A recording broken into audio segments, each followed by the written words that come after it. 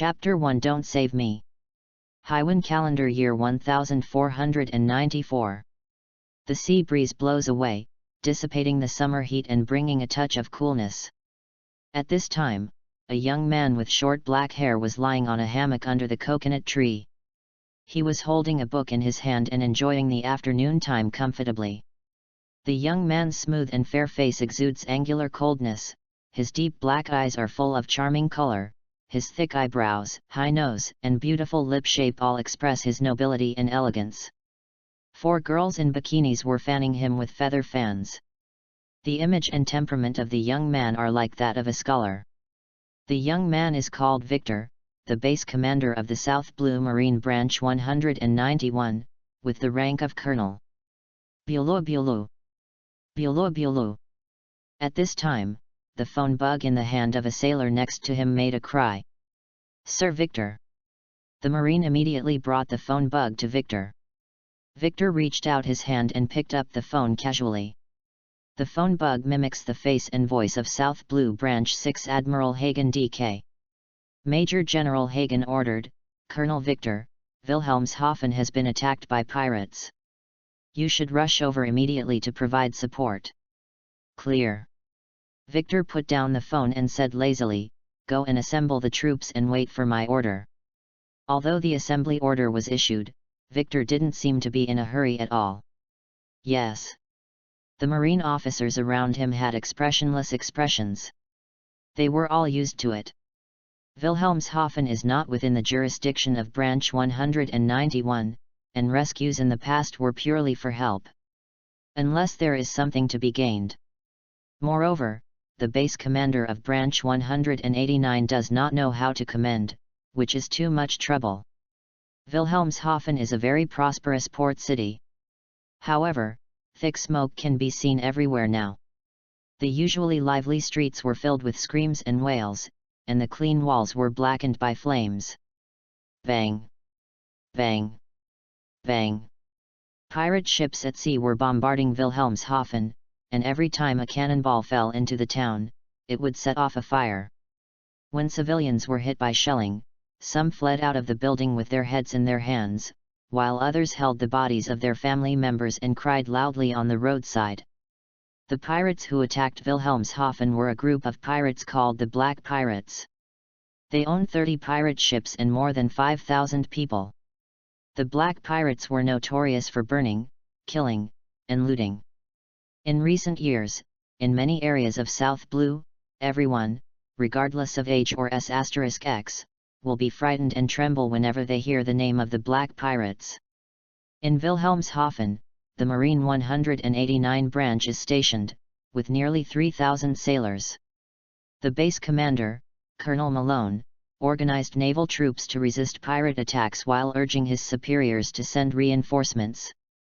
The Black Pirates not only have a large number of people, but also have strong combat capabilities. Although Marine defended the port and prevented the pirates from landing for the time being, Marine's casualties continued to increase. At this time, the adjutant Captain Grady came to Malone and said to him, "Report, Major General Hagen has sent the 191st Branch to support us. I hope they don't hold grudges and can come over quickly for support." After learning that Major General Hagen had sent support, Malone breathed a sigh of relief. However, he was still a little worried because he had seized a smuggling ship full of arms. Victor sent someone to say hello, hoping he would let him go, but he ignored him. However, after 6 hours, the pirates have broken through the port blockade. The reinforcements from Branch 191 have yet to be seen. There are less than 2,000 Marines left who can guard Wilhelmshaven. Moreover, both sides have started hand-to-hand combat mode. Outnumbered and outnumbered. If reinforcements don't come, we won't be able to hold on. Malone ordered Grady to urge the reinforcements again and ask where they were. Inside the 191 branch base. The sailors were each busy, some were wiping the knives in their hands, and some were oiling their rifles for maintenance. They are making preparations for war. However, the base commander Victor was still not anxious at all. despite Major General Hagen's urging again and again. However, Victor did not give the order to set off. Bulu bulu. Bulu bulu. The phone bug started calling again. Victor reached out and picked up the phone. The phone bug imitated the expression and voice of Major General Hagen and said impatiently, "Aren't you in Wilhelmshaven yet?" Victor replied, "It will be there soon." Lieutenant General Hagen has heard similar words many times. Major General Hagen's patience was on the verge of being exhausted. He suppressed his anger and said coldly, "Colonel Victor, I know you have connections in the headquarters, but this is South Blue, and your 191st branch is under my command. And you need to obey my orders." Victor is a student of Marine General Zifa. After graduating from the military academy, he stayed in the headquarters to serve. Rumor has it that he was transferred to South Blue because of a violation of military discipline. Although the military rank remains unchanged, the colonel of the headquarters has greater rights than the colonel of the branch. Victor replied, "Sir, I understand what you mean. I will rush to support you as quickly as possible." After hanging up, Victor said to the officers around him, "We will leave in 5 hours." "Yes," the officers responded in unison. The fighting lasted all night. The Black Pirates didn't expect Branch 189 to be so difficult to crack. They paid a price of nearly 2,000 casualties before entering the town. However, there are not many Marines left in the town. At this time, Colonel Malone had lost his companions, and he was surrounded by a group of pirates. Like a pack of hungry wolves surrounding a wounded tiger. The white military uniform on Ma Long's body was already stained with blood. There were 7 stab wounds on his chest and more than 11 bullet holes in his arms and thighs. The wound was bleeding continuously, and the cloak of justice was in tatters. Even when outnumbered, he never flinched. "This is his justice.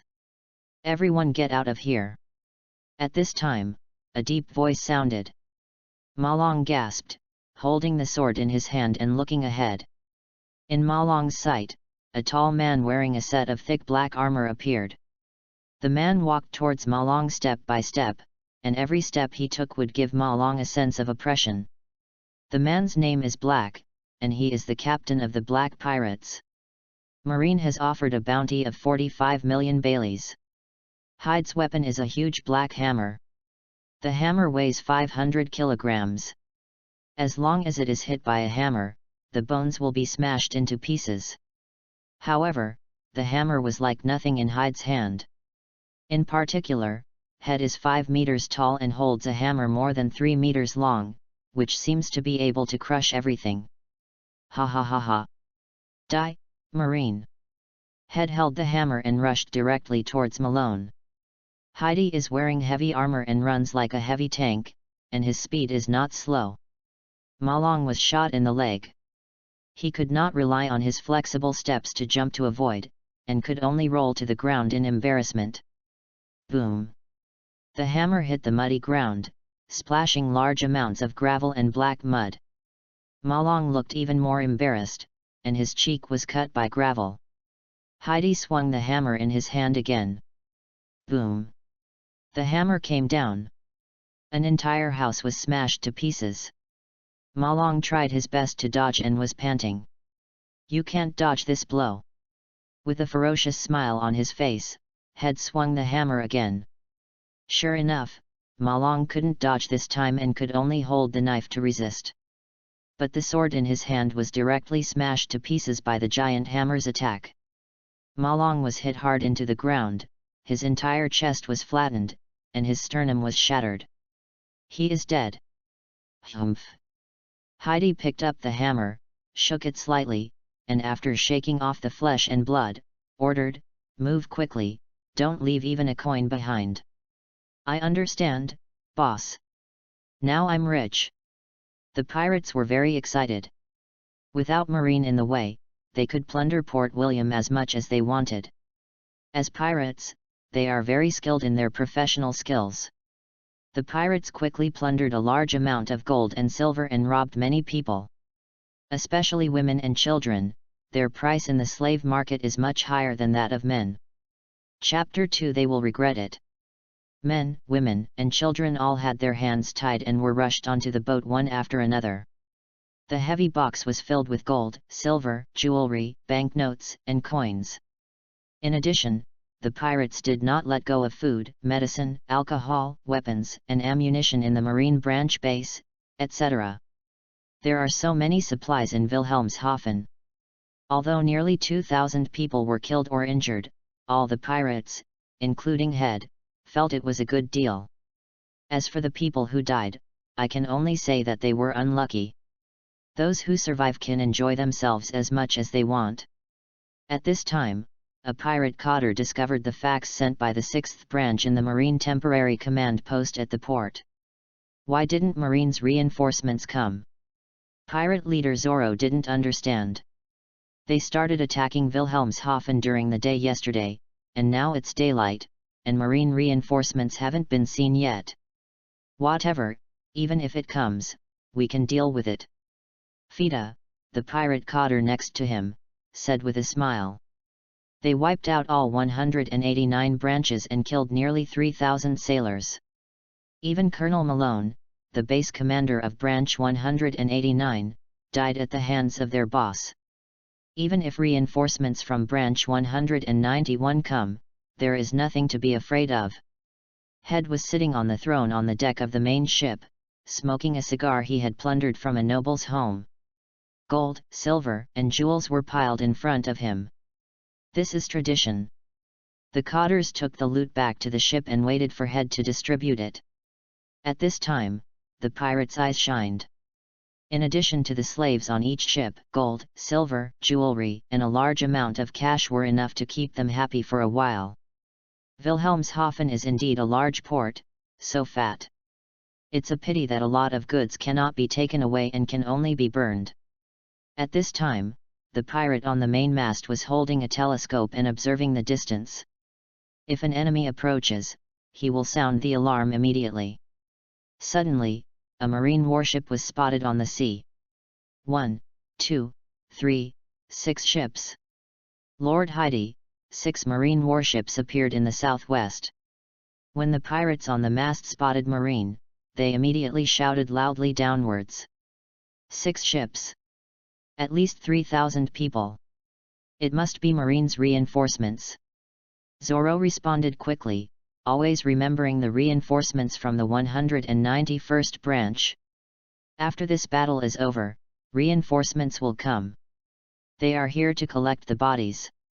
Definitely, their commander must be a coward. The pirate officers on the main ship all looked down upon Marine. In their opinion, this Marine, which should have appeared yesterday, was deliberately delayed until now. The purpose is to avoid direct confrontation with them. Heidi thought so too. He stood up and picked up the telescope to look out. The warship has stopped. At this time, all the pirate leaders, including Head, witnessed all this. Ha ha ha ha. Head laughed disdainfully, and this group of Marines didn't dare to come over. Boss, go kill them. Kill all these Marines. They are no match for us.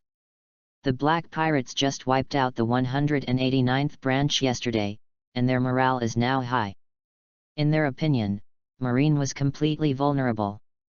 Then throw them all into the sea. Hyde's eyes flashed fiercely. If he could eliminate the Marines from both branches in one go, his reward would be greatly increased. When the time comes, he will be the strongest pirate in South Blue. At the same time, on the deck of a marine warship, Lieutenant Colonel Marta was on the mast, observing the movements of the pirates. When he noticed that the pirates were approaching them, he immediately jumped off the mast and reported to Victor, "Sir Victor, the pirates are indeed coming. You really don't take me seriously." Victor smoked a cigarette and then said, "If they are willing to run away, then we can make a little more." Hee hee. All the Marines on the ship laughed. They understand what make more money means. Pirates would rob people and then sell them to human traffickers. The black pirates are certainly no exception. Now that the black pirates have captured so many people, they will definitely be able to sell them for a lot of money. After their transaction and defeating the black pirates, all the money can be confiscated in the name of justice. Victor yawned, let's get rid of them as soon as possible. Oh, the officers responded simultaneously. Like the black pirates, Marine of Branch 191 is equally confident and does not take the black pirates seriously at all. Because since Victor came to Branch 191, he has strictly trained the Marines in Branch 191, which greatly improved everyone's strength. As for Victor's strength, in the eyes of the officers, it is even more unfathomable. Fire! As Marine gave the order to fire, 6 warships began to bombard the pirate ship. The 30 pirate ships were also divided into 2 parts. While counterattacking with cannons, they took advantage of the light hull and fast speed to maneuver at high speed in an attempt to surround the Marine warship. They're coming around. What a bunch of guys who don't know how to live or die. They're going to regret it. On the warship, whether they were officers or soldiers, everyone looked fierce. Following the great Lord Victor, their strength has been greatly enhanced. Moreover, they have all been tempered by actual combat and are veterans. What's more, in their eyes, Lord Victor is invincible. The warship and the pirate ship soon came into close contact. Although several pirate ships were hit by naval guns and started to catch fire, the pirates on board were very excited. They waved their swords and guns, ready to jump onto the opposite warship at any time. They're not afraid of Marine. Ha ha ha ha.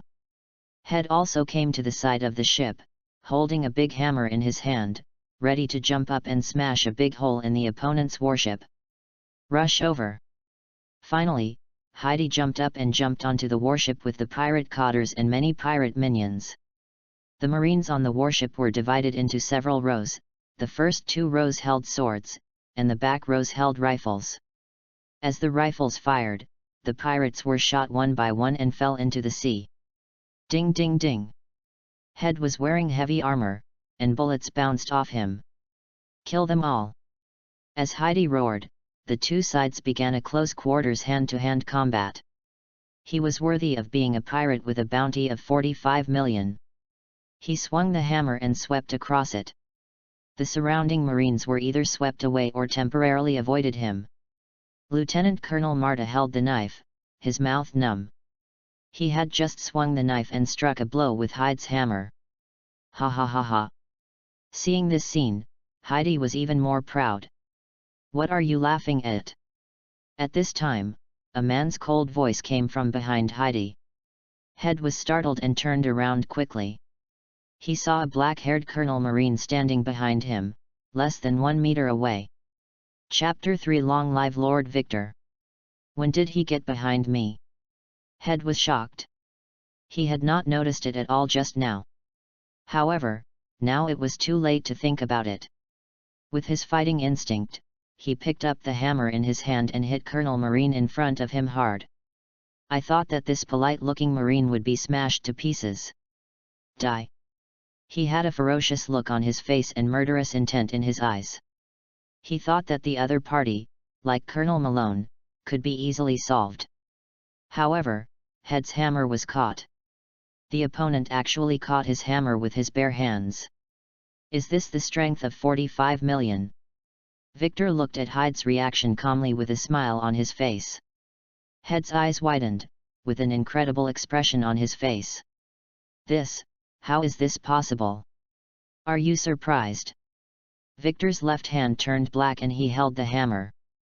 As the fingers of his left hand suddenly exerted force, the hammer was crushed to pieces. The expression on Hyde's face has changed from shock to horror.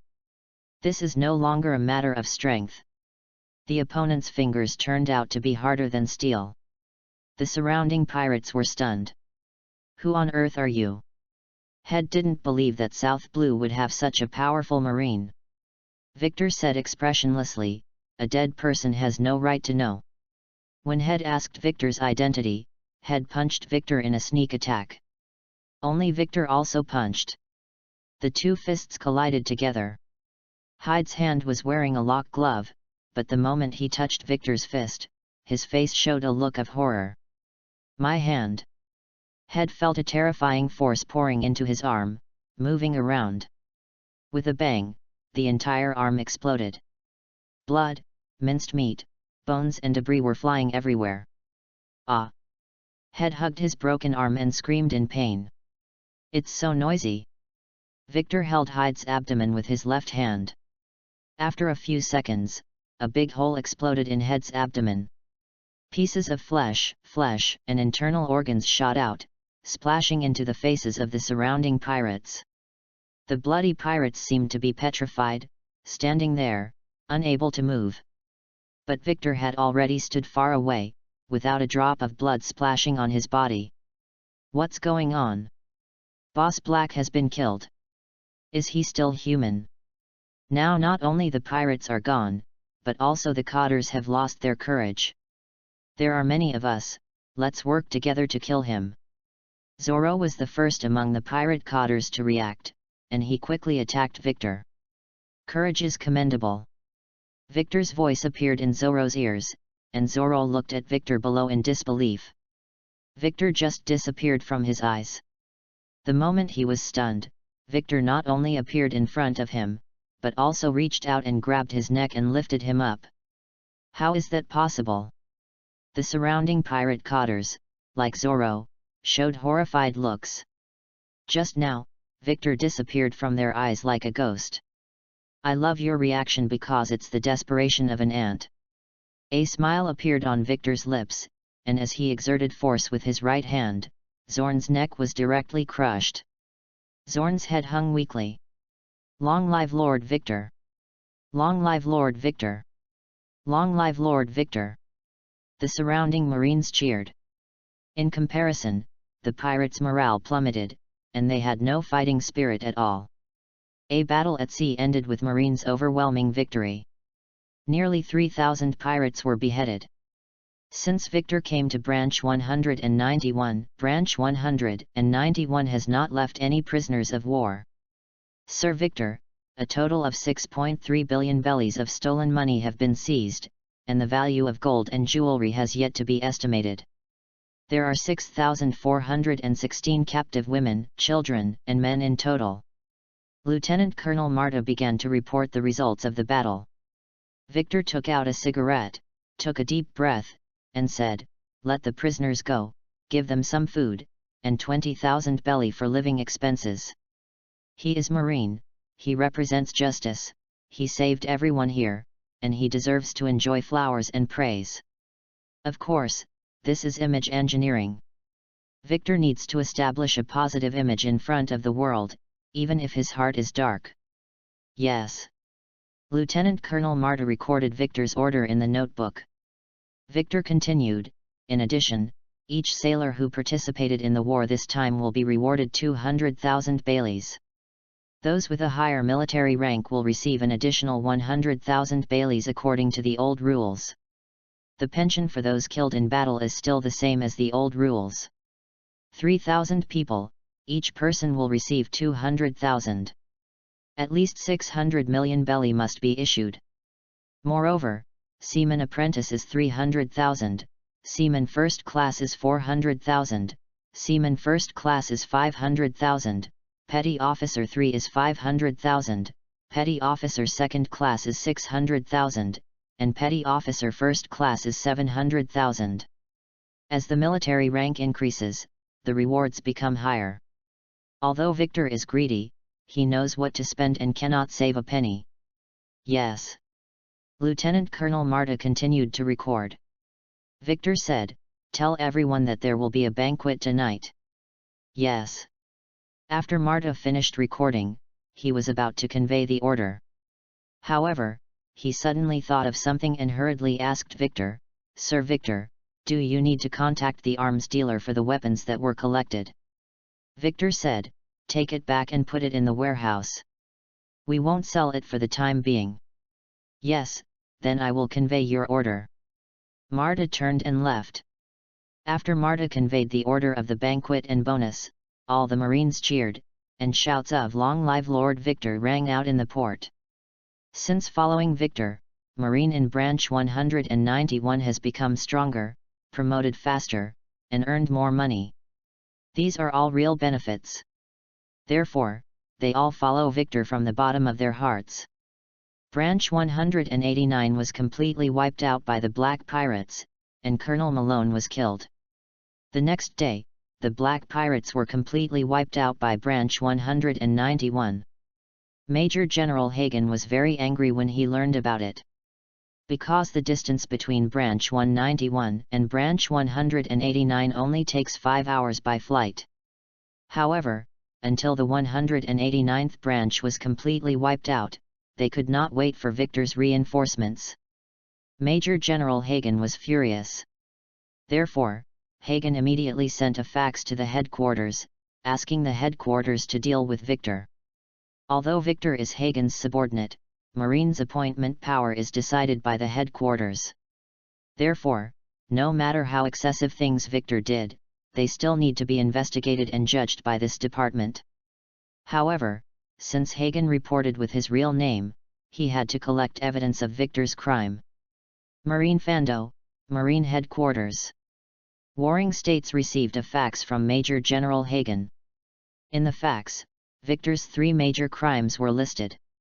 1. Delay the fighter plane, resulting in the total destruction of friendly forces. 2. Blackmail the nobles and merchants within the jurisdiction. 3. Reselling arms. After reading it, Warring States couldn't help but frown. He believed that Major General Hagen was not slandering Victor. However, Victor's identity is unusual. Victor is not only Zifa's disciple, but also the son of Lieutenant General Anderson, Zifa's comrade in arms during the Warring States period. 10 years ago, during the Valley of the Gods incident, the Andersons died fighting to protect the Celestial Dragons, leaving behind a 10-year-old Victor. Therefore, although Victor violated military discipline many times, he was still not sent to a military court. No way, who made Victor's background tough enough? The middle-aged and elderly generals in the Marine headquarters all know the Andersons. Of course, having a background is one of them. The point is that Victor is very talented. He awakened the haki of knowledge and color as soon as he was born, and has the potential to become a Marine general. Hey, where should I put him? Warring States had a headache. If Victor was left in the headquarters, it would make the headquarters a mess. But if you are sent overseas, it will be a disaster for you. Chapter 4. He will definitely be sent to a military court. What's giving you such a headache? At this time, he walked into the office. As soon as she saw Senguo's frown, she knew that Senguo was troubled. That boy Victor. Warring States did not hide anything and chose to tell the truth frankly. He is indeed not a disobedient child. Crane said with a smile. Crane was friends with Victor's mother, Major General Shelley. After the Andersons died in the battle, the Marine headquarters deliberately kept Victor in their own care for fear of being bullied. Therefore, Crane grew up watching Victor. Later, they respected Victor's decision and sent him to the military academy, becoming Zifa's first batch of students. Take a look. Warring States handed Major General Hagen's fax to he. After reading it, he also frowned. Delaying a fighter jet is a serious crime. Moreover, because of the delay in fighter planes, the 189th branch was completely wiped out. If he was sent to a military court, Victor would definitely go to jail. Crane asked, "Then what are you going to do about it?" Warring States leaned on the chair, looked up at the ceiling, and said, "You can't just listen to Major General Hagen's words. I will send a fax to ask Victor, and then send someone to South Blue to investigate the situation. If the matter is true, then we will deal with it." "Yeah." He nodded, thinking that this was the appropriate way to deal with it. Warring States said, "Whether it's true or not, trying to find a way to accommodate Victor and keep him in South Blue is not a long-term solution." He suddenly made a suggestion, "How about letting him go to New World? New World happens to be short of people, and Victor can also help." Warring States was silent for a while and said, "I'll think about it." Although Victor is only 20 years old, he has strong training talents, especially domineering and physical skills. Moreover, as Zifa's first student, Victor has strength that is not inferior to Sakaski and Porisalino. Today, both Sakaski and Porisalino are active in the New World, facing the monsters of the New World. Sir Victor, this is a fax from Marine Headquarters. Lieutenant Colonel Marta handed the fax to Victor. After reading the contents of the fax, Victor replied, "Answer to our headquarters, we were hit by a storm on the way and the ship was damaged to varying degrees, resulting in delayed rescue." Yes. Lieutenant Colonel Marta turned and left. Facing the questioning from Marine Headquarters, Victor randomly found a reason. Weather concerns are the most appropriate reason. As for whether you believe it or not, Victor didn't care. He has no other purpose now, just to make money. If Marine can't survive, then he will leave Marine, whether it is to occupy a country or become a pirate. Money is capital. Only when you have money can you recruit soldiers and horses, buy weapons and ships, and establish your own power. If Victor wants to achieve his ambition, he must have a lot of wealth and power. In the year since he came to South Blue, Victor has made more than 3 billion belly. This time William Port's harvest is equal to twice the annual income. After Victor responded to the fax, warring states could not find any problems. Of course, whether Victor encountered a storm requires an investigation into Branch 191. Since Major General Hagen reported with his real name, the Warring States period also had to do the whole thing. Therefore, the Warring States period sent Lieutenant General Wood from its headquarters to form an investigation team and went to South Blue to investigate this incident. Sending a Lieutenant General from the headquarters represents the importance attached by the Marine Headquarters, and Major General Hagen will definitely not have any objections. Lieutenant General Wood is a tough guy and is known as fair and just within Marine Headquarters. Major General Hagen learned that Lieutenant General Wood was investigating. His confidence is even greater. Therefore, Major General Hagen immediately dispatched Colonel Gabri to secretly go to the Kingdom of Talos. The Kingdom of Talos is located within the jurisdiction of Branch 191. Unlike the Kingdom of Kozar, which is mainly engaged in light industrial trade, the Kingdom of Talos is mainly focused on agriculture and mining. The land and mines were under the control of the nobles. Therefore, the nobles of the Kingdom of Talos are very wealthy. However, since Victor was transferred, the lives of the nobles have not gone smoothly. Because Victor will ask for protection money from them. Of course, in order not to fall into the trap of others, Victor will ask nobles and businessmen to donate by raising funds. If they don't donate money, then Victor won't guarantee that their ship can leave his jurisdiction smoothly. Victor would seize the cargo ship, then search the ship for arms and even wanted criminals, and then find a reason to arrest people at the homes of nobles and merchants. Therefore, the nobles and merchants of Talos Kingdom dared not speak out. Colonel Gabriel first came to Marquis Charles's castle and handed Major General Hagen's autographed letter to Marquis Charles. After reading Major General Hagen's handwritten letter, Marquis Charles showed an expression of surprise on his face, but he was still a little worried. Can we really drive that guy out of South Blue? Gabriel said seriously, Your Majesty the Marquis, as long as you are willing to testify against Victor's extortion and extortion, Lieutenant General Wood will definitely deal with him. The investigation team headed by Lieutenant General Wood had just arrived at the port of Leinster in the Kingdom of Talos and was immediately given a grand welcome. The King of Talos Kingdom, as well as a group of nobles, wealthy businessmen, Major General Hagen, the Admiral of the 6th Branch, and many brigadiers from South Blue were already waiting at the port to welcome them. The Lieutenant General of the headquarters is far above Hagen. If he can be appreciated by Lieutenant General Wood, promoted and appointed, and brought back to the headquarters, then he will have a bright future. Therefore, South Blue's senior officers are particularly energetic and in neat military appearance. Before Lieutenant General Wood, Major General Hagen had already sent people to contact the nobles and wealthy businessmen of the Talos Kingdom and asked them to testify and confirm Victor's extortion. Hagen doesn't want Victor to stay at South Blue. Therefore, he was more active in collecting evidence than the investigation team. The base of Branch 191 is located in the port of Leinster. At this time, Victor came to the port yawning and looking sleepy. Hagen sneered secretly when he saw Victor's appearance. Hagen also asked about Lieutenant General Wood, and heard that Lieutenant General Wood was well known in the headquarters as a selfless man.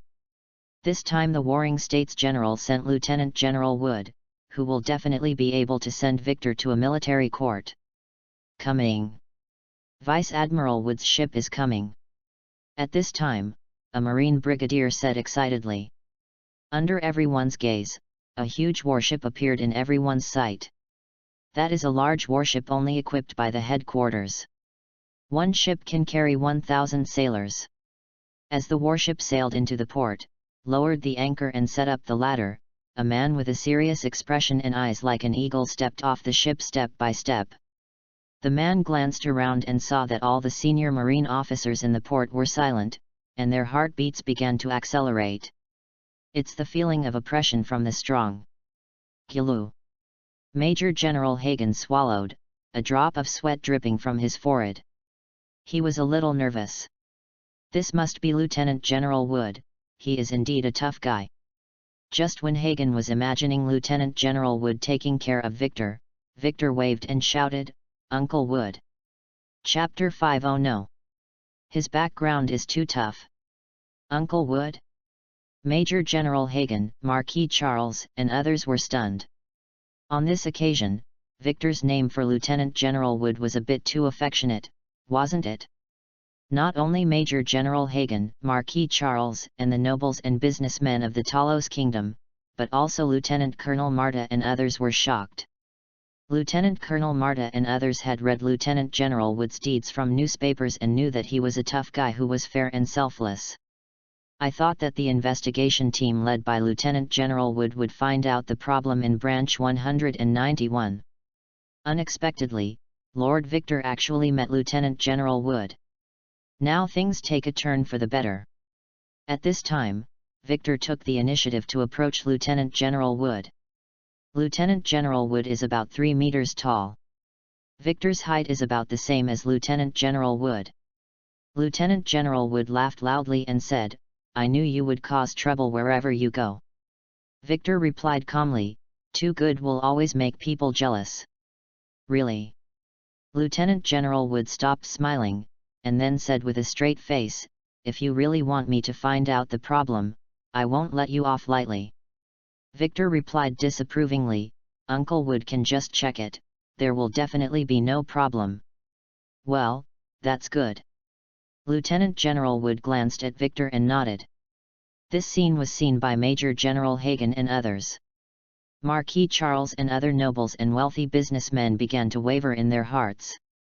The relationship between Victor and Lieutenant General Wood is obviously unusual. If Lieutenant General Wood sided with Victor, then by providing evidence against Victor, they would be causing trouble for themselves. Moreover, judging from Victor's calm look, he is not afraid of investigation at all. They can have the wealth and status they have today, who is not a human being. Therefore, they decided to observe the situation first. Lieutenant General Wood declined the invitation to eat. He led the investigation team directly to the 191st branch base and began to investigate. Every morning, a sailor would be called out individually. The sailors who are randomly inspected will be taken to the room alone and questioned repeatedly. Moreover, after the questioning, the sailors who were randomly checked could not go back for the time being. Therefore, Marine in Branch 191 has no idea about the investigation direction and progress of the investigation team. This made the officers of Branch 191 start to worry. If someone spills the beans, everyone will suffer. However, Victor was very calm. Lieutenant Colonel Marta said worriedly, "Sir Victor, will the investigation team find out the problem?" When he learned that the investigation team was coming, Victor informed everyone and asked them to use the same voice to assist in the investigation. In addition, before the investigation team leaves, everyone is prohibited from drinking and must keep their mouths shut. It is easy to tell the truth after drinking. After hearing this, Victor smiled and said, "Don't worry, it's Lieutenant General Wood, there will be no problem." Marta asked carefully, "Do you know Lord Victor and Lieutenant General Wood well?" Victor smiled and said, "Lieutenant General Wood was my father's best friend during his lifetime. When I was a child, I peed on his head. Therefore, even if a problem is really found, Lieutenant General Wood will help to solve it." Lieutenant General Wood was a close friend of Victor's father in this life, and the two had a lifelong friendship. Victor never lied about this. However, Lieutenant General Wood is indeed impartial and selfless. Want Lieutenant General Wood to wipe his butt? That's impossible. Black is black and white is white. Lieutenant General Wood is a very principled person. So that's it. Lieutenant Colonel Marta finally breathed a sigh of relief after hearing this. At this time, Victor said with a smile, "The relationship between me and Lieutenant General Wood can be made public so that everyone can feel at ease and let those guys understand the situation and who can be messed with and who cannot be messed with." Yes. Lieutenant Colonel Marta understood the meaning of Victor's words. The Marine executives of South Blue, the nobles and businessmen of Talos Kingdom all want to find out the relationship between Victor and Wood. As long as the relationship between the two is confirmed to be very familiar, they will not dare to cause trouble. Later, Victor informed Lieutenant Colonel Marta about his life experience and origin. Through Lieutenant Colonel Marta's mouth, Victor's background was publicized. No wonder Lord Victor is not afraid. It turns out that Lord Victor's parents were both major generals in our headquarters and died in battle to protect the Tianlong people. Lieutenant General Wood and Lord Victor's father are close friends, and they have a very close relationship. This department is just going through the motions. We will follow Victor's instructions and I guarantee there will be no problems. Within Branch 191, both officers and sailors were discussing the relationship between Victor and Wood. Originally, they were all worried that something would go wrong, but now they all feel reassured. Victor's background is there, the soldier who was born and raised in Malinfando's second generation. The news soon reached the ears of Major General Hagen, Marquis Charles, and others. Hagen wanted to drive Victor out of South Blue. Now that he learned about the relationship between Victor and Lieutenant General Wood, he already regretted it. He had long known that Victor had connections. As a result, he went to provoke Victor. Now Hagen has to worry about retaliation. Marquis Charlie and others were secretly relieved. Fortunately, they held back and did not come out to testify immediately.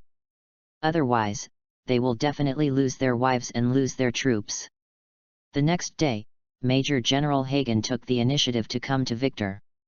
Major General Hagen brought many people, and everyone brought gifts. Major General Hagen is here to apologize. "Colonel Victor, I didn't know the weather conditions that day and I made a mistake. Please forgive me." Hagen took the initiative to apologize and sent a box containing specialties. "I can understand Major General Hagen's mood," Victor said with a smile. He was not polite and accepted the box. "The moment I caught the box, I felt the box was heavy. This is certainly no ordinary specialty." The Brigadier General, Colonel, Lieutenant Colonel, Major and other officers behind Major General Hagen also presented gifts. Major General Hagen and others stayed in Victor's office for a while, and then left. After Hagen and others left, Victor opened the box. The surface of the box is filled with pastries wrapped in oil paper, and underneath the pastries are gold bars. The gold in this box is at least 10 million belly. After opening other people's boxes, they also found brand new cash. Victor took out all the money and opened his safe. When the safe was opened, the space inside was almost filled with money. There are many similar safes in Victor. As a time traveler, he can relate to the words 3 years to clear the magistrate's house, 100,000 snowflakes and silver.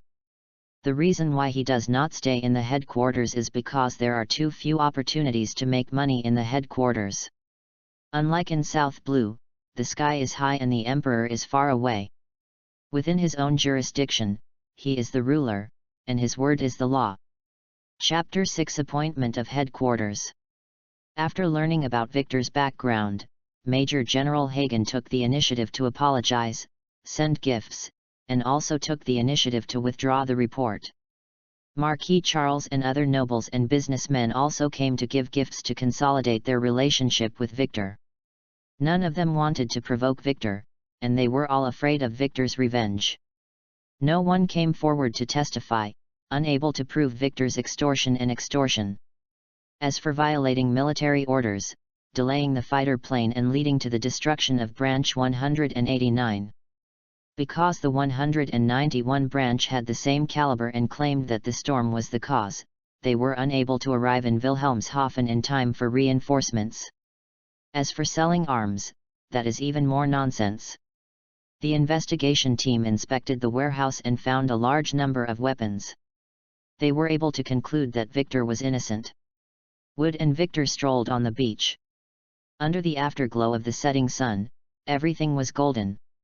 Time flies so fast, it's been 10 years in a flash. Wood said with emotion. Yet.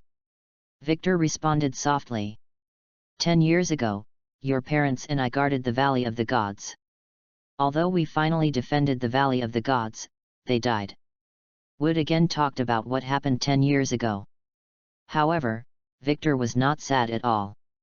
As a time traveler, he is also an adult soul. Therefore, he does not have much feelings for his parents in this life. Wood raised his hand and patted Victor on the shoulder. Come back to the headquarters as soon as possible, become a better Marine than your parents, and carry out your justice. Yes, I will. Victor pretended to be taught. Wood smiled with satisfaction. He believed that Victor would become an excellent soldier. Because Victor's parents sacrificed their lives to uphold justice. Justice will be passed down. Wood firmly believes in this. At this time, a colonel ran over. The colonel was Wood's adjutant. The colonel handed the fax to Wood. Lieutenant General Wood, fax from headquarters. After reading the contents of the fax, Wood said to Victor, the headquarters asked me to return immediately. Victor said, Uncle Wood, I have prepared some South Blue specialties. You can bring them back for me to my uncle and aunt in the headquarters.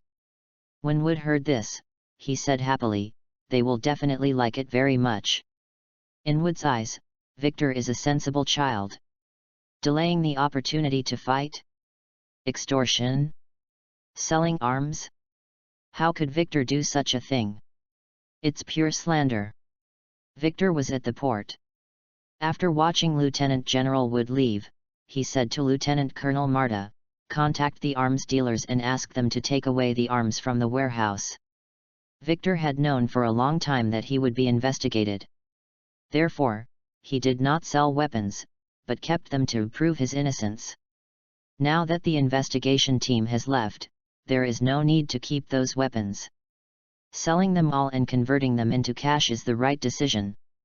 Victor is also unsure how long he can stay at South Blue. If he is transferred suddenly, all the money will be taken away. Wood's investigation report was handed over to Warring States by Wood himself. The report is 200 pages long. The subjects of the investigation were 100 Marines from Branch 191, 15 nobles and 40 businessmen from the Kingdom of Talos. After reading the report, Warring States did not doubt the authenticity of the content. He believed that Wood was investigating carefully. However, Victor has been mature and shrewd far beyond his peers since he was a child. If Victor wanted to deceive Wood, it would be easy. Therefore, Warring States does not believe that the investigation report can prove everything. Of course, the Warring States period was too lazy to delve into it. Although the 189th branch lost 3,000 sailors, Victor also eliminated the Black Pirates and eliminated a cancer for South Blue. Recent newspapers have been praising Marine's greatness. Justice has been promoted and evil parties have been punished.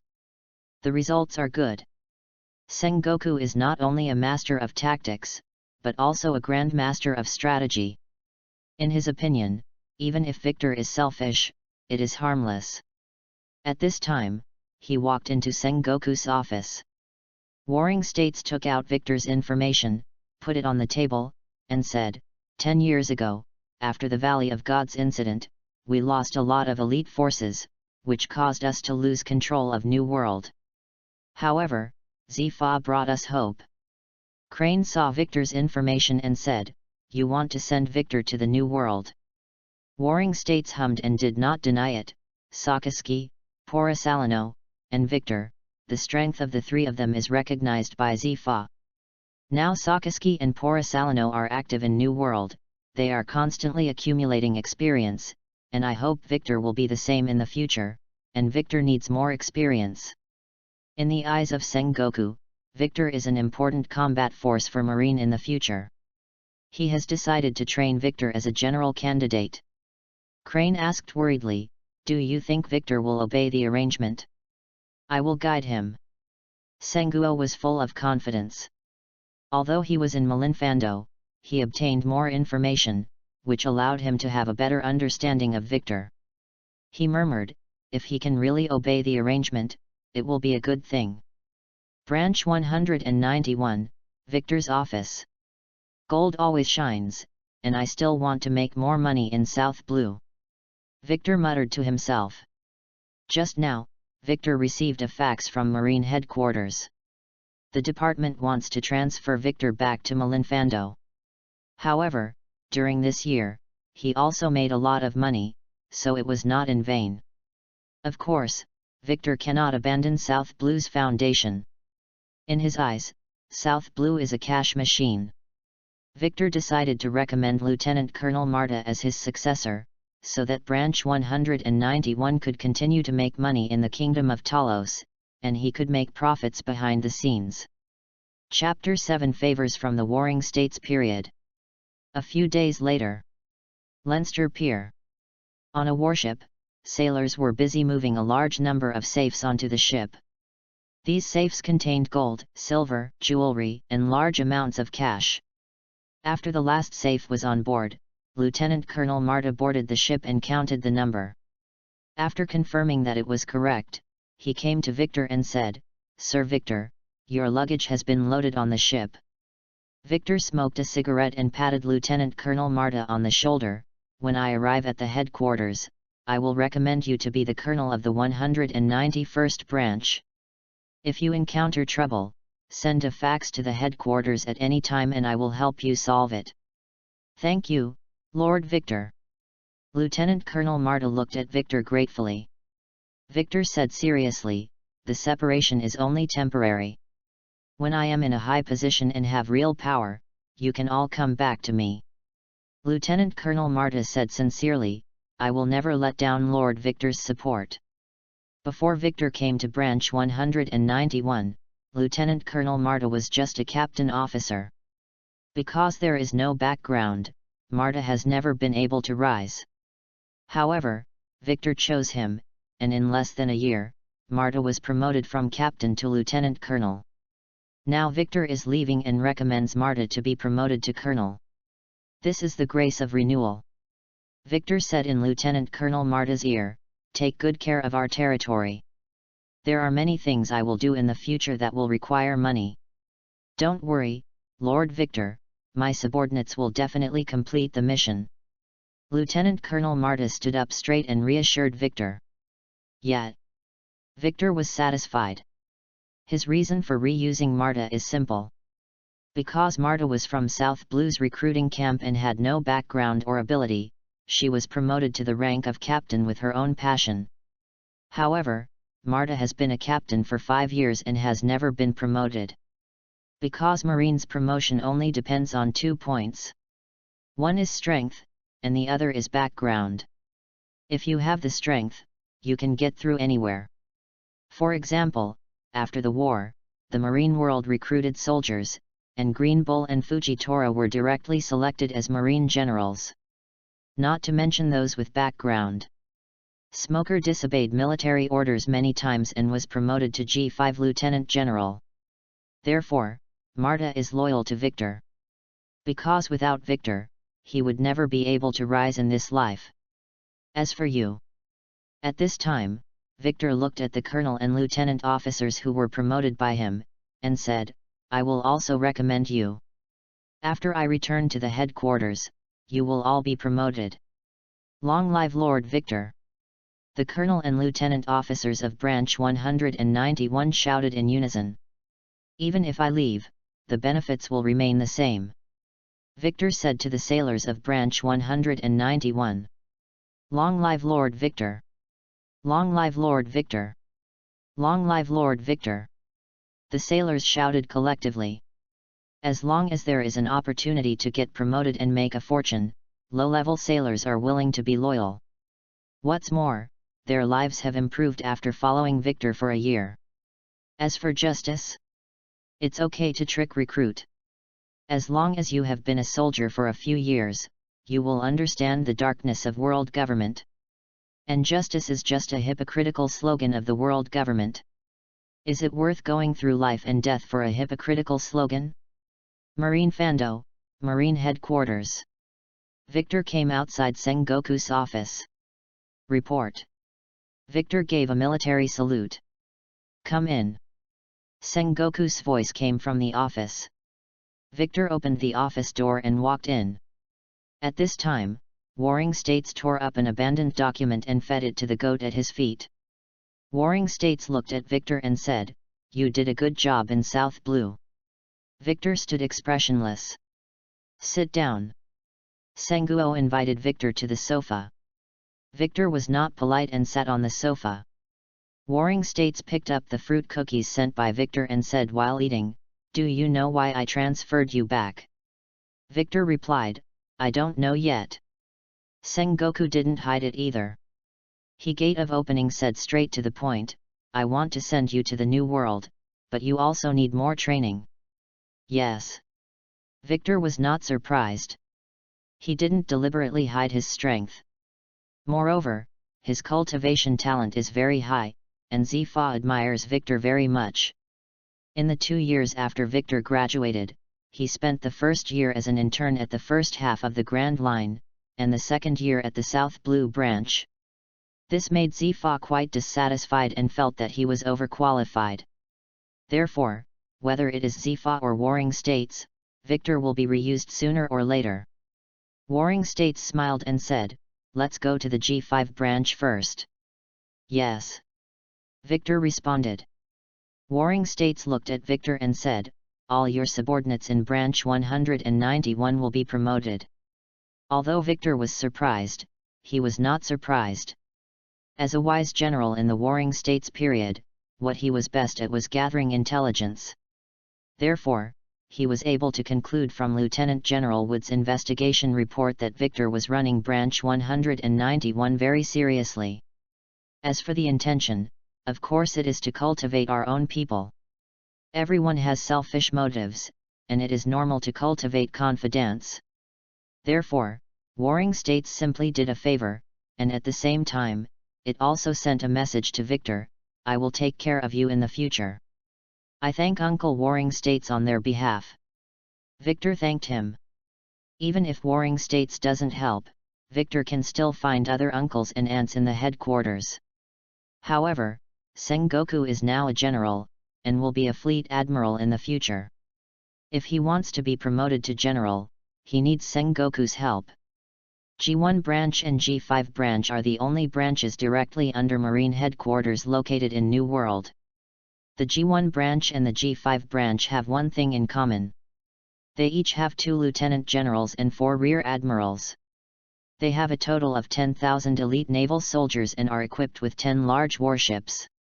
Because they are pirates facing the New World, the G1 branch and the G5 branch are the most highly prepared and elite marines. Victor took a boat to the Holy Land of Marijoya, then crossed Marijoya and changed ships to go to the G1 branch.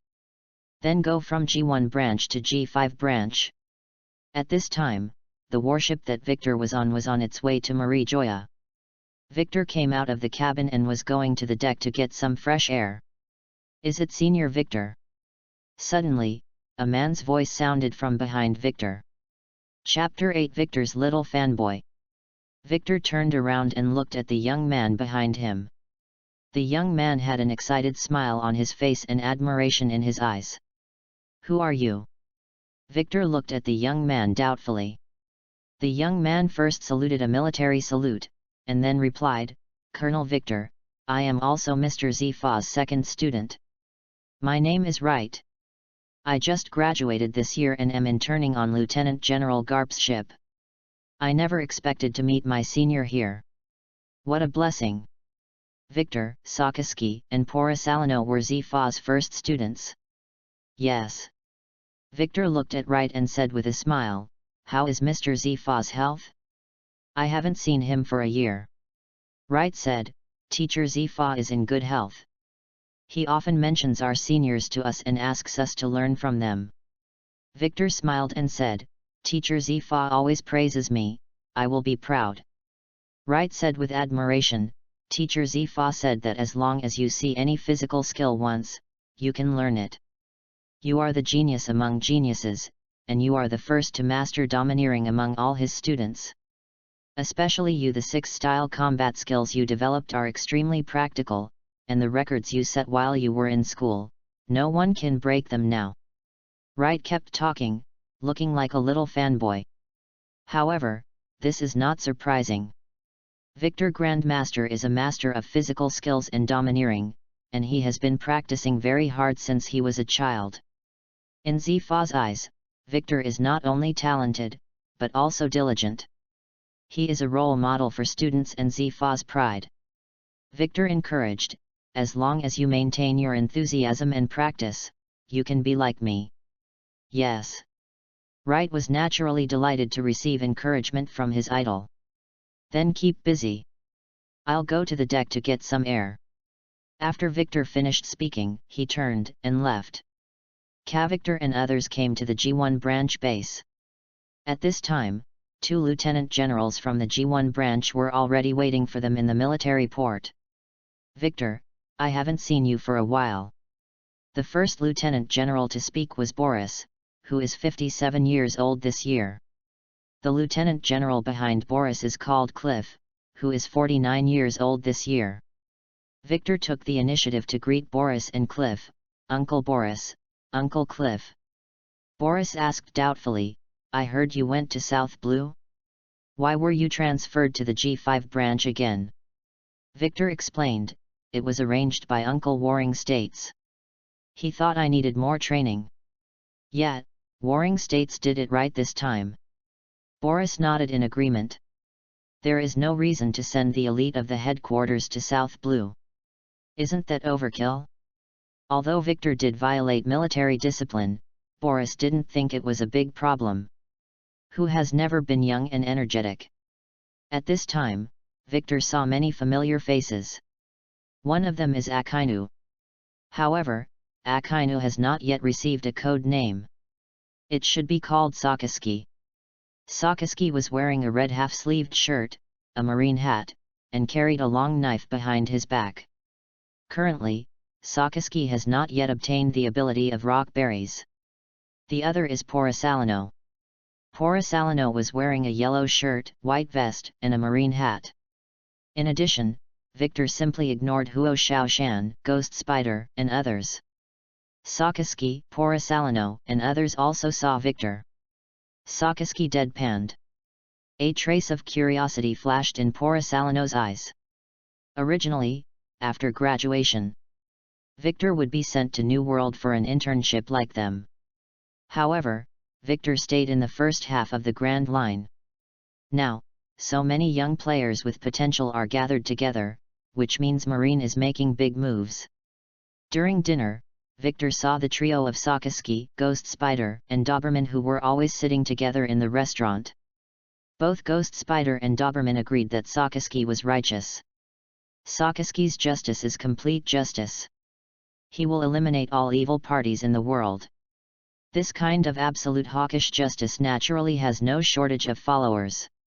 However, the trio seemed a bit out of place in the restaurant. Because Huo Xiaoshan, Jimmel, and others were sitting in the central area with major generals, brigadier generals, and school-level officers. Some of them are Sengoku's subordinates, Zifa's subordinates, Garp's subordinates, and He's subordinates. In the past, Sengoku, Zifa, Garp, and He were comrades in arms, and their subordinates were united together, which was equivalent to a faction. Especially Zifa. Zifa is world famous for not killing. Therefore, this faction is relatively moderate and is Marine's Dove faction. Victor glanced out of the corner of his eye and saw Porisalino sitting alone in the corner, so he walked over with the dinner plate in hand. Porisalino was eating curry by himself. When Victor sat down, he was a little surprised. "Is it convenient to sit here?" Victor asked with a smile. "As you wish," Porisalino said nonchalantly. "Thank you." Victor picked up a piece of chicken, dipped it in sweet and spicy sauce, and ate it slowly. At this time, Wright walked into the restaurant. He had just finished ordering food and was looking for a seat when he saw Victor. After Wright saw Victor, he immediately patted the people around him. "Senior Victor is over there." Like Wright, the young man next to him is also a fan of Victor. "Senior, his name is Connor."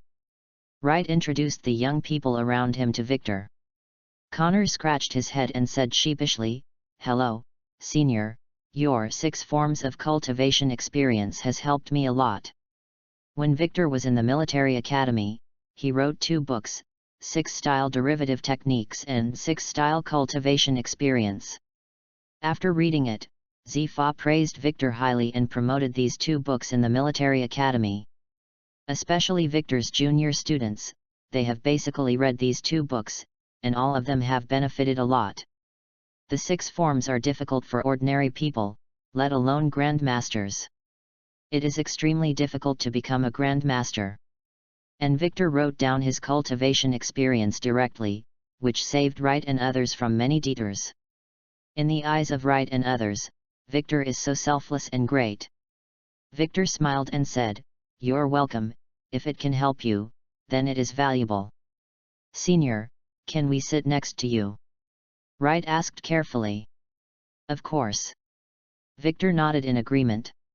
Wright and Connor were sitting at the dining table nearby. They were so excited and it was great to have dinner with their idols. Porisalino was eating by himself, and he couldn't help but think, so this is the purpose of writing his book, and he should not be underestimated. Porisalino and Victor were classmates. When Victor wrote 6 Style Derivative Techniques and 6 Style Cultivation Experience, the students all thought that Victor was doing it for the limelight. I didn't expect these 2 books to have such a big influence. For monsters like Porisalino and Sakaski, 6 Style Derivative Skills and 6 Style Cultivation Experience are of little help to them. Victor smiled and asked Porisalino, "You haven't been promoted to the rank of colonel in 2 years. Porisalino frowned. "Is this guy looking for trouble?" Chapter 9 The Flying Pirates. Porisalino, Sakaski, and others now hold the rank of major. Although Porisalino was a little unhappy, he still joked, "You should write another book how to raise military rank quickly. This may be helpful to me." Victor thought thoughtfully, then nodded and said, "That's a good idea. I will write a book when I have free time."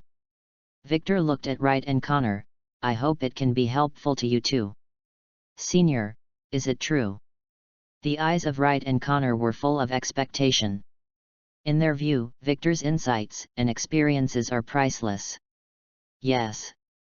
Victor reached out and patted Wright on the shoulder, "Let's work hard together." Yet. Wright and Connor nodded at the same time.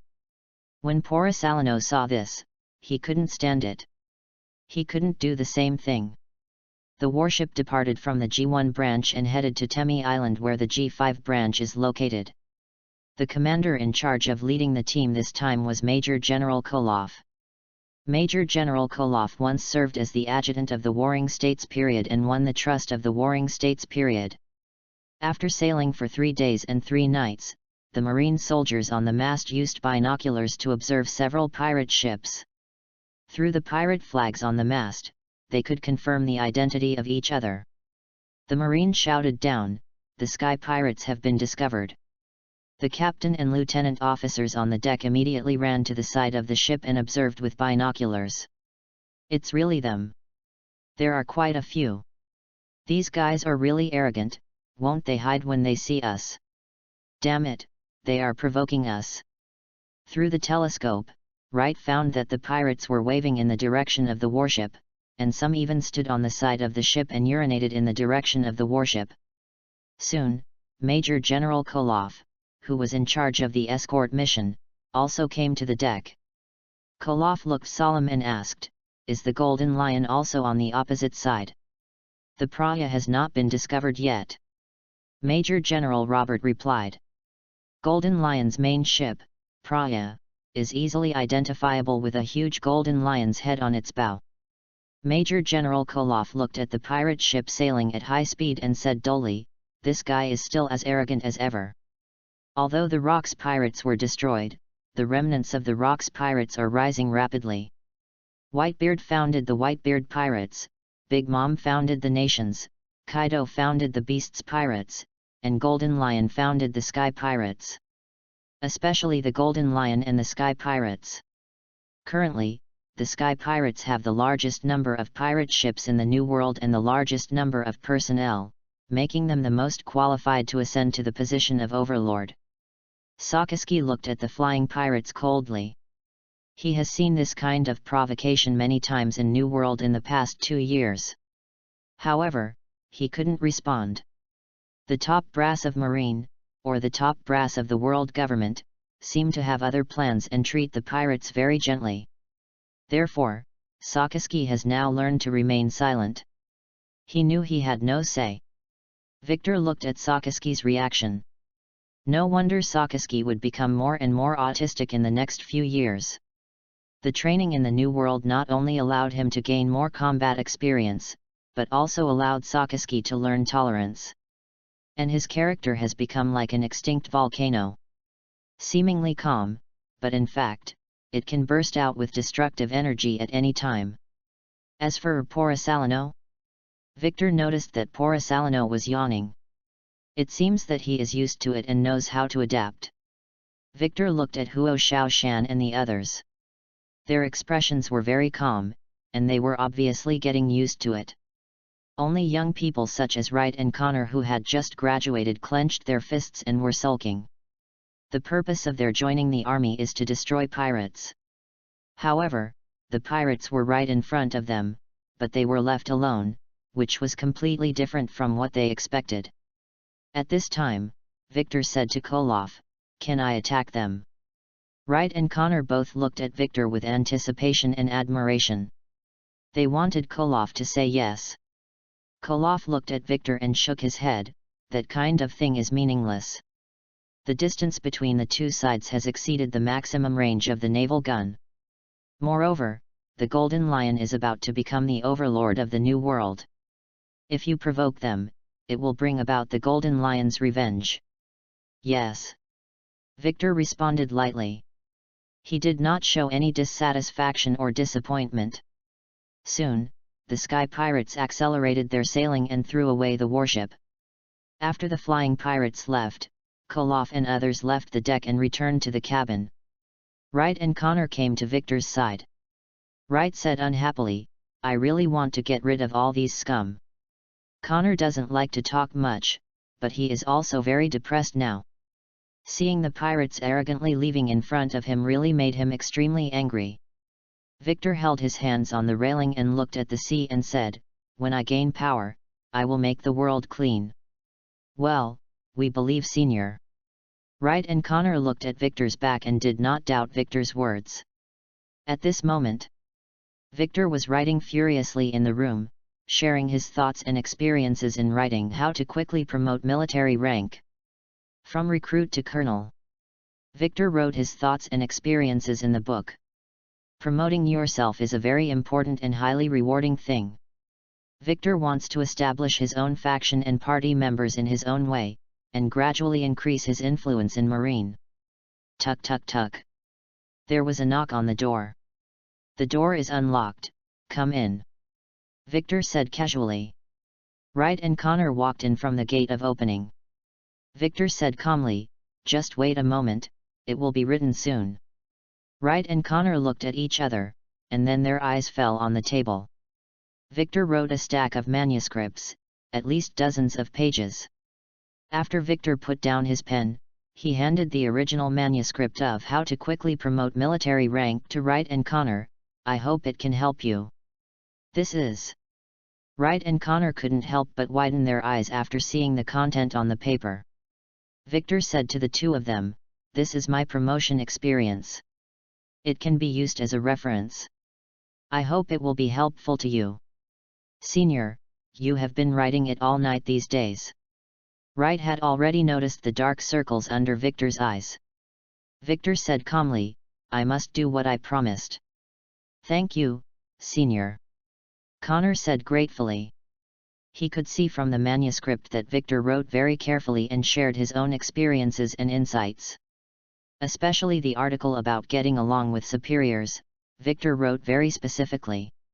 Victor said, okay. Take it back and read it. The first year of the internship is very important. I hope you can seize the opportunity. After you read it, remember to make a few more copies of it.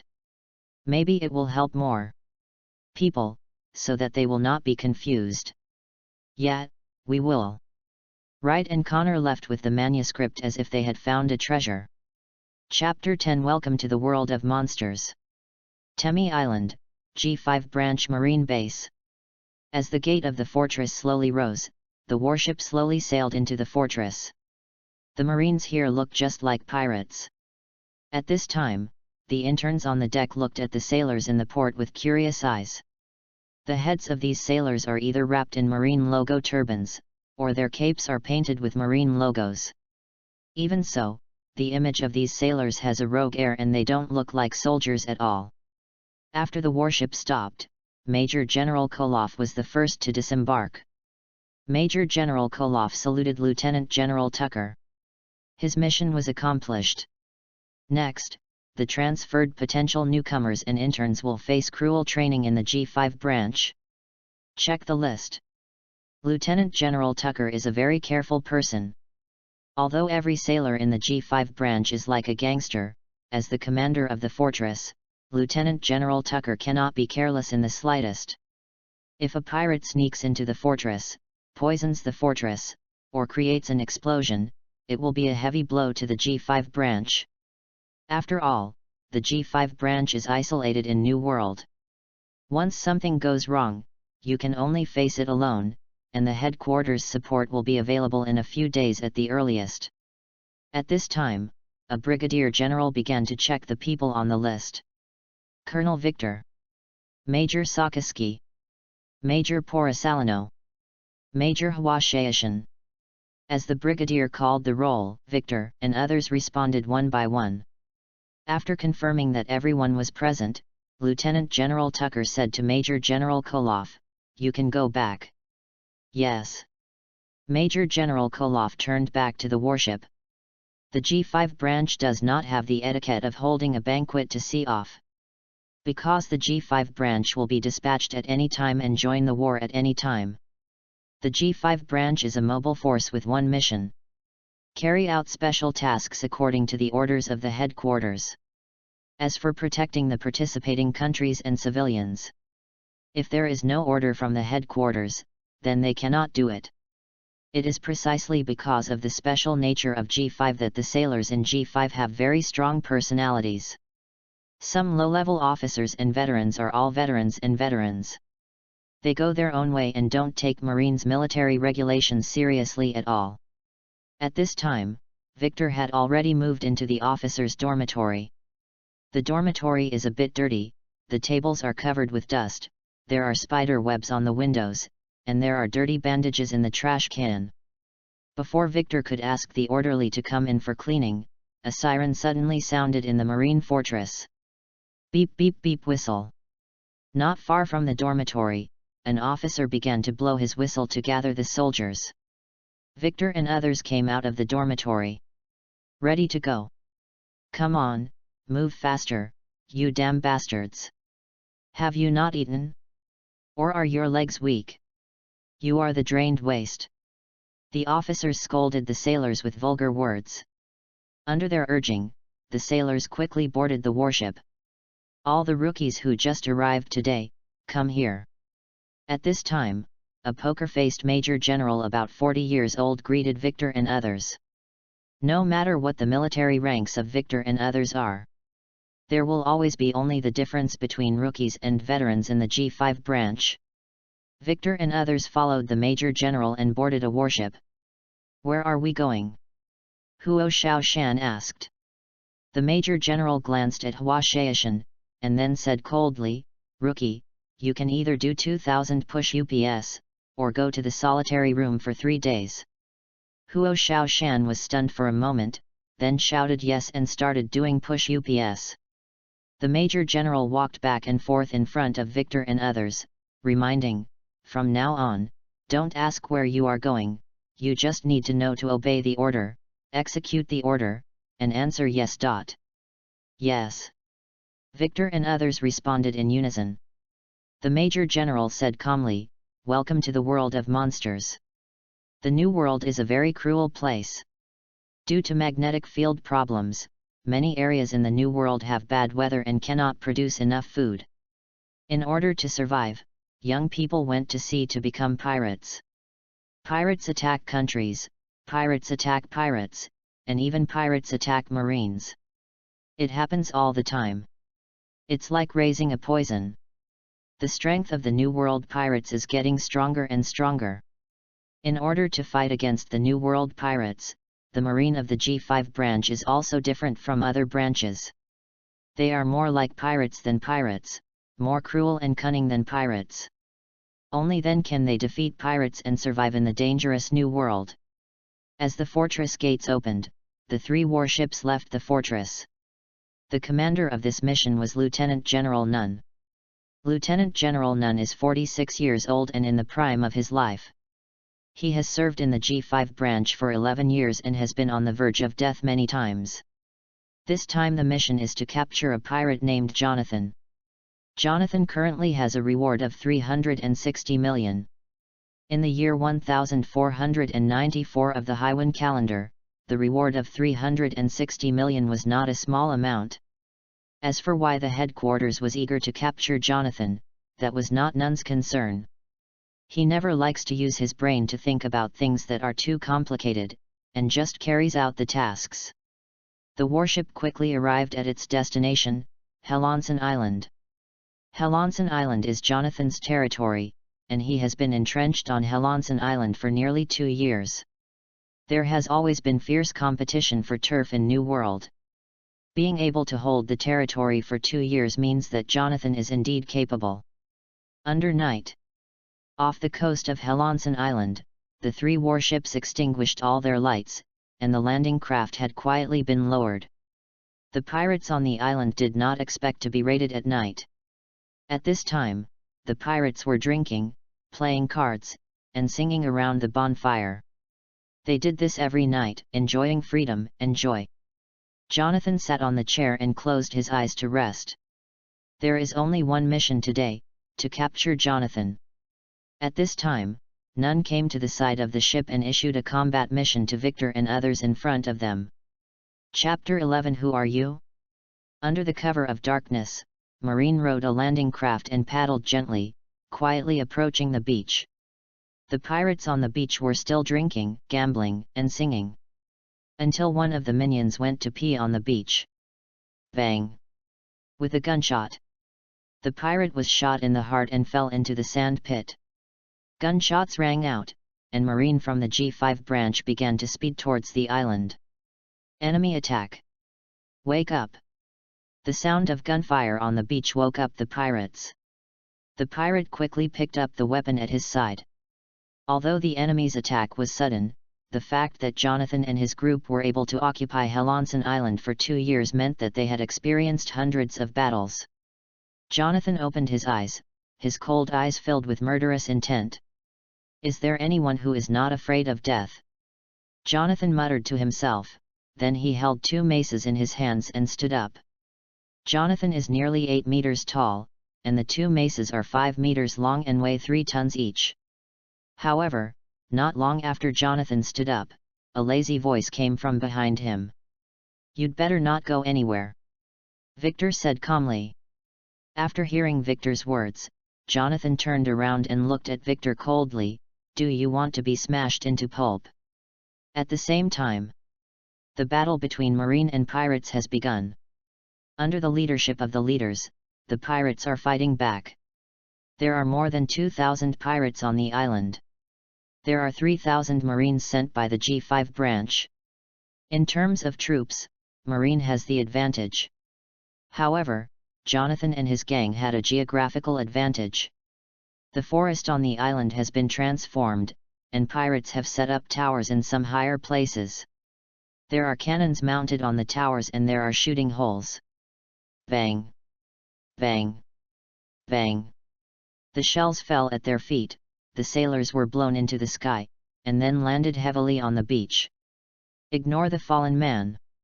Run to the island quickly," the veterans of the G5 branch shouted. Despite this, there are still recruits trying to save their companions. However, when they rescued their companions, they became the targets of pirate snipers.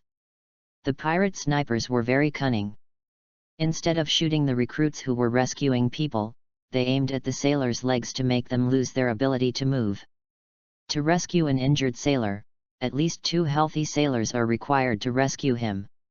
Damn it! Wright, Connor, and others were all fresh graduates, and it was their first time to experience this kind of scene. However, with their enthusiasm and passion, they still rushed to the front of the team and fought with the pirates on the island. More and more pirates fell at their feet. Unknowingly, Wright and Connor had defeated nearly 100 pirates one after another. Therefore, the 2 of them attracted a lot of attention. For example, the leader of Jonathan's command, Mullard Lore. Mullard Lore, who is over 6 meters tall, has a bounty of 170 million belly. Lore's weapon is a metal shield that is taller than others. Lore will use his shield to resist any attack, and he will also use his shield to smash all enemies into pieces. At this time, Lore held up his shield and began to accelerate. He took long strides at an extremely fast speed. As he sprinted, all the Marines in front of him were knocked away. Reiner, Conti, and others hurriedly avoided. Loer's momentum alone made them understand that they were invincible. And those Marine soldiers who were unfortunately knocked down fell to the ground one by one and died on the spot. Ha ha ha! Loer laughed loudly, not paying attention to the Marines at all. "Kids, you are so strong." Loer attacked the 2 men again. Connor didn't dare to be careless. After dodging the impact of the shield, he raised his foot and kicked him hard. Langiao Javelin. Connor concentrated the force of his kick and slashed, and kicked hard towards the enemy. The land kick slash he fired was like a javelin, hitting the shield hard. Connor was confident in his land feat, however, he underestimated the strength of Lore's shield. Lore's shield is made of special metal and is indestructible. Finger gun Vajra shatter. Upon seeing this, Wright approached with his shaver at high speed. Then, he concentrated all his strength on the index finger of his right hand, and fired a blow with the hardened finger among the lightning flints. The fingertips have terrifying destructive power. Zifa once said that Victor once shattered the diamond with one finger. However, Wright has not yet perfected his finger gun. Right. Connor held the knife in both hands and rushed in front of Jonathan. There are really more and more little devils who don't know how to live or die. Loer sneered ferociously, and then smashed out another stick. The shield hit Connor directly in the face. Connor held the knife in both hands and wanted to block it, but the blade in his hand shattered. How long can you keep smiling? The ghost spider held 2 swords and rushed towards Luo. But before the ghost spider could get closer, a blade of light passed by. Ghost spider held the knife in front of him. However, the ghost spider was still slashed and flew out, and its feet slid on the ground for a distance before barely standing firm. The response is very quick. At this time, a man with bandages all over his body appeared in front of ghost spider. The bandaged man held a knife in each hand and said coldly, "The zombie swordsman Rex has a bounty of 190 million Baileys. But, how many swords can you block today?" When Rex spoke, he waved his 2 swords again and attacked the ghost spider. Just when ghost spider was about to use his life to return, he saw Rex suddenly stop and turn sideways to resist. When, under the gaze of everyone, Sakaski slashed at Rex with his sword. Single sword versus double sword. Rex held 2 swords in his hands and held on hard. He groaned secretly, knowing that Sakaski's power was superior to his. The strength of Sakaski and Ghost Spider are obviously not on the same level. Does Marine still like to fight with more against less?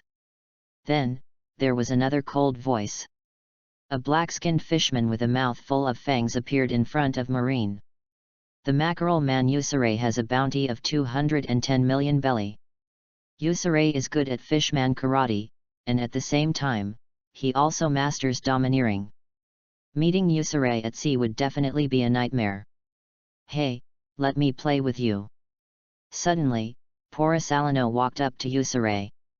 Usure looked at Major Marine in front of him and saw that he looked careless, so he didn't take Porisalino seriously either. The only one missing is Jonathan. Lieutenant General Nunn observed, but after waiting for a while, Jonathan did not show up. In the center of Helanson Island. Ha ha ha. Jonathan swung 2 maces, and every time he swung them, there was a whistling sound. However, no matter how he attacked, he could not touch Victor at all. "Who are you?" Jonathan's face was solemn. His Grandmaster saw the Haki and the armed Haki, but failed to hit Victor once, which surprised him. Chapter 12 Marine's New Generation Monsters. It's natural for Jonathan to be filled with doubts. The total number of Marine Major Generals and Brigadier Generals killed by him reached double digits. As for school-level officers such as colonels and lieutenant colonels, the number is even greater. However, Victor, a mere colonel, was able to easily dodge his attack. Moreover, Victor is still so young. It's incredible. Victor smiled and asked, "Shouldn't I have such strength at my age?" Jonathan frowned, and Victor expressed his inner confusion. "Tell you a secret." Victor's hands were wrapped with armed domineering, and then he said to Jonathan, "I never feel that I am weaker than anyone else, even when facing Roger and Garp." After listening to this, Jonathan's first reaction was not to question. He was also shocked by his own reaction. However, Jonathan calmed down and said, "Boy, although you are strong, this is the new world." After speaking, Jonathan's body changed. He grew horns, his face turned into a bull's head, and his height increased from 8 meters to more than 12 meters. Zoological Department Cattle Fruit Bison form. Jonathan is able to rule Helanson Island not only because his cotters are strong, but also because his own strength is not weak. In addition to transforming his body into a beast, Jonathan also began to cover his whole body with armed domineering energy. "Ah!" With a low roar, Jonathan waved the mace in his hand and hit Victor hard. He is so strong that he can sink a warship with just one stick. Facing the mace hitting him, Victor did not dodge this time. I saw the iron fist wrapped with armed domineering force, directly hitting the mace. Bang! Victor's fist landed hard on the mace. The moment it hit the mace, a terrifying shock wave spread out. Rumble, rumble. The ground was shattered, and the surrounding trees fell backwards in pieces. Zitsizi. The armed color Haki rubbed violently. On the huge bull's head, the bull's eyes were full of bloodshot eyes. He clenched his gums and exerted as much power as possible. However, no matter how hard Jonathan tried, he still couldn't suppress Victor. Victor asked calmly, "Is this your full strength?" The bull demon breaks the mountain and strikes. Jonathan swung another mace again and hit Victor hard. Boom! After the mace hit the ground, it made a big hole in the ground.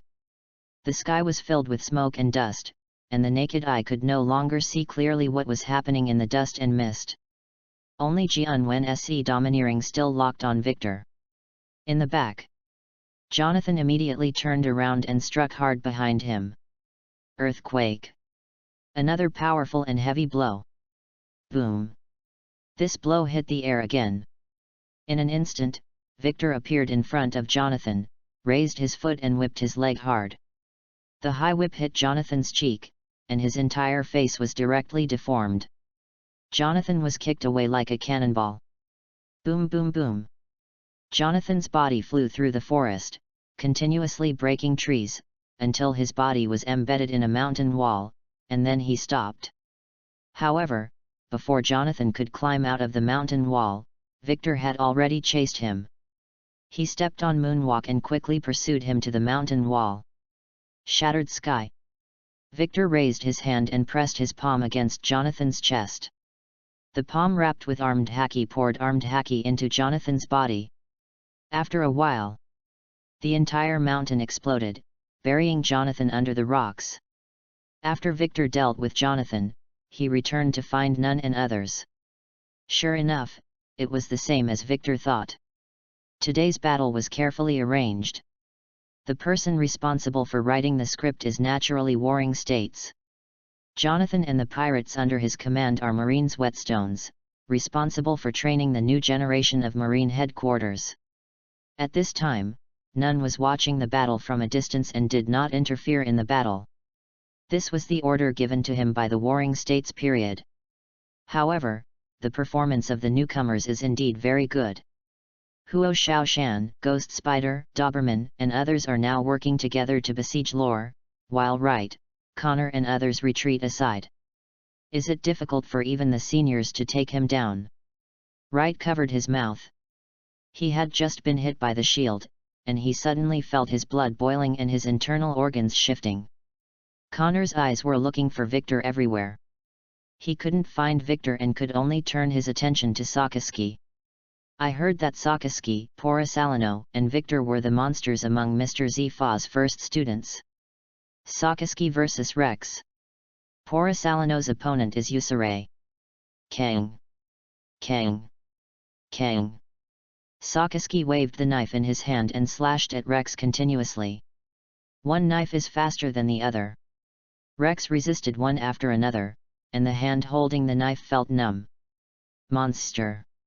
Rex looked at Sakaski coldly with fear in his eyes. He knew very well that Sakaski was much stronger than the ghost spider. Sakaski walked towards Rex calmly with no expression on his face. Rex knew that the enemy was very powerful, so he did not dare to be careless. Sakaski suddenly started to speed up and he started running. Rex saw this and immediately waved his two swords. Two-sword style. Azura Karma Fire. Rex's two swords were seen burning with flames. However, when he slashed at Sakaski, Sakaski disappeared from in front of him. So fast! Rex stood there and murmured. After a while, Rex's head rolled off his neck. Other side. Porisalano and Usure came face to face. Same Washokan. Ursa Rayleigh used all the strength in his body to use a powerful front fist, hitting Porisalano's cheek hard. Porisalano tilted his head to dodge the attack, and his fist smashed a big tree in front of him, causing sawdust to fly in the sky.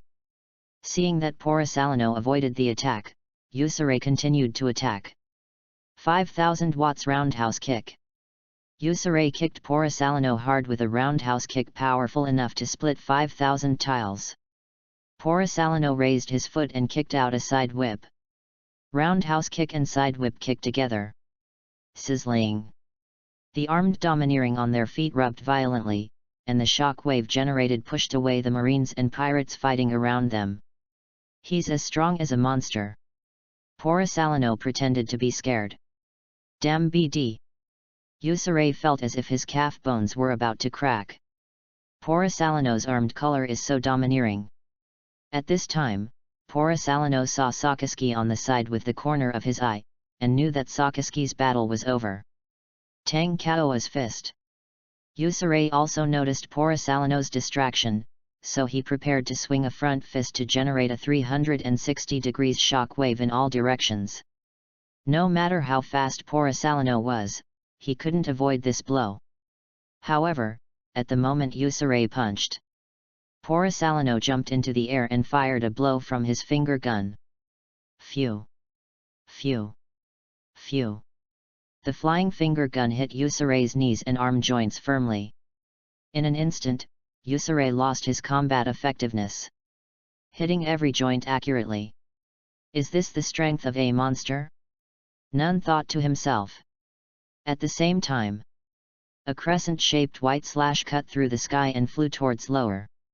Luo turned around and hurriedly used his shield to resist. However, his shield, which could withstand the combined attacks of Huo Shaoshan and others, was cut open by the crescent-shaped white slash. None and others looked to the sky. It's Victor. Chapter 13. How strong is he?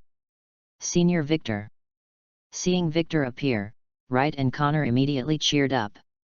None looked at Victor, and then looked at the direction where Victor appeared. Let's deal with Jonathan first. None thought to himself.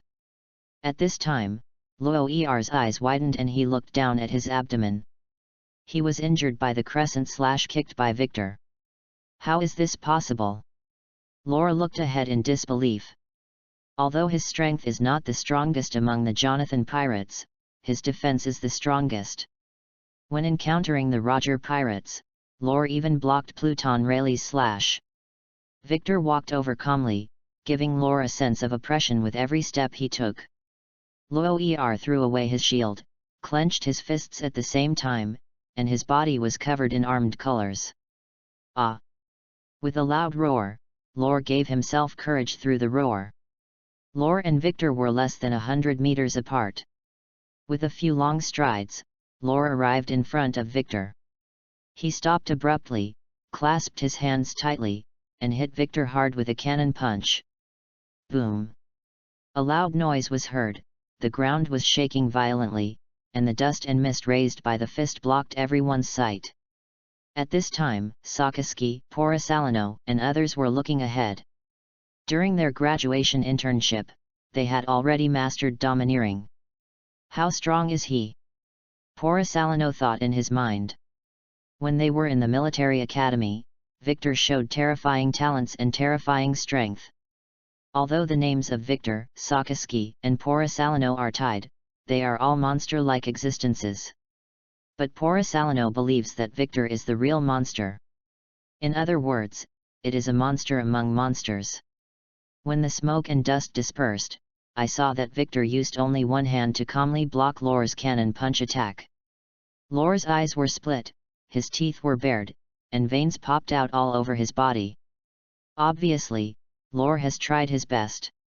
You tried your best, Victor said calmly.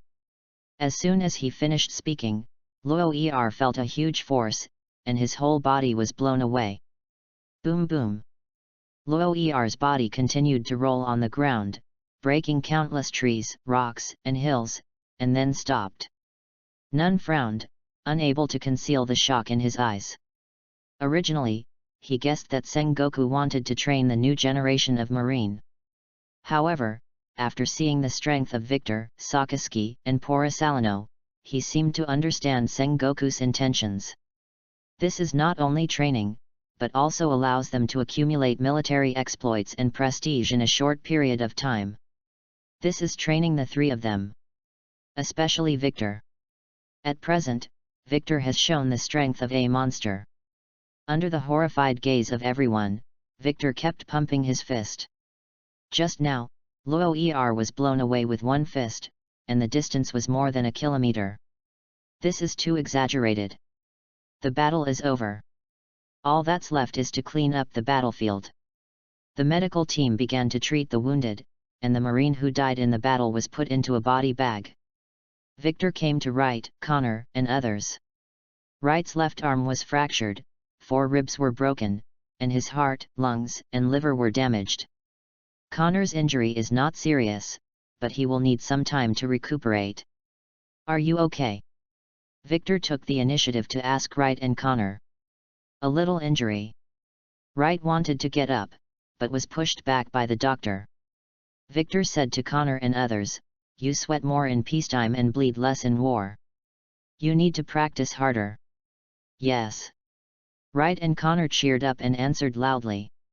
Well, okay, have a good rest. Only by taking good care of your body can you punish evil. After Victor finished speaking, he turned and left.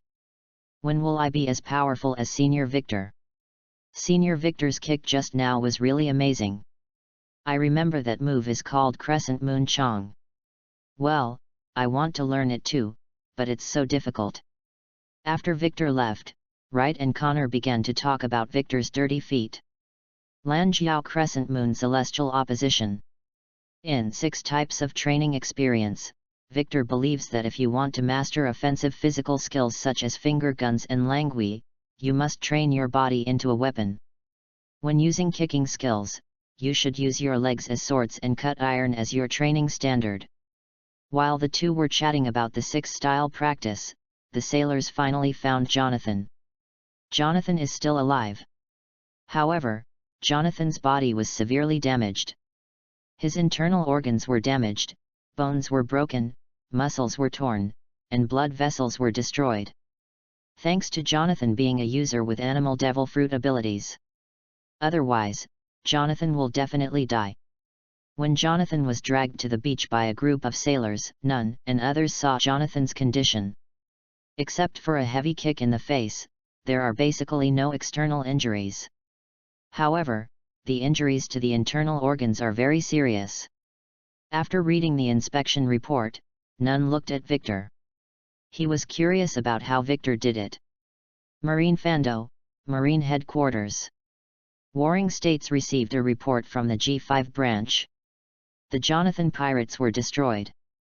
Jonathan, Mullard Lore, and Black Shark Yusere were captured alive, and Zombie Rex was killed. The number of pirates eliminated reached more than 1,600, and nearly 400 pirates were captured. The results this time were fruitful. However, Sengoku is more concerned about the performance of Victor, Sakaski, and Porisalino. In fact, Nun's guess was correct. Warring States sent Victor and others to the G5 branch not only to train the 3 of them, but also to hope that the 3 of them could accumulate military exploits and prestige. In the next few decades, Victor and other new generations will be Marines' future. Victor's performance also satisfied Warring States.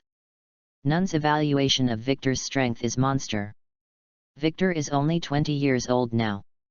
Moreover, Victor has not eaten the devil fruit yet. How to train Victor and others so that Victor and others can become Marine's strongest combat power.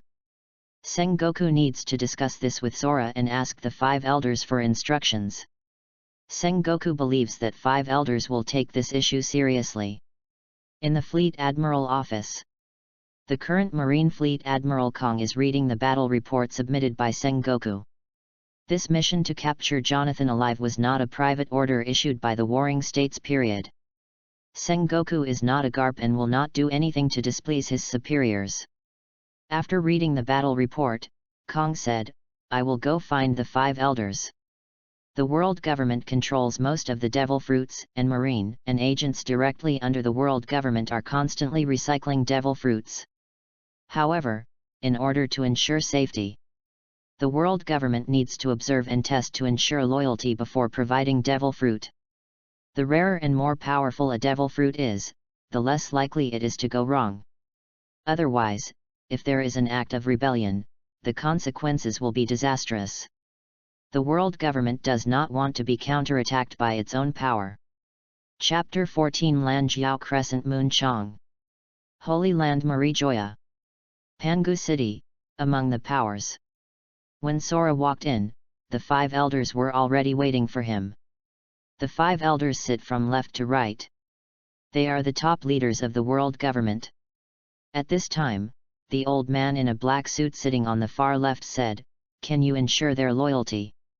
The old man had white curly hair, a fluffy white beard, a flat hat, and a scar on the left side of his face. He looked very majestic. Sora replied, "Although they each have personality problems, so far, they are loyal to the world government." At this time, an old man sitting in the middle, wearing a dark blue suit, with long straight white hair and a long beard, said, "All three of them have the potential to become generals, so we can start observing." The old man with long straight hair expressed his opinion. At this time, the blonde old man wearing a dark red suit, no tie, and a scar on his chest said, "Marine's strength is indeed going to increase. What happened 10 years ago cannot happen again." A bald old man wearing a dark green suit and a mustache also echoed, "It would be a shame if something like this happened again."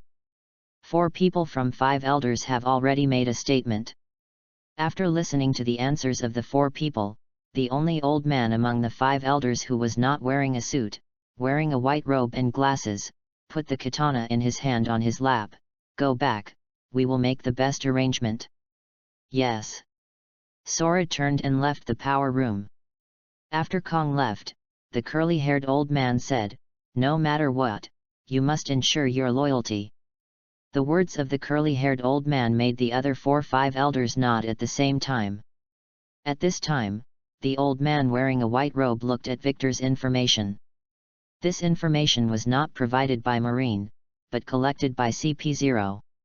Victor's information provides a detailed introduction to Victor's life experience and personality. Victor likes to form gangs, like to make money, and like to express himself. Victor does whatever it takes to make money.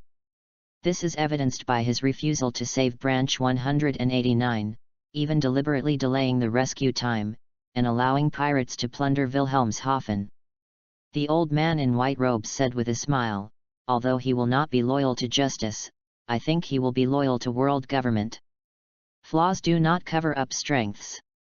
Victor will do whatever it takes to achieve his goals, and he will even give up the bottom line for money." For such people with tainted character, 5 elders is more safe to use. If Victor's sense of justice is too strong, then 5 elders should consider it. Of course, it is too early to make a decision now and further observation is needed. G5 Branch Training Ground. Victor is in the training ground, teaching right and Connor 6 moves. At this time, he was demonstrating the flying finger gun. The steel pillars 30 meters away were hit by air bombs fired by Victor, leaving deep pits. This is a steel pillar. Then, Victor started to use Lan Kao. Lan Jiao Crescent Moon Chong. Victor decisively kicked the steel pillar in front of him, and the white crescent-shaped slash flew out, cutting off nearly 100 steel pillars. This scene not only shocked Wright and Connor, but also stunned the onlookers of the G5 branch Marine. Although Marine from the G5 branch has also heard that Victor is very strong. Hearing about it and seeing it with his own eyes are completely different feelings. I wrote in the book that if you want to practice the 6 postures well, your body is the most critical. After Victor finished speaking, he took off his shirt, revealing a body of strong, sculpture-like muscles. Although Victor's image is as elegant as that of a prince, and he is never sloppy when fighting, but after taking off his shirt, he gained a bit more of a tough guy's temperament. Our power is hidden within our bodies. If we mobilize it and exert its greatest power, this is what we need to master. At this time, Victor's body changed significantly, and his right arm became thicker. It's the return of life. Wright, Connor, and the school-level officers watching around them thought at the same time. You all know that after returning to life, you can freely control your body, hair, and internal organs. As long as you pour your consciousness into it, you can freely control anywhere. Now, we mobilize all the energy in our body. As Victor spoke, he aimed at the steel plate in the distance. There was a bang, and a huge air bomb erupted from Victor's fingertips. After the air bomb hit the steel plate, it penetrated a large hole in the steel plate. At this time, Victor cancelled the life return. I'm just giving an example. I hope you can understand the practical usage of life return. Yet. Both Wright and Connor looked at Victor with admiration. I still have something to do, you can continue practicing. After Victor finished speaking, he turned around and left the training ground. Poor Salino watched all this from a distance and murmured, still as pushy as before. At this time, Marine from the G5 branch came to Wright and Connor.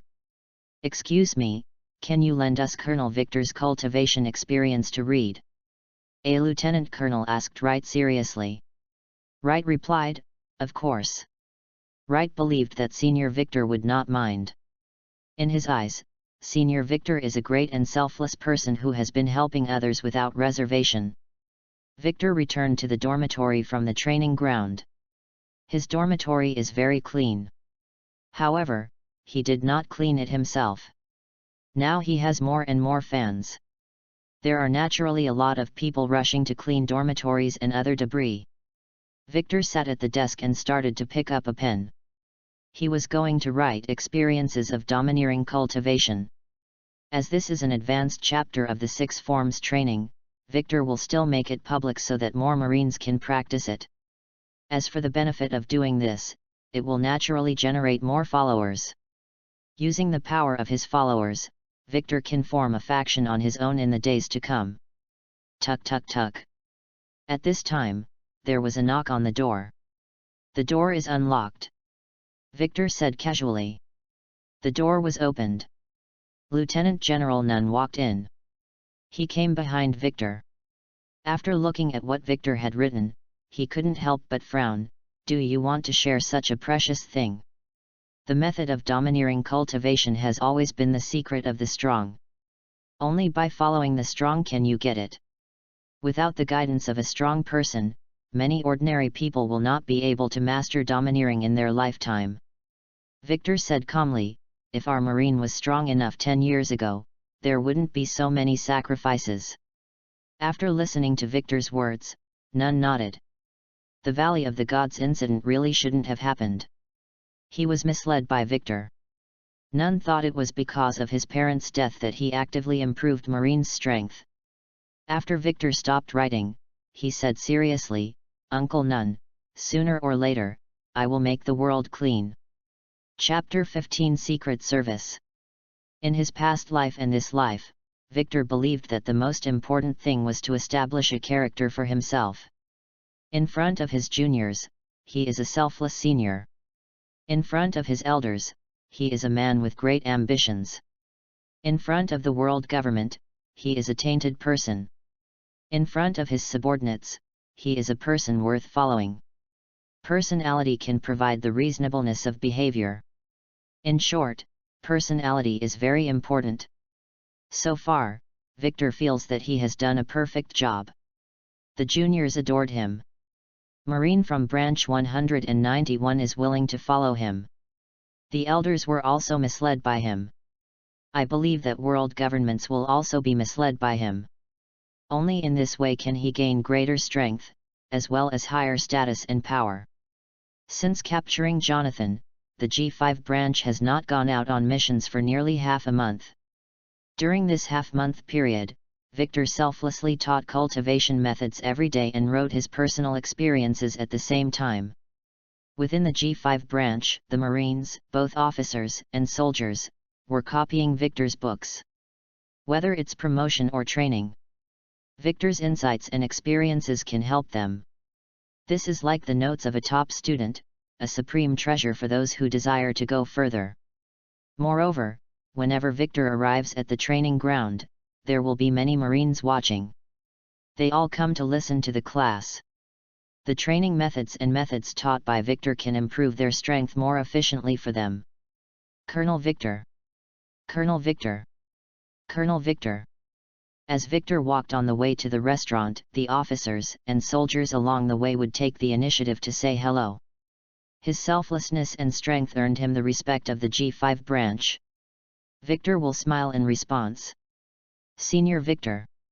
At this time, Wright and Connor led a group of officers and ran all the way to Victor's side. It's you.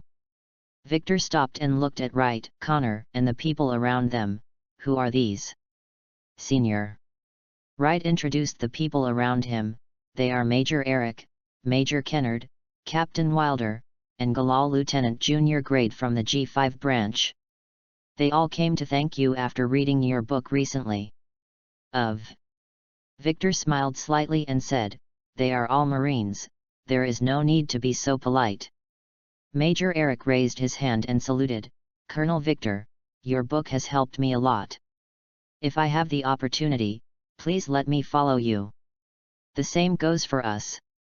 Kennard, Wilder, Gala and others said at the same time.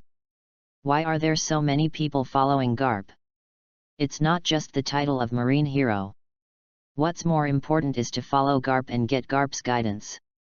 However, with so many Marines, not everyone has the chance to stay with Garp. But Victor is different, he is so selfless. If you can stay with Victor, you can get guidance from Victor when you encounter problems in cultivation. Of course, in addition to getting guidance from Victor, there are also opportunities for promotion. Most of the Marines who will be assigned to the G5 branch have no background in the branch, or have personality problems and are not popular. Otherwise, those with background or good popularity will never come to the G5 branch. Because the sacrifice rate here is too high. Therefore, in the original timeline, when Smoker applied to Aokiji for transfer to the G5 branch, most people would find it incredible. Well, there will be a chance. Victor said seriously. Are you willing to follow him? The more, the merrier. What Victor is doing now is to promote himself and let his personality charm affect more people. August 1494 in the Haiwan calendar.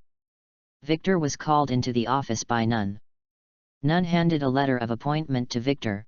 From now on, you are appointed as the commander of the G5 branch Special Forces. Yet. Victor looked at the appointment letter and blindly guessed that it meant warring states. Because Nun is very rigid and never gives anyone a backdoor, therefore, his popularity in the headquarters is not very good. Sure enough, Nun continued, the warring states general's exact words, you can choose any manpower and equipment you want. Thank you, Uncle Nun. Because in the office, Victor didn't see much outside. Go get busy. Nun nodded and said. Yes. Victor saluted with a military salute, then turned and left. Victor came to the training ground. Since he came to the G5 branch, the training ground has been crowded with people every day. At first it was just to join in the fun, then it was to learn cultivation methods, and now it is to practice hard and strive to improve one's strength. A man's desire to become stronger is engraved in his bones. Therefore, when this group of unpopular G5 branch Marines found a way to become stronger, they naturally had to seize the opportunity. Now, one by one, they are training hard under the scorching sun to strengthen their bodies, and underneath them, the ground is wet with sweat. Colonel Victor! Colonel Victor!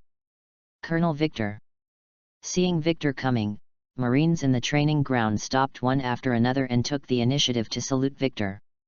Victor walked all the way to Wright, Connor, and others. They are now practicing with Eric, Kennard, and others.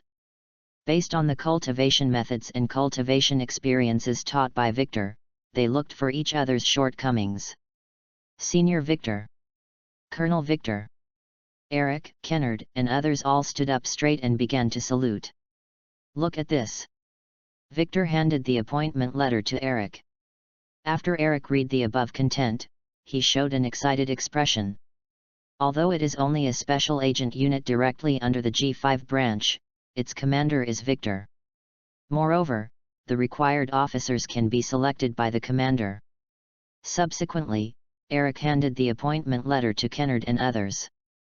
Kennard and others were equally excited after reading it. Victor calmly asked Eric and Kennard, "Are you willing to join the Secret Service?" "Of course I do." Eric, Kennard, and others said in unison. Victor said calmly, "Do me a favor first and recruit 2 squadrons for me." "Yes." Eric, Kennard, and others saluted. The Special Service Force has 2 squadrons, each with a full strength of 500 people. Victor directly selected Eric and Kennard to serve as squadron leaders. Wright, Connor, and others naturally joined the Secret Service.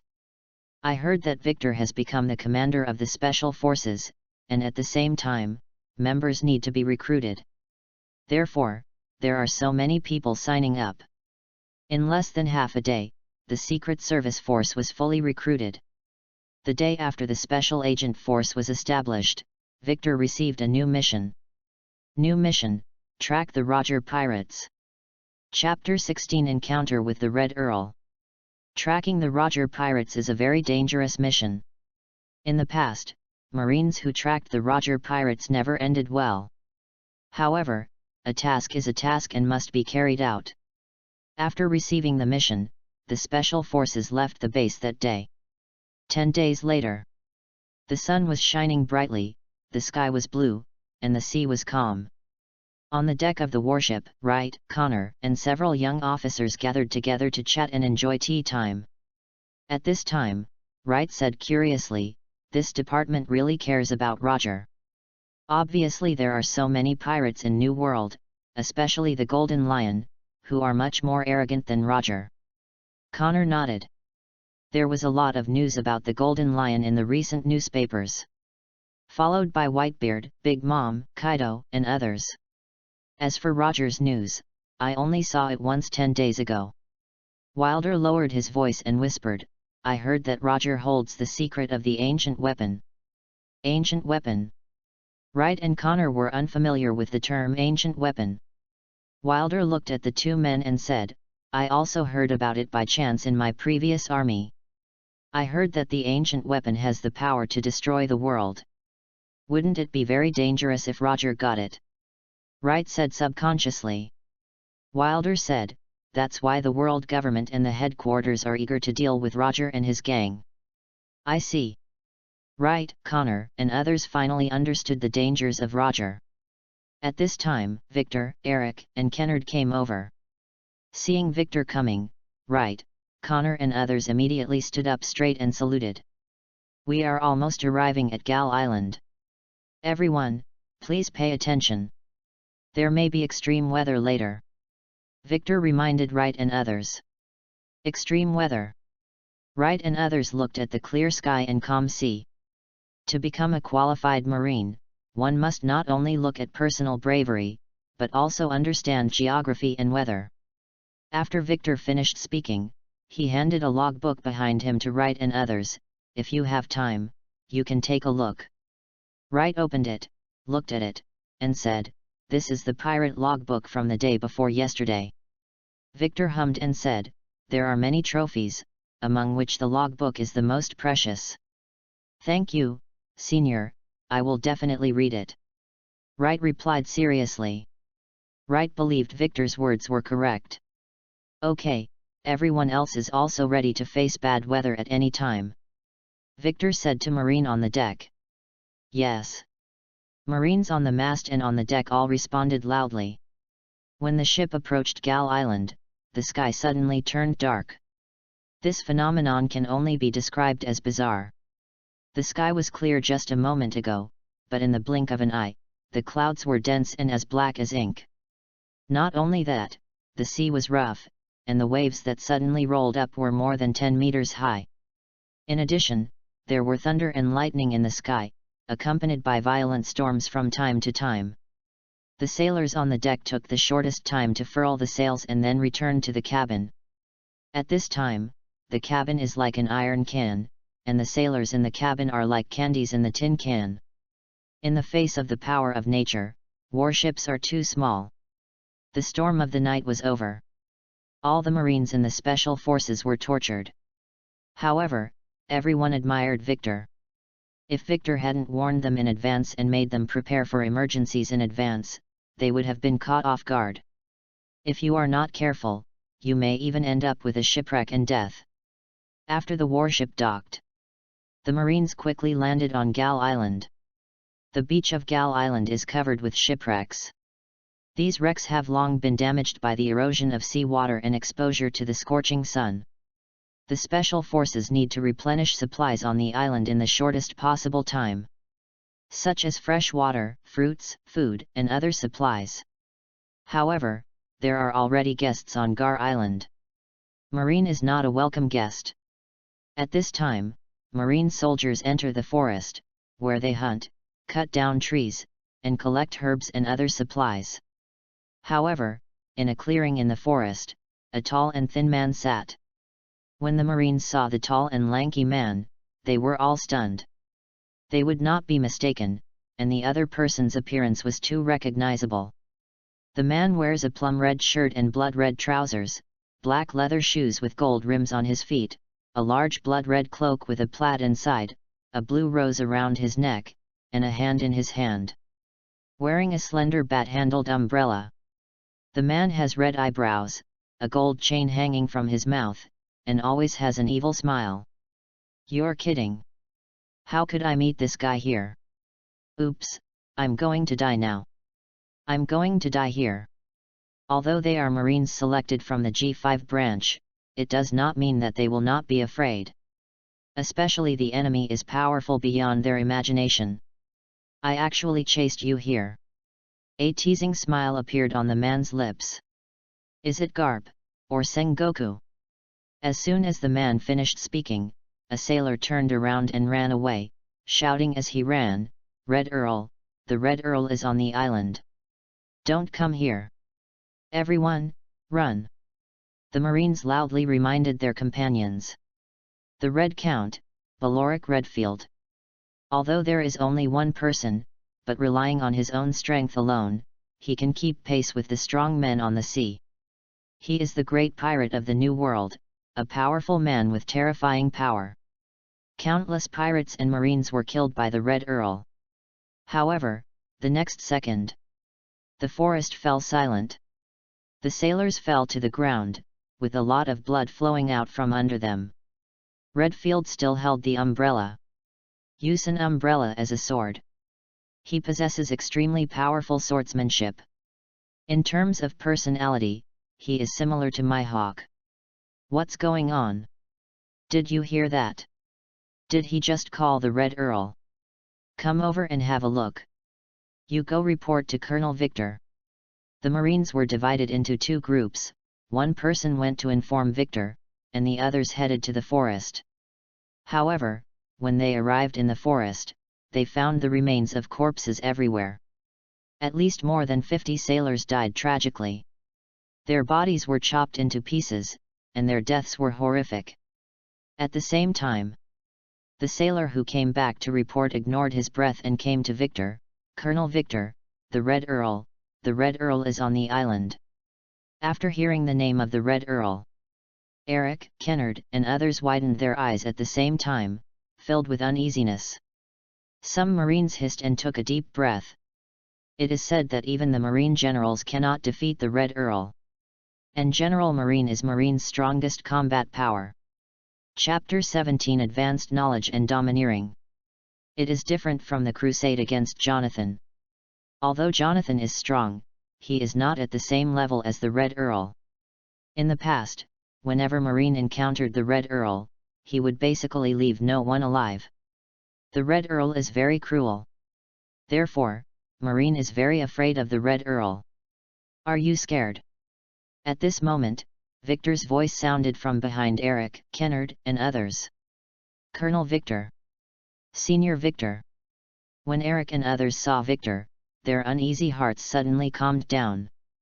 Victor looked at Eric and the others and said calmly, "It's just the Red Earl, I'll deal with him." "Colonel Victor, the enemy is the Red Count." Eric wanted to remind Victor.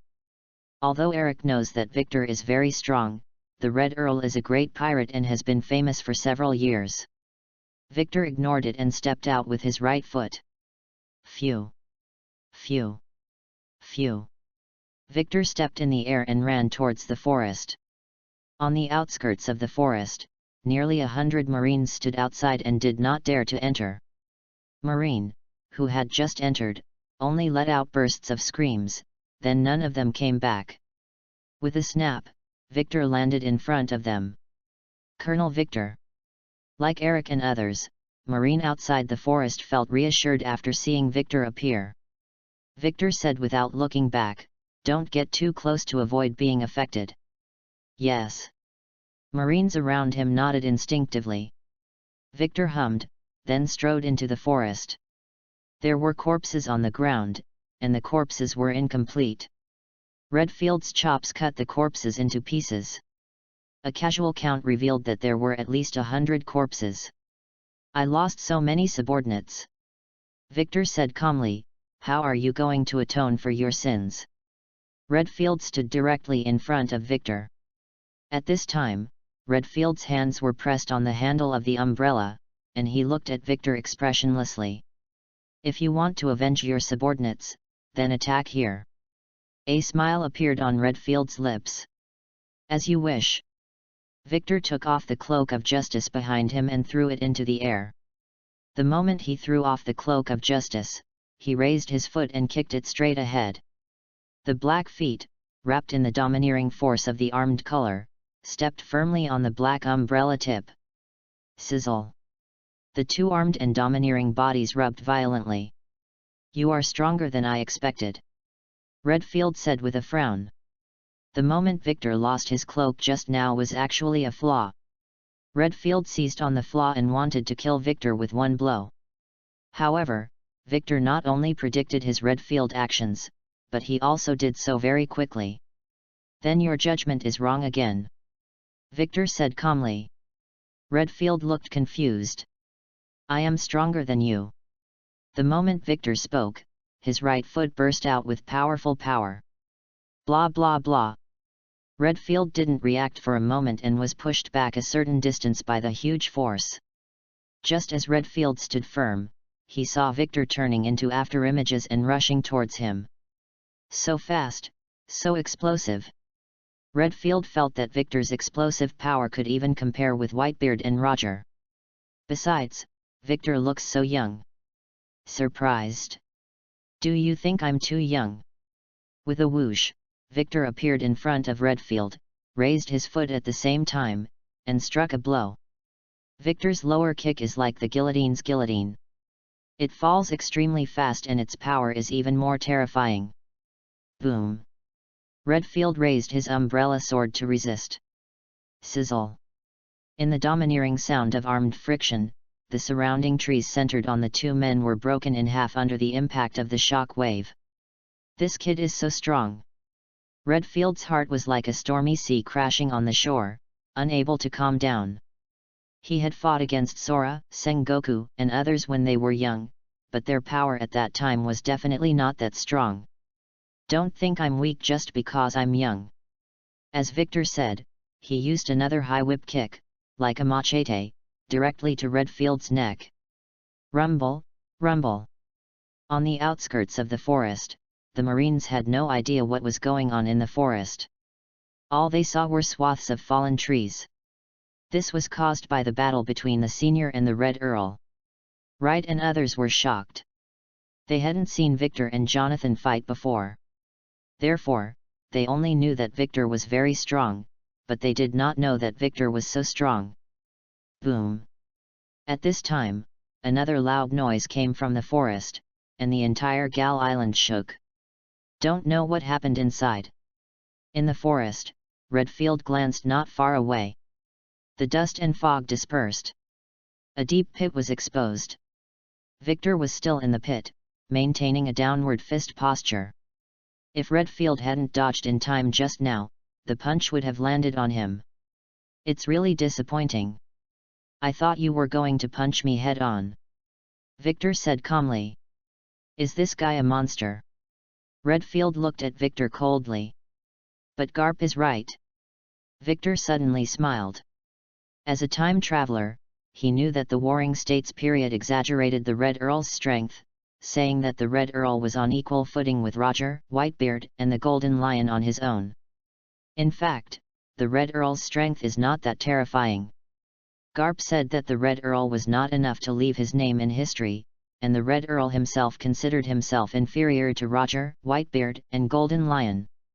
If nothing else, Redfield's courage alone is obviously not enough. How can a truly strong man shrink from a head-on confrontation? "What did Garp say?" asked Redfield. It's not important. Victor shook his head. Although you are not as good as Roger and the others, if I defeat you, I will not only be promoted, but I will also be famous throughout the world. The last time Jonathan was caught, Victor didn't get promoted either.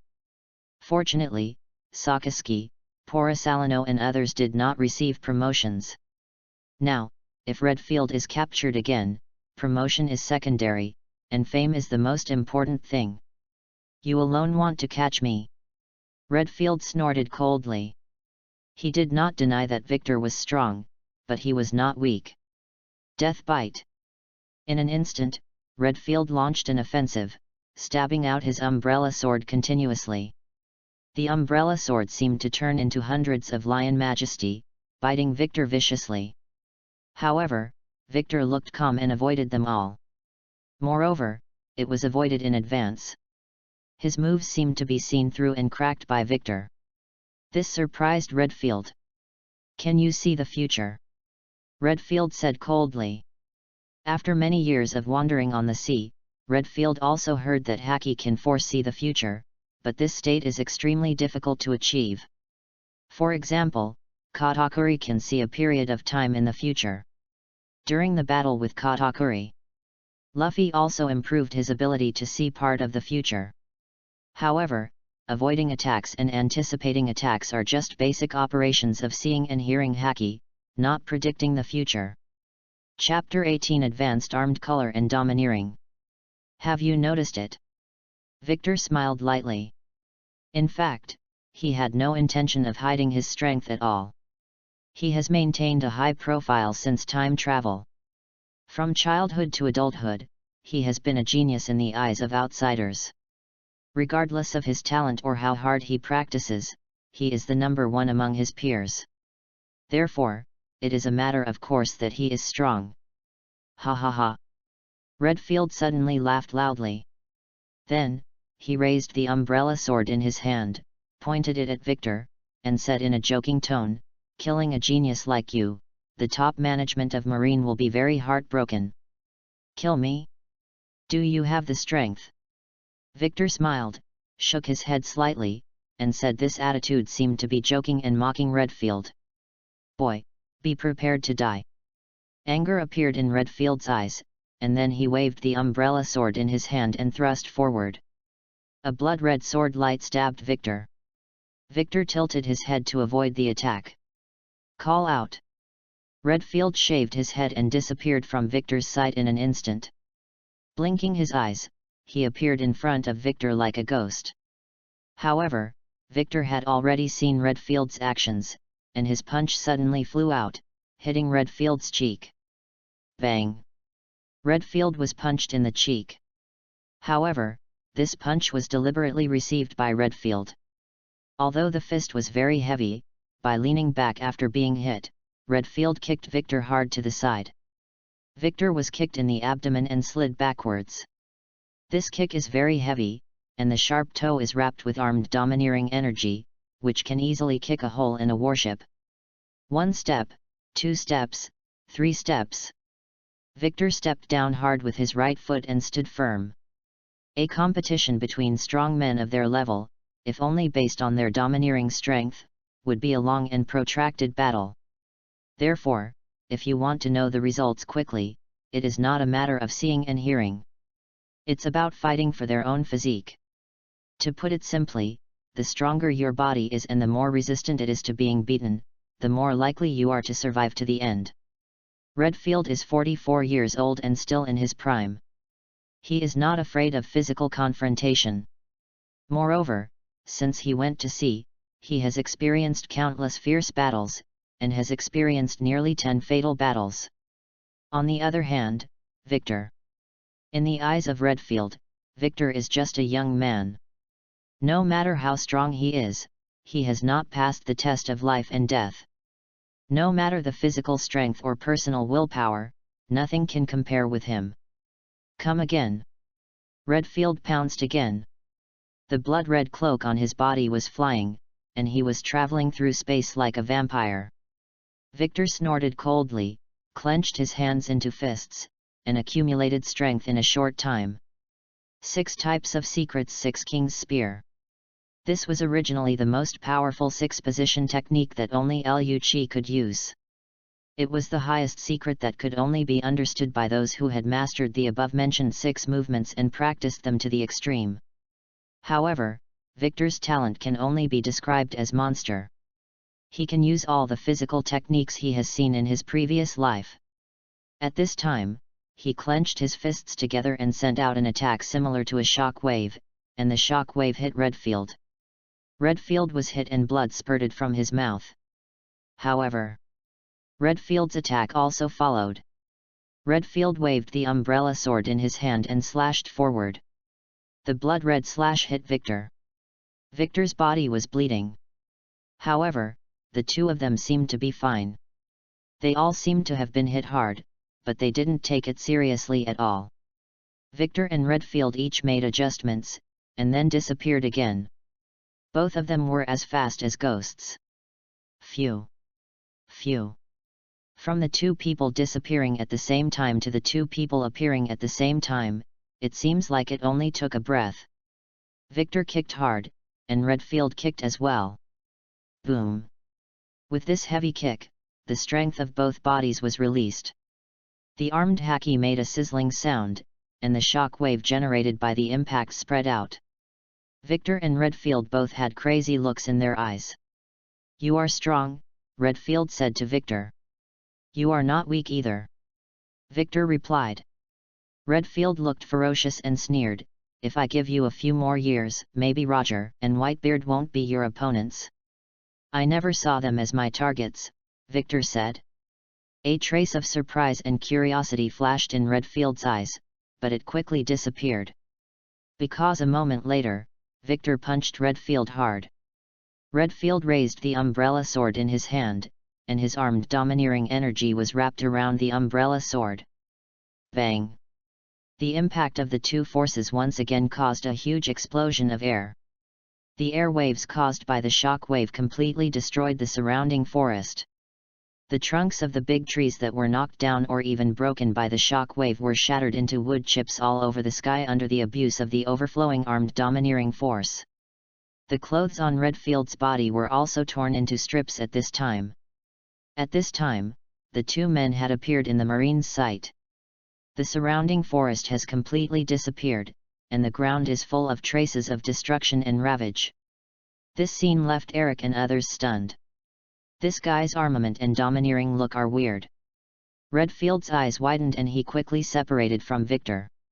Just now, he discovered something unusual about Victor's domineering appearance. Victor's armed domineering energy can actually break through his defense. In Redfield's understanding, there are 3 types of armed domineering: hardening, winding, and exposed. Hardening and entangling can both enhance attack power and defense. The external release is to gather the armed color on the hand or weapon, and then release it, which directly evolves into substantial attack power or defense power. It can hit enemies with a powerful impact, and it can also form a protective wall to defend against invisible attacks. However, the armed domination that Victor had just released actually penetrated into Redfield's body like a drill. Although under Redfield's defense, no major injuries were caused, it had aroused his vigilance. "Have you discovered it?" Victor smiled slightly. The usage of Liu Ying is similar to the dark power in martial arts novels, and is a unique usage method of Wano country.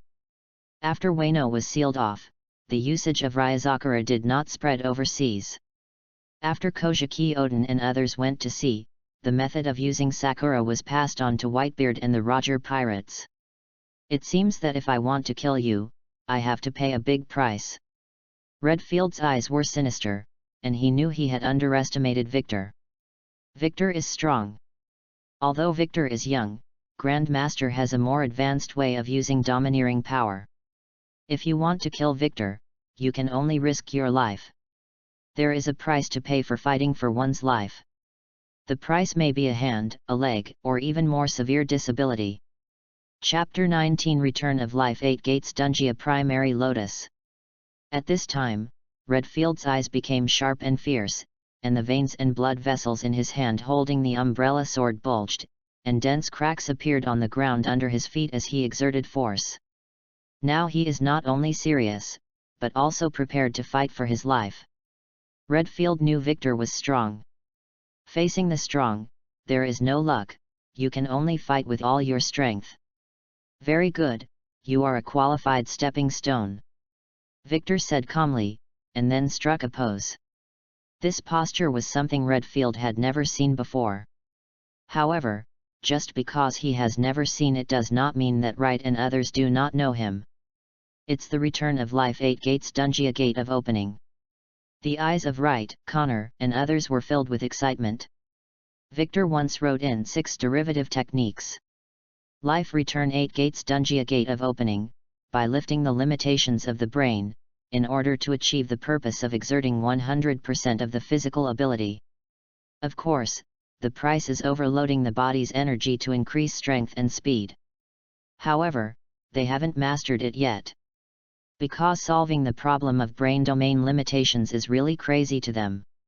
Eric murmured, Colonel Victor wants a quick victory. Sure enough. Under the excited eyes of everyone, Victor disappeared instantly. So fast. If Victor and Redfield's speed just now was ghostly, then Victor's speed now is unbelievably fast. Wasn't it Victor's full strength just now? Is it now? Redfield was shocked at the same time. Bang! Victor raised his foot and kicked Redfield hard. Redfield raised the umbrella sword in his hand and tried to block Victor's attack. However, Redfield was kicked away. Wow! Redfield's feet slid on the ground for a certain distance before reluctantly stopping. Is it possible to be so powerful without accumulating energy? Redfield was deeply shocked. However, before Redfield could stand firm, Victor had already launched an attack from behind. Boom! With the sound of air explosions, Victor began to attack Redfield with heavy punches. This punch is 100% powerful again. That kick just now was also 100% powerful. After the punch hit Redfield's cheek, Redfield was in pain. This punch directly collapsed his nose, and blood dripped from the corner of his mouth. However, before Redfield could react, Victor's other foot had already kicked out and hit Redfield hard in the abdomen, causing him to fly backwards again. The attack is not over yet. Victor is catching up again. Boom! Another hard kick. Pfft! Redfield spat out a mouthful of blood. At this moment he felt as if his internal organs had been kicked to pieces. The current Redfield has not eaten the devil fruit yet, and does not have the ability of a vampire or the recovery ability of the animal-type fantasy beast species. Bang bang bang! Victor's fists and kicks hit Redfield like a violent storm. Redfield could only resist and dodge with all his strength. A hole! Redfield gritted his teeth and held on. He thought it would be a brutal life-and-death struggle. Unexpectedly, he was actually suppressed by Wonkin in terms of speed and strength. Victor has no nonsense. His current state will put a super high load on his body. Therefore, the sooner the battle is resolved, the better. 2 hours, within 2 hours. He was going to end the fight in 2 hours. Time passed by minute. The high-intensity battle between the two lasted for 1 hour and 50 minutes. Redfield's chest heaved violently. And Victor can feel the pain in muscles and bones. A tearing pain. Wright and others were stunned. Because Victor's book mentioned that the time of use of 8 gates Dungia should be controlled as much as possible. If it exceeds 10 minutes, it may cause blood vessels to rupture, muscles to tear, and bones to break. At this time, Victor disappeared again, and with his terrifying speed, he appeared in front of Redfield in an instant. Victor moved at high speed in front of Redfield, leaving after images in front of his eyes. Flaw! Before Redfield could react, Victor suddenly attacked. Victor kicked Redfield in the chin. The blow sent Redfield flying more than 1,000 meters into the air. At this time, Victor also disappeared. He flew into the sky on moonwalk at a terrifying speed. Oh my god, I actually caught up. Senior Victor is too fast. Right, Connor, and others exclaimed. At this time, Victor came behind Redfield and hugged Redfield. Then it spun at high speed in the air and hit the ground. Redfield hit his head on the ground. There was a loud bang and the whole island was shaking, as if a big earthquake had occurred. There were cracks everywhere on the island. This impact caused Redfield to suffer huge injuries. Thanks to Redfield's strong physique and tough life, if it had been anyone else, this move would have been fatal. Its life return 8 gates Dungia primary lotus. Right, Connor, and others all held their breath. This was the first time they had seen this move. Victor looked at Redfield lying on the ground, and then released the gate of opening state.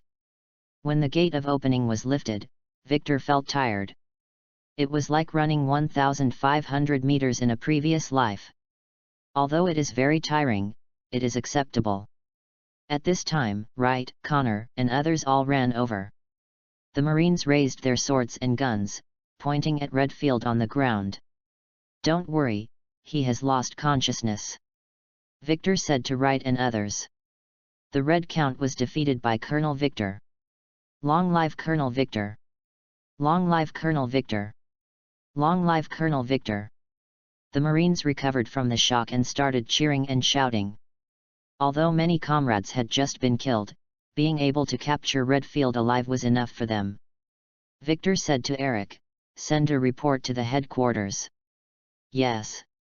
Eric immediately went to send a fax. Marine Fando, Marine Headquarters. The Warring States period is formulating a new battle plan. At this time, a Marine brigadier ran in excitedly. "Sengoku Fleet Admiral." The brigadier general held the fax in his hand and said excitedly to Warring States, "Colonel Victor captured the Red Count alive." "What did you say?" Warring States was stunned when he heard this. After more than 10 seconds, he asked, "What did you just say?" The brigadier repeated, "Colonel Victor captured the Red Count alive." Warring States was stunned. Victor actually caught the Red Earl. At the same time, within the Marine headquarters, everyone including Lieutenant General Crane, Lieutenant General Wood and others knew that Victor had captured the Red Earl. As a Marine Fleet Admiral, Sora naturally knew about this. He had the same reaction as Warring States and others, they were all shocked. Speaking of which, when Sora was a general, he wanted to capture the Red Earl. Just didn't make it. Boom, boom, boom. At this time, there was a knock on the office door. "Come in." Sora called towards the door. Warring States pulled the gate of opening and walked in. Kong asked seriously, "Are you going to talk about Victor's promotion?" Victor captured Jonathan alive, which is already a big achievement. Now, Victor has captured the Red Earl alive again. If Victor is not promoted again, it will definitely not be justified. Chapter 20 Big News That Shocked the World. If you get promoted to Brigadier General. Sora hesitated. It's not that he is unwilling to promote Victor. Instead, he was promoted to Brigadier General, which did not match Victor's military exploits. After all, the Red Earl is also a great pirate, and catching the Red Earl is a great achievement. Warring States did not hesitate, he said, "Promote Victor to Major General first, and wait until 1 year later, promote him to Lieutenant General." Kong looked at Warring States, a little surprised. He originally only wanted Victor to be promoted to Major General. As a result, Warring States directly increased its investment. Promoted to Lieutenant General at the age of 21. Isn't it too fast? Think about when they joined the army and slowly rose through the ranks starting from seaman recruit. Sengoku seemed to see Sora's thoughts, and he said seriously, "After the destruction of rocks, it is a fact that pirates are rising rapidly, and we must cultivate a new generation of Marines." The implication: Marines must not only cultivate powerful Marines, but also possess deterrent power. After a while, Sora nodded and accepted Sengoku's suggestion. Although Sora is Fleet Admiral, he is indeed not as good as Sengoku in terms of employment and layout. Holy Land, Marie Joya. Pangu City, among the powers. The 5 elders also received Victor's battle report, and there are still reports to submit. He actually captured the Red Earl alive. He is only 20 years old, does he already have the strength of a general? The old man with straight white hair and the old man with blonde hair both frowned. Isn't it normal for a genius who can develop such physical skills to defeat the Red Earl? At this time, the old man with glasses wearing a white robe was not surprised, and he had a book of 6 derivative techniques in his hand. Among them, there is a record of return of life gate of opening primary lotus. By lifting the limitations of your brain, you can unleash your 100% speed and 100% power. However, the cost is high, as you have to bear an overload of physical exertion. According to the report of the agent embedded in the Secret Service, Victor used life return gate of opening primary lotus, and then defeated the Red Earl. You are right, he is a genius. At this time, the old man with white curly hair said, the report Sora submitted stated that they will be trained as Marines in the future. Since they are the face of world government, let him be stronger. There happens to be a devil fruit ability that suits him, but don't rush to give it to him. The old man with a mustache and a birthmark on his forehead said seriously, his loyalty still needs to be tested. Then wait until he is promoted to lieutenant general and then give it to him. The old man with glasses knew what kind of devil fruit it was. That is the power that surpasses Logia. It is the most suitable for Victor and can best bring out Victor's power. Because of the encounter with the Red Earl, the mission of the Special Agent Force was temporarily suspended. The military doctor also gave a report on Victor's injuries. So, Victor led the Special Agent team and returned to the G5 branch. As the floodgates open, the warship belonging to the Special Service Force slowly sailed in. In the port of the G5 branch, Lieutenant General Nunn and others were already waiting. Victor's body was covered with gauze and he stepped off the warship step by step. Salute. Lieutenant General Nunn took the lead in saluting. All Marines in the G5 branch salute Victor. The Red Earl once killed a large number of Marines and committed countless crimes. By capturing the Red Earl alive, Victor not only gained military exploits, but also avenged Marines' death. Therefore, Victor deserves the respect of the G5 branch. Victor also saluted Lieutenant General Nunn and others. Later, the Red Earl was lifted off the ship. Redfield was now in a state of embarrassment. He was tied up like a dumpling with chains as thick as his arms. And he closed his eyes, seemingly not paying attention to the eyes around him. In fact, even if he pretended not to care, he was still very unhappy.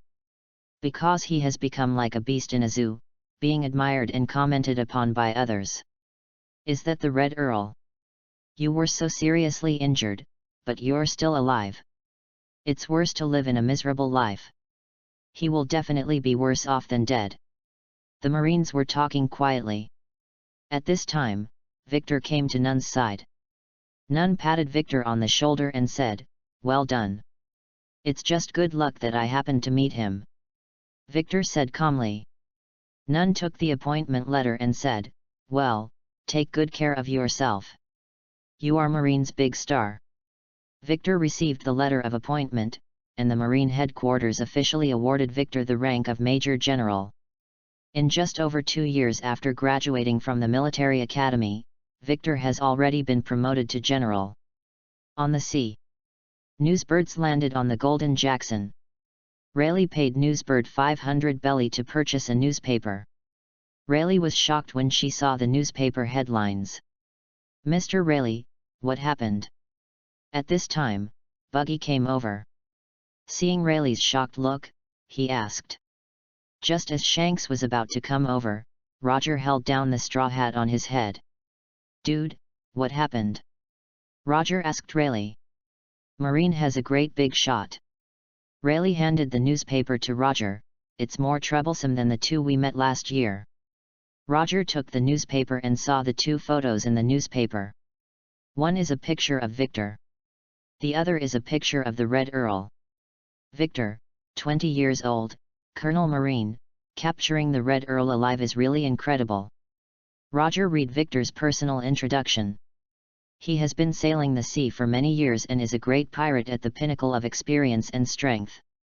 Roger understood Marine's intentions. Marine wants to create heroes. Just like Garp was 10 years ago. Captured Red Earl and Jonathan alive. Victor is already very successful at a young age. Buggy jumped up and tried to read what was in the newspaper. At this time, Bullet also came over. 3 years ago, Bullet joined the Roger Pirates and has been aiming to defeat Roger ever since. Now, Bullet is 17 years old and he has enough strength to rival Rayleigh. Therefore, Bullet is no longer interested in most weak people. Now that he heard that Victor captured the Red Earl alive, Bullet wrote down the name Victor. Roger handed the newspaper to Jabba and the others. Jabba and others gathered together to read the report. At the same time, on board Moby Dick, Marco also bought a newspaper. When Marco saw the news that Victor captured the Red Earl alive, he was also shocked. How is this possible? Marco couldn't believe his eyes. They had encountered the Red Earl. The Red Earl is very powerful. Although Whitebeard did not decide the outcome with the Red Earl, Whitebeard also recognized the Red Earl's strength. However, such a strong man was captured alive by a Marine colonel. 20-year-old Colonel Marine. A name I have never heard of before.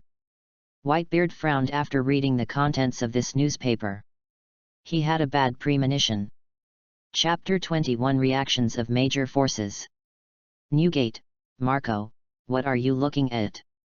At this time, a tall man with red phoenix eyes, thick eyebrows, and long and wild black hair, especially the top gathered into a large round plane, came over. The man is none other than Kojiki Odin, who is wearing an orange kimono with his thighs exposed. Kojiki Odin is now the captain of Whitebeard's second team. Not long ago, the Whitebeard pirates officially launched the squad leader system. Whitebeard looked at Kojiki Odin, and Kojiki behind Kojiki Odin. Kojiki holds his son Momonosuke in his arms. Momonosuke was just born and was currently lying in his mother's arms. However, Kojiki Odin's voice was too loud, so he was woken up. Whitebeard frowned when he saw Kojiki Odin waking up Momonosuke. He is a family man. Therefore, I am very dissatisfied with Kojiki Odin's behavior. At the same time, Sachi, Baista, and others also came over. They are also very curious. Whitebeard handed the newspaper to Kojiki Odin, read it yourself.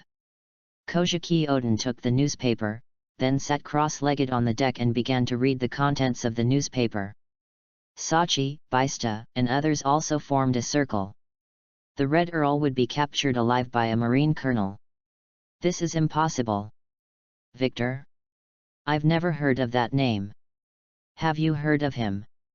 Sachi, Baista, and others looked at each other with shock on their faces.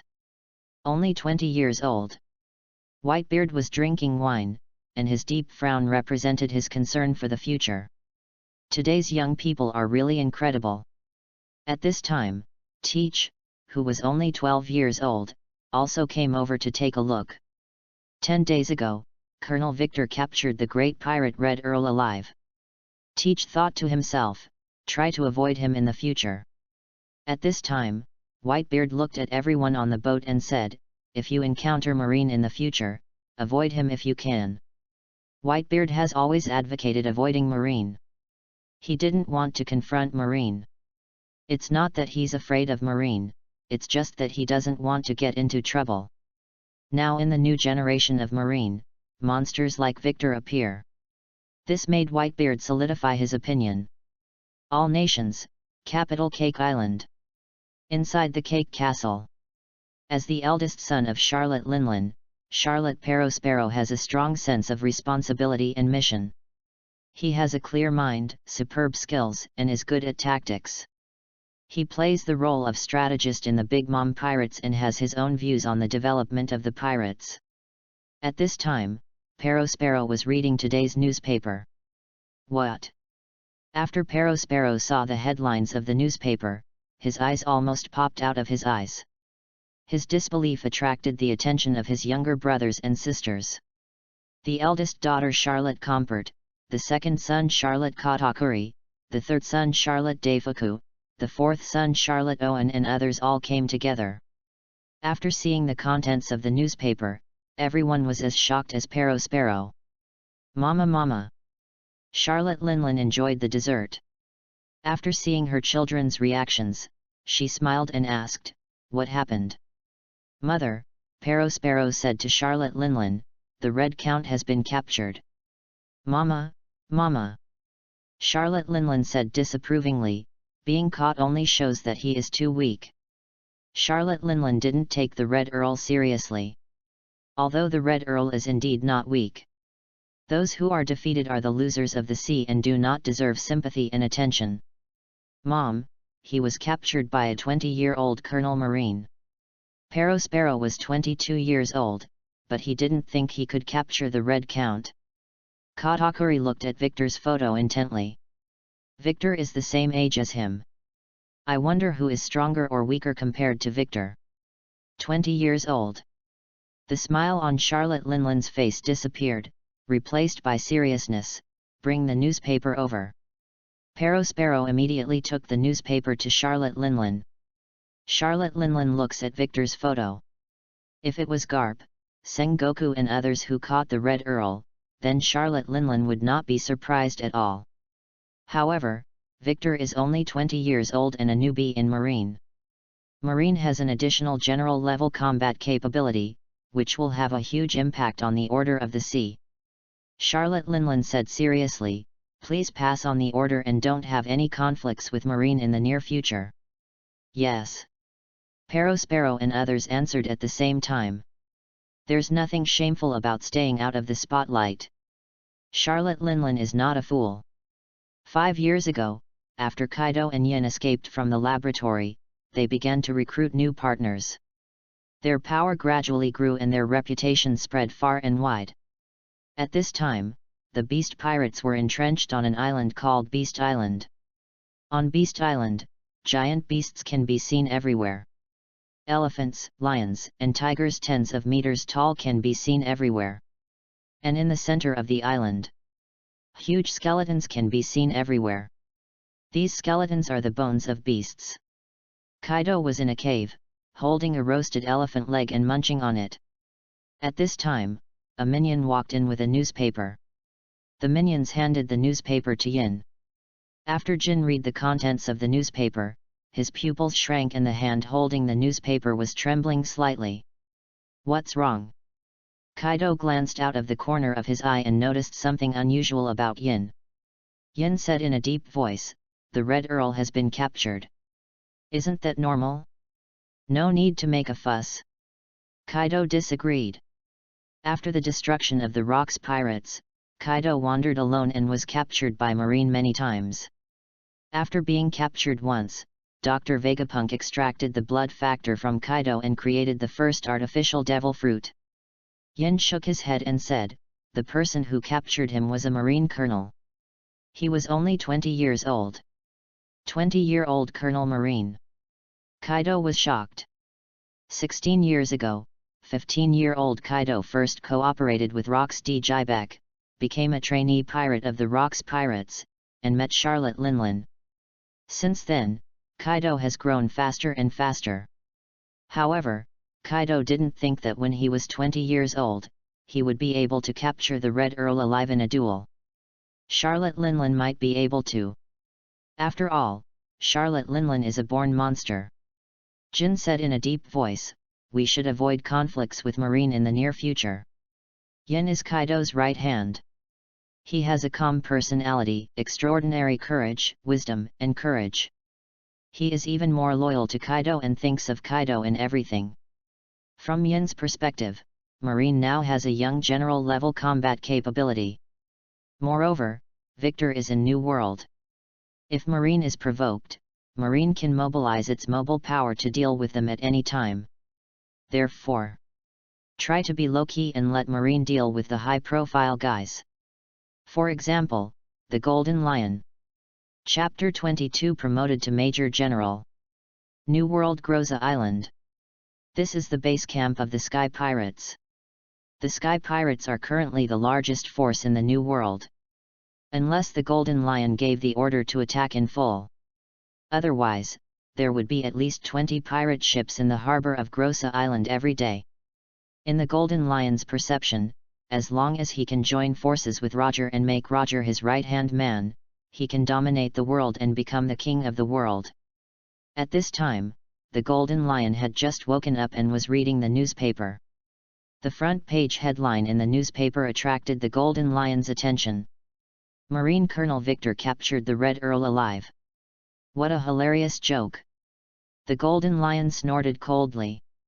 He had been in contact with the Red Count once. Rox had invited Red Earl at that time. But the Red Earl refused.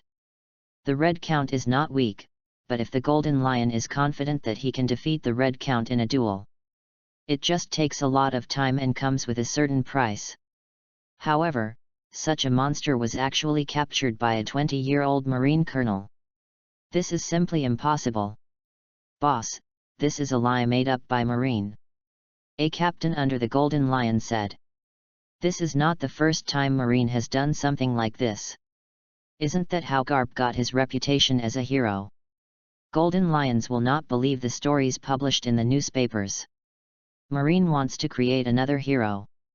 Marine didn't say how many casualties there were. Maybe Sora and Sengoku are helping. The pirate cotters in the hall, you said something, I said something, and each expressed the same opinion as the Golden Lion. Birds of a feather flock together and people divide into groups. Pirates who are willing to follow the Golden Lion have somewhat similar personalities. Moreover, they are extremely loyal to the Golden Lion and trust the Golden Lion's judgment. Ignore him, our target is Roger. The Golden Lion threw the newspaper aside and said disapprovingly. Office of the Commander-in-Chief of the G5 branch. Tuk tuk tuk. Victor knocked on the office door continuously. Come in. After hearing Nun's voice, Victor walked in. Nun motioned for Victor to sit down. Uncle Nun, I heard that you have something to ask me for. Victor sat down and asked. Nun handed the fax from his headquarters to Victor. He smiled and said, Congratulations, Major General Victor. Although Nun is usually a very serious person, he was happy from the bottom of his heart that Victor caught the Red Earl and was successfully promoted. Nun believes the Andersons would be proud of Victor, too. Victor took the fax and after reading it, a slight smile appeared on his face. Major General Marine. This was what he expected. At the same time, Victor was also appointed as the commander of the Special Forces directly under the headquarters. The Special Service Force of the G5 branch was renamed the Special Service Force directly under the headquarters. This is not only changing the name, but also increasing the authority. Although Nun is a lieutenant general, after changing his name, Nun is no longer able to command Victor. Now Victor is under the control of the headquarters, and to put it more bluntly, he is under the control of the General and Fleet Admiral. Nun said to Victor, Go and celebrate for a day. Yes. Victor saluted and turned to leave. Victor returned to the Secret Service camp. At this time, the Marines in the camp stopped what they were doing and became quiet. I have 3 things to announce now. Victor waved the fax in his hand and said to everyone. Eric, Kennard, and others all looked at Victor. Victor said, The first thing is that I was promoted to Major General of the headquarters, and the Special Forces became directly under the headquarters. After listening, Eric, Kennard, and others showed excited expressions on their faces. As the saying goes, when one person attains enlightenment, chickens and dogs ascend to heaven. Because being promoted to Major General means that Marine, who was the first to follow Victor, will have the opportunity to be promoted. The second thing. Victor raised his hand and stretched out 2 fingers, everyone will be promoted to 1 level. Eric and others were stunned for a moment, then shouted loudly. Long live Major General Victor! Long live Major General Victor! Long live Major General Victor! The cheers and shouts of less than 1,000 people resounded throughout the G5 branch. What are the Secret Service doing? I don't know. Go over and have a look. Some curious Marines came near the Special Forces camp. At this time, Victor clenched his fist. The moment Victor clenched his fist, the camp became quiet. Victor then said, "The third thing. The celebration starts tonight and I will be responsible for all expenses." Victor said calmly. "Long live Major General Victor! Long live Major General Victor! Long live Major General Victor!" Marine cheered again. "Right, Connor." At this time, Victor named Wright and Connor. Wright and Connor arrived at Victor's side. Victor patted the two of them on the shoulders and said, "Starting from today, you will be promoted to captains and temporarily serve as staff officers of the Special Forces." Wright and Connor were shocked. They were actually appointed captains directly. "Now I need you to do me a favor," Victor said to Wright and Connor. In the expectant eyes of Wright and Connor, Victor said, "Help me prepare the promotion list. No one can be left behind." "Yes." Wright and Connor nodded at the same time. Eric was promoted to Lieutenant Colonel, and Kennard was promoted to Lieutenant Colonel. Although the size of the Special Service Force has not been expanded, everyone has been promoted one level. A promotion means a raise. Who would struggle with better treatment? Especially Wright and Connor were appointed captains by Victor. Wright and Connor were directly promoted to captains after just a few months of internship this year. Why did others just move up a level? Isn't the reason why they call themselves senior to get closer to Victor? Eric, Kennard, and others also became more active. They need to have a closer relationship with Victor. In other words, they want Victor to see their loyalty. In this way, they can advance faster. The news that Victor was promoted to Major General quickly spread throughout the G5 branch. Although Sakaski, Porisalino, and others have also been promoted. However, they only moved up one level. Promoted from Major to Lieutenant Colonel. In terms of promotion speed, they are lagging behind Victor. Some of the military cadets who were interns at the same time as Wright and Connor are still sergeants and warrant officers. Look at Wright and Connor. They were directly promoted to captains by Victor. Moreover, Victor is already a Major General. He was promoted to Marine Major General at the age of 20, and even captured the Red Earl, who was difficult for even a general to deal with. The future is bright for Victor. Therefore, more and more officers, as well as the newly interned military cadets, became more alert and began to move closer to Victor. Only by following a strong man like Victor can you have a future. Chapter 23 Victor's Followers. South Blue, Port Leinster, Marine 191 Branch Base. Colonel Marta patrolled the port as usual. Merchants and travelers entering the port must pay taxes. It is normal to collect taxes because every country's seaport has to pay taxes. However, the port of Leinster still has to donate. The beneficiary of this free, public welfare donation is the Marine Foundation for Disabled Veterans.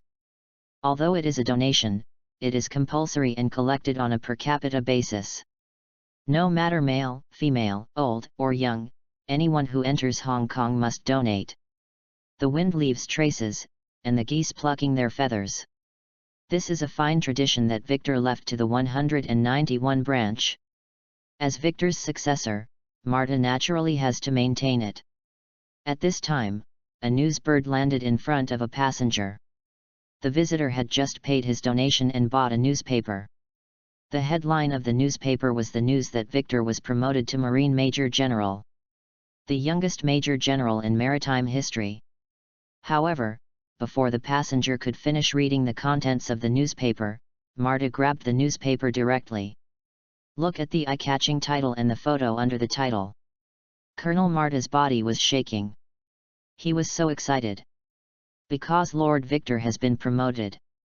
Marta believed that Victor would never forget him. This means he can continue to advance. G5 Branch Base, a temporary command post of the Special Forces directly under the headquarters. Victor wrote a letter in which he recommended Lieutenant Colonel Oren to the Warring States period and made Lieutenant Colonel Oren the commander of the 189th Branch. After the 189th Branch was completely wiped out, it has not yet replenished its personnel and restored its organizational structure. However, Victor saw news about the reconstruction of Wilhelmshaven today. I believe that the restoration of Branch 189 will be a matter of time. So, Victor recommended his former subordinates. Lieutenant Colonel Oren is also a member of Branch 191. After Lieutenant Colonel Marta was promoted to Colonel, Oren was also promoted to Lieutenant Colonel. In addition to Lieutenant Colonel Oren, the officers of the 191st Branch have also been promoted. Light. At this time, Victor shouted. In the office, Wright stood up. Victor said to Wright, "Send this letter to the headquarters." Yes. Wright nodded and immediately took the letter. Wright naturally saw the content of the letter. He admired Victor even more. Although he is now a major general in his headquarters, he still takes good care of his former subordinates. Connor is also in the office. He is studying the pirate's logbook and drawing navigation charts. This is his interest and hobby. Moreover, Victor told them that to become a qualified commander, they must be familiar with astronomy and geography. Bulo bulo. Bulo bulo. At this time, the phone bug on Victor's desk called. Victor picked up the phone. The phone bug imitated the voice of the Warring States period and said, "Victor, your special forces will be responsible for escorting the Red Earl." Yes. Victor nodded seriously. Marine Fando, Marine Headquarters. Warring States just put down the phone. At this time, Brigadier General Hill, the adjutant of the Warring States period, walked in. "General Warring States, this is the fax just sent by Major General Victor." Brigadier General Hill held the fax in his hand and placed it in front of Warring States. Sengoku glanced at the recommendation letter. A long list. Same as before. The recommended personnel are all Victor's former subordinates. The Warring States period has become accustomed to this. Later, Sengoku wrote agree on the recommendation letter and stamped it with his seal. The Warring States period will satisfy Victor's request. This is not an outrageous request. Victor wants to support his subordinates and make money, it doesn't matter. As long as Victor can obey the orders of the headquarters. Flaws do not cover up strengths. Porisalino was at the harbor, watching the Secret Service troops gather. Victor walked behind Porisalino. "I never thought we could act together." Porisalino, Sakaski, and others stood up straight and saluted at the same time. Victor is now a major general and the highest officer of this escort mission. "Let's go," Victor said to everyone. "Yes." Porisalino and others said in unison. Marines in the military port boarded 3 warships. This time, the G5 branch dispatched 2,000 Marines to assist in the escort mission. After arriving at the G1 branch, the Marine in the G5 branch will return the same way. "Be careful on the road," Lieutenant General Nunn said to Victor. Victor stood up straight and saluted Lieutenant General Nunn. Lieutenant General Nunn responded with a military salute. Subsequently, the Marine in the military port removed the gangway. 3 warships slowly sailed out of the G5 branch. Wilhelmshaven, Branch 189. Colonel Oren led a group of officers into the devastated 189th branch base. "Go and invite the nobles and wealthy businessmen," Oren said to Lieutenant Colonel Becky beside him. Lieutenant Colonel Becky smiled and said, "Go right away." Oren said proudly, "Tell them that if they are not present, they will never do business in Port Wilhelm in the future." "Hey hey!" The officers around him laughed out loud. They want to inherit Lord Victor's ideas and practices. You should make money as a Marine. Of course, it is also important to make money and protect local security. Under the governance of Lord Victor, the port of Leinster has been in good weather, and even thefts rarely occur. Port Wilhelmshaven used to be in a state of chaos under the governance of Colonel Malone. Therefore, Lord Victor's justice is correct. Evening. In the 189 branch base, hundreds of Marine soldiers forcibly recruited a group of people and cleared the branch base. At this time, a large number of tents were set up in a clean open space. Tables and chairs were placed in the tent. The invited nobles and wealthy businessmen have all taken their seats. Is everyone here? Colonel Oren asked. Lieutenant Colonel Becky replied, I just counted them and they are all here. Yes. Colonel Oren nodded with satisfaction, and then under the eyes of everyone, Colonel Oren looked to the sky and shouted loudly, Long live Lord Victor! Long live Lord Victor! Long live Lord Victor! Long live Lord Victor! At this time, the surrounding Marines shouted at the same time. The Marines brought by Oren are all veterans brought from the 191st branch. Although there were only 1,000 people, the momentum was terrifying. The nobles and wealthy businessmen present were all frightened by this scene. Everyone, after Lord Victor came to the port of Leinster last year, the security of the port of Leinster improved. All pirates who dared to attack the port of Leinster were hanged in the harbour. This year, if Lord Victor had not saved Port William, Port William would have been completely destroyed by the Black Pirates. Lord Victor is a god, protecting the safety of everyone here. Oren looked excited, which really scared everyone present. However, Becky and others are used to it. Not only did they not feel embarrassed, but they learned from Oren. Because Oren was promoted faster than Marta. Oren is a great flatterer. He is like a follower of Victor, serving the gods with the most pious heart. Therefore, Victor likes Oren very much and promotes Oren as an exception. Chapter 24 Meeting the Five Elders. Holy Land Marijoa, Pangu City, among the powers. 5 elders just received a survey. After reading the survey, the 5 elders all laughed. Victor is really different from what he appears to be. Victor's recommendation of Oren as the commander of the 189th branch also reached the ears of the 5 elders. After Oren took office, he immediately began to extort and threaten the merchants and nobles of Wilhelmshaven.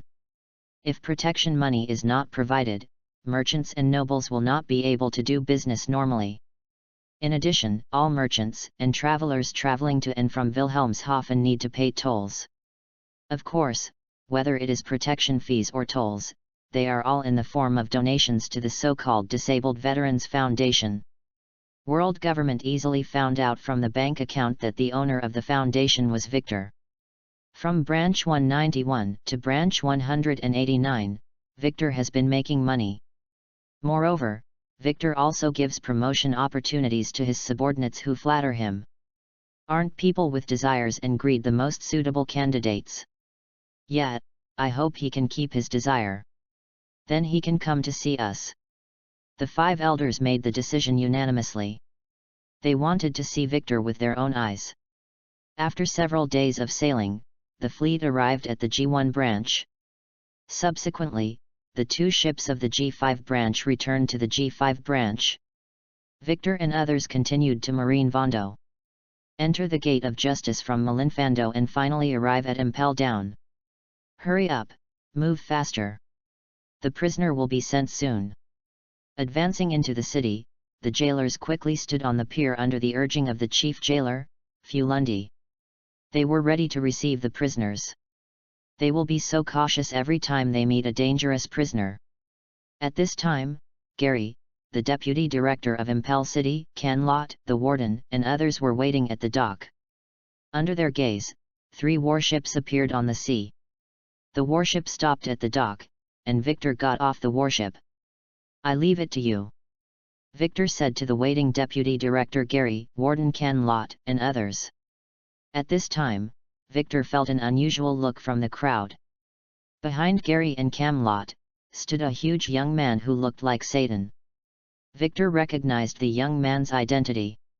It is Magellan, the director of Impel Down. Magellan stared at Victor. Magellan was still very young, he was only 19 years old. Today, Magellan is the deputy warden. However, Victor is only 1 year older than him and is now famous all over the world. Defeated the famous pirate at the age of 20. That's a villain that even General Marine can't deal with. Victor noticed Magellan's gaze. Cough cough cough. Gary glanced sideways, and then coughed deliberately to remind Magellan to pay attention to his performance. He will be the future of Impel Down. Victor looked at Magellan, smiled and said to Gary and others. At this time, the Red Earl was lifted off the warship and handed over to the jailer. After Gary and others confirmed the Red Earl's identity, they sent the Red Earl into Impel Down City. Then take the elevator and be sent directly to the Eternal Hell in LV6.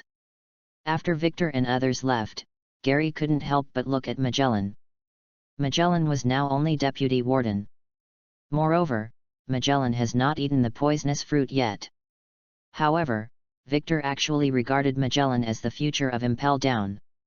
Gary felt that this matter needed to be reported to Director Ragnar. After handing over the prisoners, Victor returned to Malinfando. He believed that coming back this time would not only be to escort prisoners. Sure enough, when Victor got off the warship, there was a Marine Commodore waiting for him in the military port. This Marine Brigadier is called Sanis. After Sanis saw Victor, he immediately raised his hands in salute. Rear Admiral Victor, Fleet Admiral is waiting for you on the ship. Sanis said to Victor. Victor glanced at the warship not far away, then nodded and followed Commodore Sanis. Soon, Victor saw Sora and saluted Sora.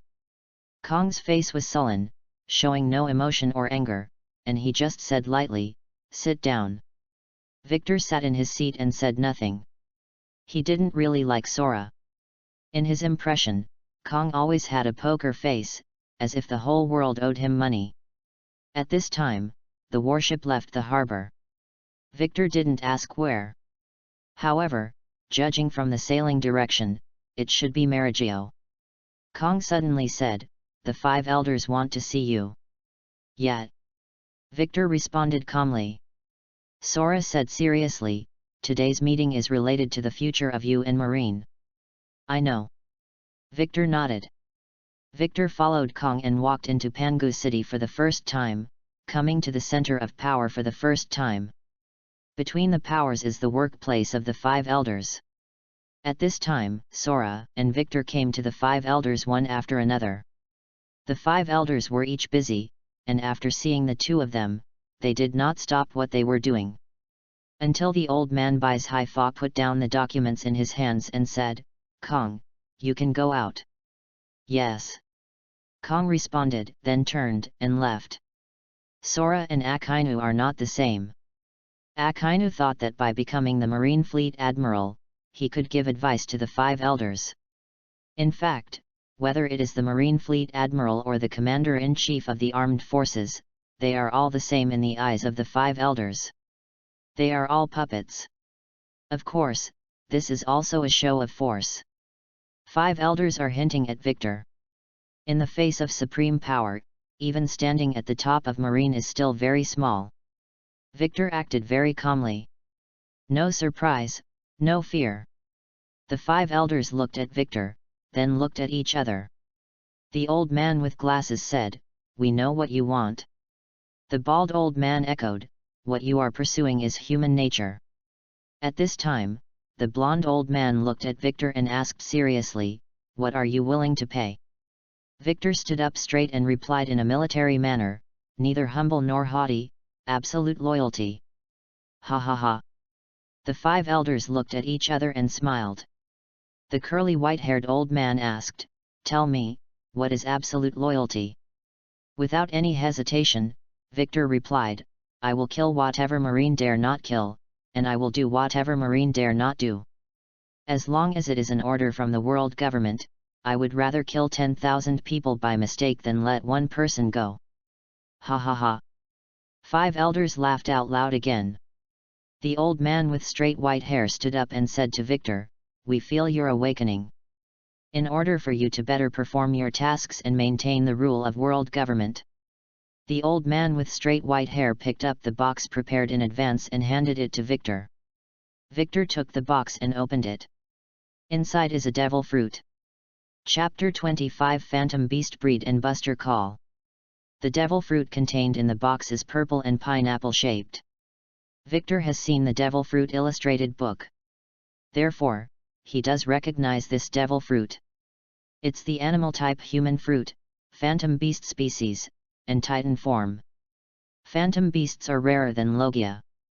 Furthermore, the animal devil fruit contains wool. Titan, that is the legendary Titan clan. At this time, the old man with straight white hair smiled and looked at Victor. It should suit your fighting style very well. Yes. Victor was satisfied. The old man with glasses said, eat it, and then use its power to your heart's content. While maintaining the authority of the world government, you can also get everything you want. Yet. Victor took a bite of the devil fruit in front of the 5 elders. It tastes really bad. The first time I swallowed it, I almost spit it out. However, after swallowing the devil fruit, a lot of information appeared in Victor's mind. The 5 elders looked at each other. This moment is just like that moment. They choose Victor now, just as they chose warring states in the past. Among the new generation of Marine, we need someone who is both wise and brave. Victor deserves development. Moreover, the 5 elders believe that Victor is controllable. Because whatever Victor wants, the world government can give him. After Victor left the power room, he met Sora in the corridor. Kong was talking to a bald old man. Although the old man is old, he is still strong, and the epaulets on his military uniform reveal his identity. Glenn is the current commander-in-chief of the army. Glenn is 86 years old this year, which is considered an advanced age. He has read countless people, and is the leader of his generation in both intelligence and strength. Glenn looked at Victor. Victor stood up straight and saluted Glenn, Commander-in-Chief. When I first saw you, you were only this big. Glenn made a gesture with his hand, and then said to Victor with a smile. Hey, I can't believe that so many years have passed in the blink of an eye. Glenn walked up to Victor and patted him on the shoulder. Anderson will be proud of you, the youngest major general in our Marine. After saying that, Glenn walked into the power room. We are going to meet the 5 elders. You can go back first. Sora said to Victor. Victor nodded and left Pangu City. Victor prepares to return to the New World. He has now gained greater power. In the world of One Piece, without the awakening ability of the animal-type fantasy beast species, it would be impossible to have a peak showdown in the later stages. Luffy's Nika form can restore his status to full. Kaido's awakening state is probably similar. Because the awakening ability of the animal system comes with the ability to restore the state. Now, what Victor needs is military merit and promotion to Marine General. He will become the youngest general in Marine history. However, before Victor could return to the New World, Sengoku assigned him a new mission. Buster Call. Victor was notified of Buster Call. The target is a country called Lotar. Buster Call is a brutal and inhumane attack that burns everything. It consists of 10 battleships, 5 lieutenant generals, 10 rear admirals, and 10,000 marines. This time, Victor was included. Naturally, there are also plans to train Victor. If Victor performs poorly on this mission, it will affect his future. Therefore, Victor naturally cannot show mercy. The fleet assembled in Marine Land.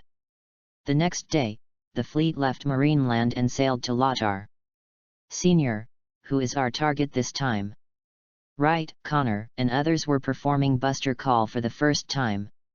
When they heard the name, they thought it was wind-resistant. Buster Call must be to defeat the devil. Of course, this is taken literally. Victor looked at Wright, Connor, and others, and suddenly said seriously, you have to remember one thing. Wright, Connor, and others listened carefully. Victor said to Wright, Connor, and others, you are soldiers, and you need to obey the orders of your superiors no matter when and where you are." "Yes." After hearing Victor's words, Wright and Connor both nodded. This sentence should be remembered for a lifetime. Victor patted the two of them on the shoulders and said, "The Kingdom of Lotar is a small island nation with a population of less than 1 million. Although the country is small, it was once a member of the world government. Later, because the island's resources were depleted and it was unable to pay the heavenly gold, it was forgotten by the world. However, such a forgotten small island country is facing catastrophe. At this time, 10 warships were parked off the coast of Lotar Kingdom. What is strange is that there is not a single ship in the Lotar Kingdom. Aren't there any fleets coming here to trade?" The gun jackets of the naval guns were torn off, and the muzzles were aimed at the towns on the island. "Fire!" The Warring States period issued the order to fire. Bang! Bang! Bang! 10 warships and hundreds of naval guns fired a salvo, and the shells fell on the island, immediately causing a sky-high fire. The shell fell into the town, destroying a house with one shot. The entire house was instantly engulfed in flames. The residents in the room didn't even have a chance to escape. At this time, Wright, Connor, and others used telescopes to observe the situation on the island. They saw people on the streets of the town who had nowhere to escape, each one being blown into pieces. These people all have one thing in common. Their bodies were very thin, and their skins were ulcerated, as if they were infected with some kind of disease. "Senior, they don't look like pirates or villains." Wright couldn't stand it any longer, so he turned to ask Victor. Victor smoked a cigarette and said calmly, "Do you remember what I told you before?" Wright nodded hard. Victor said, "We are soldiers, and the duty of soldiers is to execute orders." Connor clenched his fists and looked puzzled, "But why are we shelling civilians? Isn't Marines' justice about holding the strong and supporting the weak, punishing the evil and promoting the good?" Victor smiled and said, "Just execute the order." "Me?" Connor hesitated to speak. Victor was smoking, and he could feel someone watching him. Are they sent by the 5 elders? Is it testing his performance? If so, take a good look. Absolute loyalty. The shelling lasted for more than an hour. The entire island was burning, and the entire royal capital was in ruins. With such intensive bombardment, how many survivors will be left in the royal capital? At this time, the voice of the Warring States period sounded on the ship's broadcast, "Get ready to land, leaving no one behind." Victor looked at Eric, Kennard, Wright, Connor, and others. "After landing on the island, don't leave anyone alive, not even a mouse." "Yes." Eric, Kennard, and others were greatly shocked. "However, this is an order and must be executed." Chapter 26. He really didn't disappoint us. Under Victor's order, the special forces began to land. They have only one mission, and that is to kill everyone they meet, leaving no one alive. In the village closest to the beach, sporadic gunshots rang out at any time. If survivors are found, they are shot directly. At this time, a sailor named Omar discovered a cellar. The cellar door is closed. Omar opened the cellar door. When the light shone into the cellar, Amal could clearly see the faces of more than a dozen children. Each of these children was very thin and had purple-red abscesses on their faces, which looked scary. At the same time, Omar noticed that their eyes were full of fear, and they were all squeezing into the corner. "Anything found?" An ensign came outside the cellar and asked Omar. Omar turned around and reported, "Sir, there are many children inside." "Then execute them all." Ensign ordered with a frown. But, they are all children." Omar's hand holding the gun was shaking. He was asked to kill these sick children, how could he do it? Ensign ordered, "Obey orders." "Here, they are all children." Omar gritted his teeth, but he still couldn't bear to shoot. Let him risk his life to fight the pirates, and he will never look back. But let him kill sick children. If you can't do it, get out of the way. Ensign didn't have the patience to convince him, and then he ordered several sailors to take action. You are not allowed in. Omar stopped in front of the cellar and refused to let anyone pass. Catch him. Ensign lost patience. The surrounding Navy soldiers swarmed forward to capture Omar. However, Omar raised his gun as if to resist. Put the gun down. Omar. Are you crazy? The sailors did not expect that Omar would point his gun at his companions. At this time, Victor came over. What's wrong? Victor asked Ensign. When Ensign saw Victor, he immediately stood up straight and saluted with a military salute. Major General Victor, a child was found inside, but Seaman First Class Omar wants to stop the others. Victor came to Omar. When Omar saw Victor, his hand holding the gun was shaking.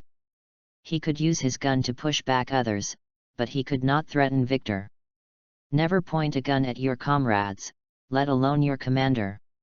Victor reached out and grabbed the rifle. He pulled gently and the rifle was in hand. Omar didn't dare to resist. Don't feel guilty. They are all infected with the virus. If it spreads outside, more people will die. Victor made up a random reason in front of everyone. Of course, his subordinates will think that the reason is provided by world government. I can help you transfer to other troops. Victor patted Omar on the shoulder and handed the rifle to the other sailors. Blow it up, Victor said to a sailor. Yes. The Marine threw explosives toward the cellar. Bang! The cellar was blown down. There can't be anyone alive inside. Omar stared at all this in stunned silence, then knelt on the ground. In a small alley in the town, Wright found a diary. The owner of the diary is a doctor who recorded a strange disease that broke out in the kingdom of Lotar. Anyone infected with the strange disease will have their skin ulcerated. The doctor investigated and found that it was a water source problem. The water source of Lotar kingdom is polluted. The source of pollution comes from mining areas. The minerals produced in the mining area used to be the main source of income for the Lotar kingdom. It was precisely because of the depletion of resources that the Readaloud kingdom was unable to pay the heavenly gold and lost the protection of the world government. Moreover, when the Lotar kingdom asked for help from the outside world, there were no doctors to help them. The entire country is controlled by the world government's army. All ships were destroyed. The entire country, nearly 1 million people, was quarantined. Wright handed the diary to Connor. After Connor quickly read it, he frowned and said, "It has something to do with world government." "That's why the buster call was issued," Wright said. "Leave it to the senior first." At this time, Wright said to Connor. Connor nodded. Immediately, Connor and Wright found Victor. They are responsible for clearing the east side and looking for survivors. Senior. Wright handed the diary to Victor and lowered his voice and said, "The world government is hiding the truth." After reading it, Victor threw the diary into the fire. Victor patted Wright on the shoulder. "Do you remember what I told you? Obey orders." Wright stood up straight and replied loudly, "Yeah." Victor continued walking forward. This scene was watched by someone from a distance. The nearly 1 million people in the Lotar kingdom were all killed by the buster call. However, no one will care about it. Because they have been forgotten by the world. Over the years, the world government has isolated the kingdom of Lotar, and no information can be transmitted to the outside world. Similar things exist in Free Fans, a country known as the White Town by the world. World governments have long deliberately concealed the toxicity of amber lead and its ability to accumulate toxins in the bodies of those who are exposed to it over time. As a result, the residents of Frivans all suffered from the plum disease, which made their skin abnormally pale, shortened their lifespan, and eventually caused the patient to die of airs. Moreover, because the world government deliberately ignored it, and neighboring countries mistakenly believed that lead disease was a terrible infectious disease, they successively implemented quarantine measures on Frivans and even killed infected Frivans residents. Mary Joa, Pangu City. Within the power room, the 5 elders were looking at CP0's report. According to CP0's monitoring, Victor's performance in Buster Call was excellent. Resolutely carry out the order, and transfer all soldiers who refuse to carry out the order away from the special forces. Any evidence that might harm the world government was destroyed by Victor. The old man with straight white hair smiled and said, "He really did not disappoint us. This is in line with our expectations." The old man with glasses said with a smile. The bald old man chuckled, "The youngest and most powerful general in marine history will be the new face of world government." The curly-haired old man said, "Indeed, he is much more reliable than Garp." At this time, the blond old man asked, "Should we transfer him to New World?" The bald old man said, "Let him accumulate more military merits. This is necessary and can also enhance his deterrence." The old man with straight white hair said, "Well, I think so too." Ha ha ha. The 5 elders looked at each other in tacit understanding. Victor is a sword they forged. Not only must you have strong strength, but you must also have terrifying prestige. Just like Garp, pirates will tremble when they hear Garp's name. Chapter 27 Zifa's Invitation. After executing the Buster Call, Victor and all the officers and soldiers of the Special Forces received a month's leave. The officers and soldiers of the Special Forces went to the Sabayati Islands as soon as possible. They are human beings and need indulgence. The Sabayati Islands are a perfect place for fun. Before all the officers and soldiers of the Secret Service set off, Victor took out 300 million belly out of his own pocket. This 300 million belly is enough for all the officers and soldiers to have a hearty meal. All officers and soldiers were naturally grateful for Victor's generosity. As for Victor, he has other things to do. On the first day after his vacation, Victor went to Marine Cemetery. Marine Cemetery is located in the southwest corner of Marine Land Town. The remains of Marine from the headquarters are buried here. Victor came to visit the graves of his parents in this life. He comes once a year. It's not out of filial piety. But he wanted others to see his filial piety. Victor brought the Andersons' favorite wine and desserts as offerings. Red date wine and chestnut cake. Victor laid out the sacrifices, and then sat quietly beside the tombstone, quietly. He would sit there all day. In this process, Marine will always see it. If someone wears a mask their whole life, that mask becomes someone's face. Victor has maintained this habit for 10 years.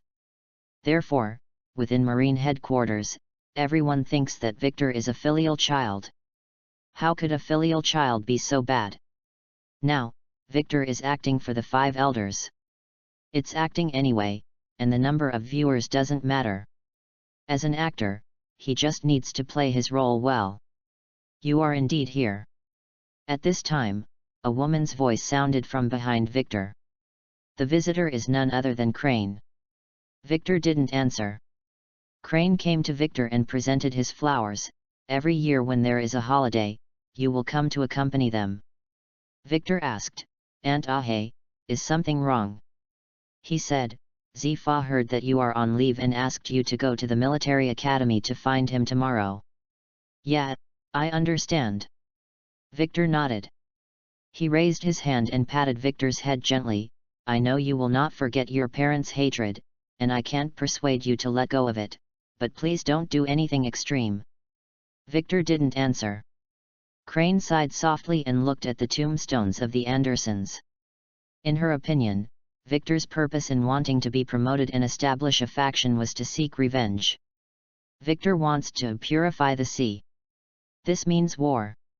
Therefore, she judged Victor to prepare for a future war. But Crane couldn't persuade Victor. Although she can activate her devil fruit ability to purify Victor's heart. However, she can't do this. Marine Military Academy, Marine Fando Town. When Victor walked into the military academy, he immediately attracted attention. When Victor was in school, he was a star on campus. Moreover, Zifa often mentioned Victor. Even the current marine physical training textbooks include Victor's 6 forms derivative techniques and 6 forms cultivation experience. On each book, there is not only Victor's name, but also Victor's photo. The holder of various military academy records. So far, it has not been surpassed. At this time, Zifa was on the high platform of the training ground, watching Victor walking step by step.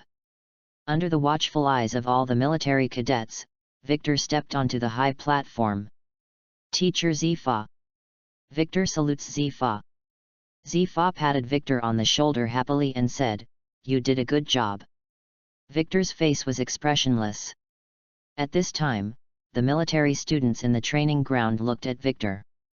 The eyes of most military students are filled with admiration. 2 years ago, Victor graduated from here, and now he is the brightest star in the department. The news that he defeated and captured the Red Earl alive has long been known to the world. Among the crowd, there was a young man with a turban on his head, looking at Victor. Kuzan. Zifa looked at the young man and called his name, "Come up." Now Kuzan is very energetic, not only talkative but also full of energy. He yearns for justice and yearns for life after graduation. Become an excellent sailor, punish evil and promote good, hoe the strong and help the weak. At the same time, Kuzan also idolized Garp. "Hello, senior." Kuzan was very curious about Victor. At only 20 years old, he became a major general in the Marine headquarters and captured the Red Earl. Victor said expressionlessly, "When you see your superior in the future, you must learn to salute." Major General Victor. Kuzan stood up straight and saluted again. At this time, Zifa said to Victor, "I specially invite you to come back today to give a speech. Tell them carefully how to exercise their body." Victor heard this and did not refuse. He knew that Zifa was also motivating students by doing this. Have the cadets target Victor. After all, not everyone has the talents of Victor, Sakaski, Porisalino, Kuzan, and others. However, Victor not only has talent, but he also practices hard. Physical training is divided into 3 chapters: primary, intermediate, and advanced. The primary is health preservation, strength training, and energy storage. Keeping in good health, as the name suggests, is to keep the body energetic through regular diet and sleep. Only with abundant energy can we maintain our high-intensity training throughout the day. Strength training is a daily exercise program. These teachers Zifa have taught you and will supervise you to make you stronger and enhance your strength and endurance. As for accumulating energy, it means keeping the improved power in the body. As we all know, our body is a container. Energy is stored in any part of our body. When we need it, we can mobilize it. Victor began to explain the basics of physical training. Every student present was listening carefully, including Kuzan. Although Kuzan admired Garp, he felt that the physical training methods taught by Victor, as well as the derivative skills of the 6 forms, were simply more subtle, better understood, and more practical than those learned in the military academy. Of course, Kuzan didn't feel that Zifa's teaching was not good. It's just that Victor's way of thinking is completely different from Zifa's. If you have seen the derivative skills of the 6 styles, you should remember a life return 8 gates Dungia gate of opening. Originally, our body control was controlled by the brain. The left brain controlled the right side of the body, and the right brain controlled the left side of the body. But when life is restored, we can freely control every part of the body, including hair and pores. Therefore, I figured out a way to release my brain control and completely concentrate my body's energy. This allowed me to exert all my speed and strength in a short period of time. Victor spoke very seriously, and the students at the training ground paid full attention, for fear of missing a word. Chapter 28 Momuzagi and the Tea Dolphin. Zifa arranged 3 speeches for Victor. The first 2 sessions are physical training and 6 style training respectively. The last show was Victor's personal talk show. When I was 10 years old, I lost my parents. My parents died at the hands of pirates for justice. Of course, it's not just me who has become an orphan, there are many, many people in the world. From that time on, I had a dream. Dream that the sea will become pure. There will be no pirates, no sin, and no killing. Every child can grow up healthy, happy, and carefree with the company of his parents. I know this is difficult, and I also know that it is difficult to achieve it with my own strength. But, I want to try to create such a pure sea with our hands. I also believe that there will be like-minded partners like me. Victor's voice is full of emotions, and his emotions are sincere and touching. On the training ground, every military cadet was moved by Victor. Zifa sighed secretly. Victor's dream, he knew it very early. Over the years, Victor has persisted. Zifa also asked Victor why he shared the physical skills he had learned and his cultivation experience so selflessly. Zifa will never forget Victor's answer to this day. If every marine could become stronger, there would be fewer tragedies on the ocean. Therefore, Zifa believes that everything Victor is doing now is based on justice and dreams. After Kuzan listened carefully, he admired Victor deeply. If it were him, it would be difficult to be the same as Victor. It's not that Kuzan is selfish and unwilling to share his cultivation experience, but because it requires patience. In Kuzan's eyes, Victor is indeed doing a great thing. The 3 speeches are over. Victor did not leave the military academy. Over the next week, Victor will receive counseling. If the juniors have any questions, they can ask him. Zifa also had the video of his speech recorded. He will share the images with every class of students. Now the character is complete. After leaving the military academy, Victor felt a sense of relief. In order to maintain his great image, he had to be an enthusiastic senior patiently. Every junior student who came to him for consultation, he would patiently answer their questions. He suddenly admired Song Jiang and Liu Bei.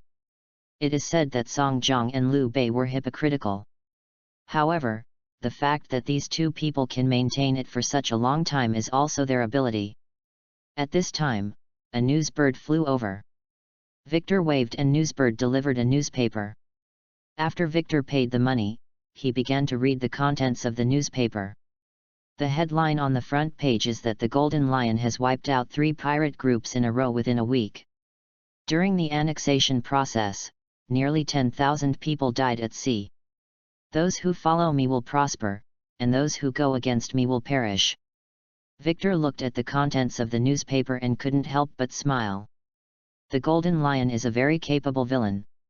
If I catch the Golden Lion, can I be directly promoted to Marine General?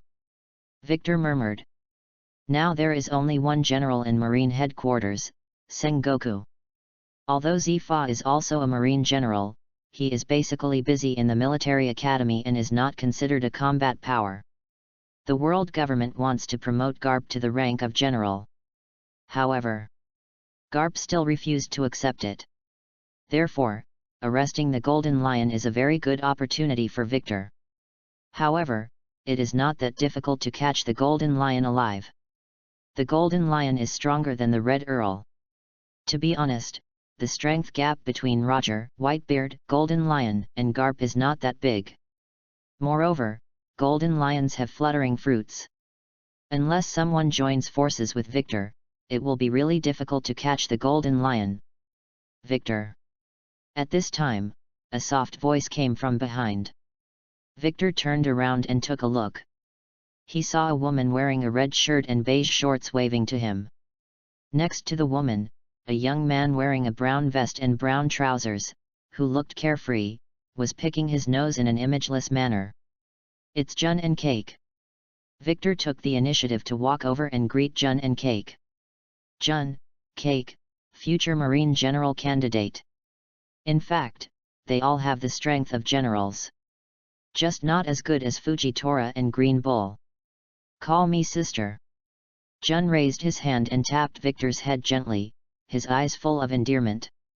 Jun is treated as a younger sister by Tsuru. During a mission, Tsuru brought Jun back and trained him into a marine. As a child, Victor received a lot of attention from Jun. She takes care of Victor like a sister. I really want to be knocked on the head by Jun. Jiaji was jealous from the side. However, Jun continued to ignore Cake. She held Victor's hand and said, "You have been promoted to Major General, and we haven't celebrated you yet. Then make up for it today." Victor said. "Hey, don't be so close," Jiaji reminded. Jun smiled and said, "Then let's go to the Sabayati Islands." "Yes." Victor nodded in agreement. Victor. Jiaji continued to feel unhappy beside him, but still no one paid any attention to him. Victor, Jun, and Keiki arrived at the Sabayati Islands. All three of them were wearing casual clothes. However, Victor and Jun's looks and figures easily attract attention. "He looks so familiar. I've seen him somewhere." "When you say that, I think I've seen it somewhere before." I remembered, it was Major General Victor. "Yes, it's him, Major General Victor who captured the Red Earl." Victor was recognized anyway. He is now considered a celebrity at sea and is a big shot on the front pages of newspapers. It is not surprising to be recognized. However, Victor's expression was very natural. He didn't feel nervous or uncomfortable at all. Even if there were thousands of eyes looking at him, he remained indifferent. At this time, there was a young man with grey-green hair in the crowd. He stole a woman's wallet while the crowd was not paying attention. When the boy was about to run away, Victor looked at him. The young man felt like he was locked. Before Victor could take action, Jiaji had already followed Victor's gaze, grabbed the young man first, and snatched the wallet back from the young man's hand. Cake thought he could show off in front of Jun. After being caught, the young man looked gloomy. Since he was 12 years old, he started stealing money because he had no money to eat. "So far, every time I was caught, I was beaten severely." Victor took the wallet and handed it to the confused woman. When the woman saw her wallet, she subconsciously touched her clothes and found that her wallet was gone. Thank you, Major General Victor," the woman said gratefully.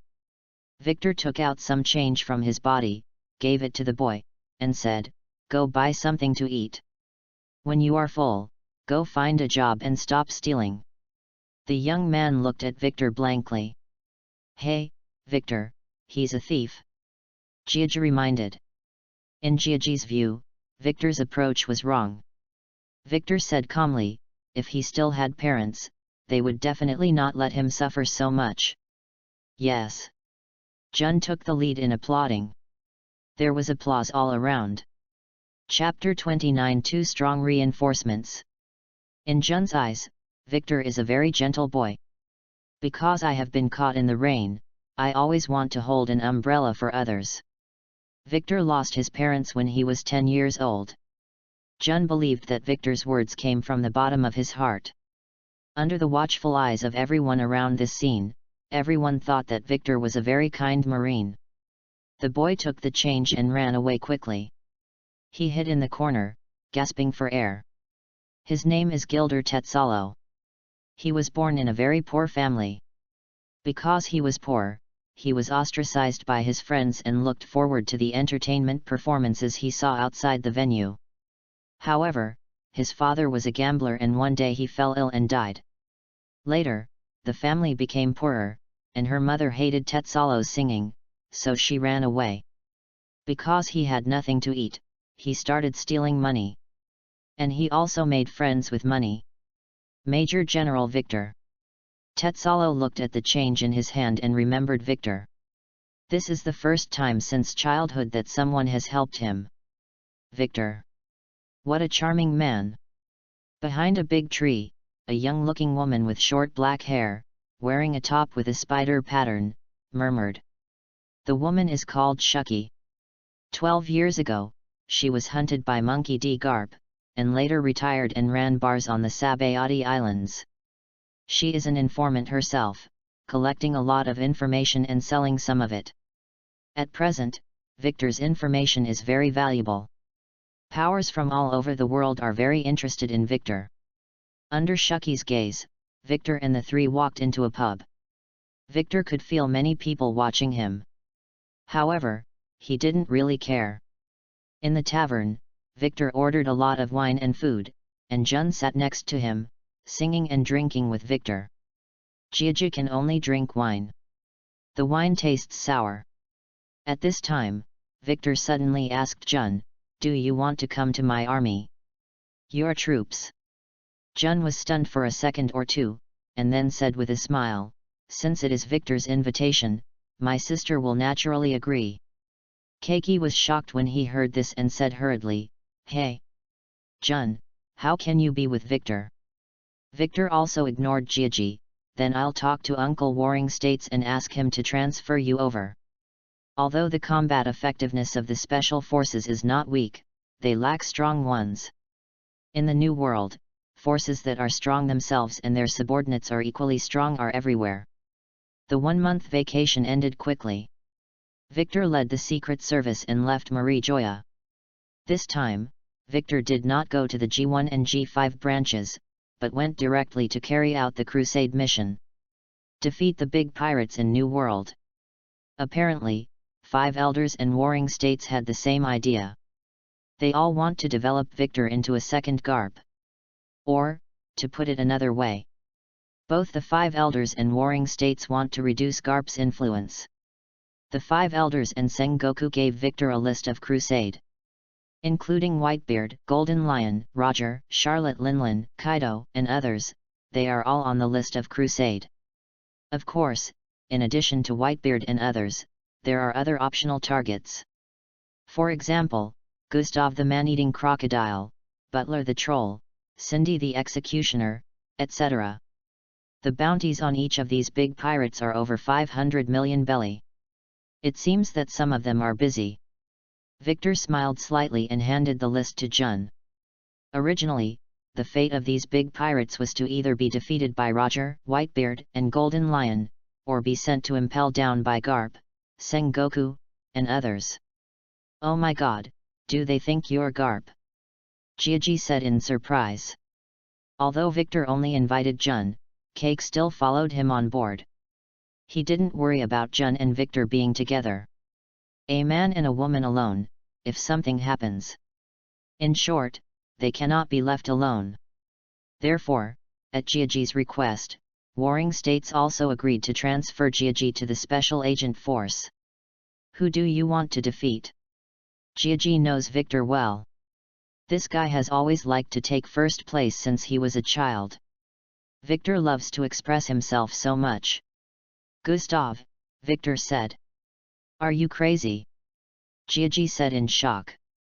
"Man-eating crocodile Gustav. The reward is 665 million baileys. Gustav is not only powerful, but also has the habit of cannibalism. Rumor has it that Gustav once ate people from a whole country when he was angry. They actually wanted to attack him, and they only brought special forces with them." After several days of sailing, the warship arrived at a desert island. Wright stood on the mast, observing with a telescope. He found several pirate ships parked in the harbor. On the masts of these pirate ships, there are pirate flags showing giant crocodiles opening their mouths and biting skeletons. Report: the pirate ship of the crocodile pirates has been spotted ahead. Wright quickly came to Victor. "Well, the Warring States General's information is really accurate." Victor also held a small box in his hand. The box contains a life card fragment. In the early years of the Warring States period, he sent people to infiltrate the giant crocodile pirates and became one of them. As long as Sengoku wants to take action against the giant crocodile pirates, he can deal with them at any time. Victor took out a cigarette, smoked it slowly, and then said, "Let's do it." "Yes." Wright immediately conveyed Victor's order. Subsequently, the warships began shelling. Bang! Bang! Bang! As the sound of cannons rang out, the shells fell towards the pirate ships in the bay with a whizzing sound in the air. "First sink the pirate ship so that the pirates cannot escape from here." The crocodile pirates naturally heard the sound of the cannon. The cotter in charge of standing guard immediately picked up the telescope and observed the sea. It's marine. Only one warship. After the cotter saw it clearly, he immediately shouted downwards. Hearing this, Gustav snorted coldly, "How dare you come to arrest me with just one warship? Boss, could it be Garp?" At this time, the white-bearded cotter next to Gustav asked. Gustav was stunned when he heard this. This possibility cannot be ruled out. Even if Garp comes, I won't be afraid of him. Gustav snorted coldly. He opened his mouth and exposed the fangs in his mouth. "I will chew Garp whole and then swallow it in my stomach." Gustav is 33 years old this year. Since his debut, he has encountered and played against Garp, Sengoku, Roger, Whitebeard and others many times. It's just that he hasn't been defeated yet. Because Gustav's devil fruit is a very rare animal-type crocodile fruit in the form of an ancient species of crocodile. Emperor Suchus was once one of the largest crocodiles. It had an extremely sensitive sense of smell and a huge mouth full of sharp teeth. Even a dinosaur could be in its mouth in an instant. Since Gustav's debut, countless opponents have been bitten and devoured by his huge mouth. Report. All 3 enemy ships are on fire. At this time, Connor reported the results to Victor. Yes. Victor nodded, and then continued to give orders, "Tell the brothers to prepare to land on the island and fight." Yes. Eric, Kennard, and others went to prepare. As the landing craft fell into the sea, the special forces prepared to attack the island. Victor looked at Jun and Cake. "Please take care of them." Jun hummed. "You don't need to tell me, I will do the same." Jiaji said unhappily, and then muttered in a low voice, "I hope nothing happens." Chapter 30 Support from 1,000 meters away. Victor steps on the moonwalk and soars into the air. His moonwalk is very fast, and every time he steps out, he is 100 meters away. Within a few moments, Victor's figure was already seen. Cake and Jun quickly appeared on the beach with their special forces. "Only these few people dare to attack us. Brothers, kill them all. Kill." A soldier is in a raging state, and a general is in a raging nest. Under the influence of Gustav for a long time, the pirates of the crocodile pirates are very cruel, and they are particularly bloodthirsty when fighting. At this time, with the encouragement of the cotters, the pirates rushed from the woods on the island to the beach. Bang! Bang! Bang! At this time, the naval guns on the warship began to bombard the woods. The shells fell into the woods, igniting the woods and blowing some unlucky ones into the sky. Rush over and get stuck with Marine. The pirates of New World have rich combat experience. They knew very well that Marine's guns were more accurate and more powerful than them. Therefore, only in close combat can their strength and numerical advantage be brought into play. Die! A sailor just raised the butt of his gun and knocked over a pirate. However, before he could replenish his gun, a sharp blade came from behind and pierced his chest. Gerald! When the sailor fell, he could still see the shouts of his companions. Poof! He opened his eyes wide and felt that his life force was rapidly draining away. Warm blood flowed out of his body and dyed the beach red. Pirates and Marines fell to the ground one after another. This is the fierce battle in New World. Keep formation, don't be surrounded and divided. Eric, Kennard, and others reminded loudly. Around them, dozens of pirates had been chopped down, and the knives in their hands were covered in blood. There is no justice and evil on the battlefield, only strength and weakness, life and death. The pungent smell of gunpowder smoke mixed with the fishy smell of blood and the body odor of sweat. The heartbeat was beating violently, and at this time, everything was extremely clear. Jun and Keiki are both master swordsmen in the headquarters. Jun held Jinbaluo and chopped down dozens of people in succession, and at the same time, saved more than 10 people. The number of pirates killed together was even greater. Victor really knows how to choose his opponents. Kaji muttered. If it were in the first half of the Grand Line, the pirates would have fled long ago. However, the pirates in New World are different. The pirates of New World are like bloodthirsty beasts. They will not be defeated until their leader is defeated. You seem very powerful. At this time, a swordsman with 2 swords rushed towards Jiaji. Jiaji glanced at it, then quickly slashed at the person with his sword. When the 3 knives slashed together hard, Jiaji's face became more disdainful. Sneak attack. As a swordsman, Jiaji disdains sneak attacks the most. He likes to defeat his opponents with dignity and dignity. I just want to take off your head. As for how, I don't care. The man licked his lips and looked at Jiaji provocatively. There are too many idiots like you. Regardless of Jiaji's carelessness, his strength can be ranked among the young and strong sect in this department. It's just that Jiaji doesn't have a strong desire for promotion. And he always causes trouble when getting along with the senior management of the headquarters. Otherwise, Jiaji would also be a major general now. Oh, then chop off my head.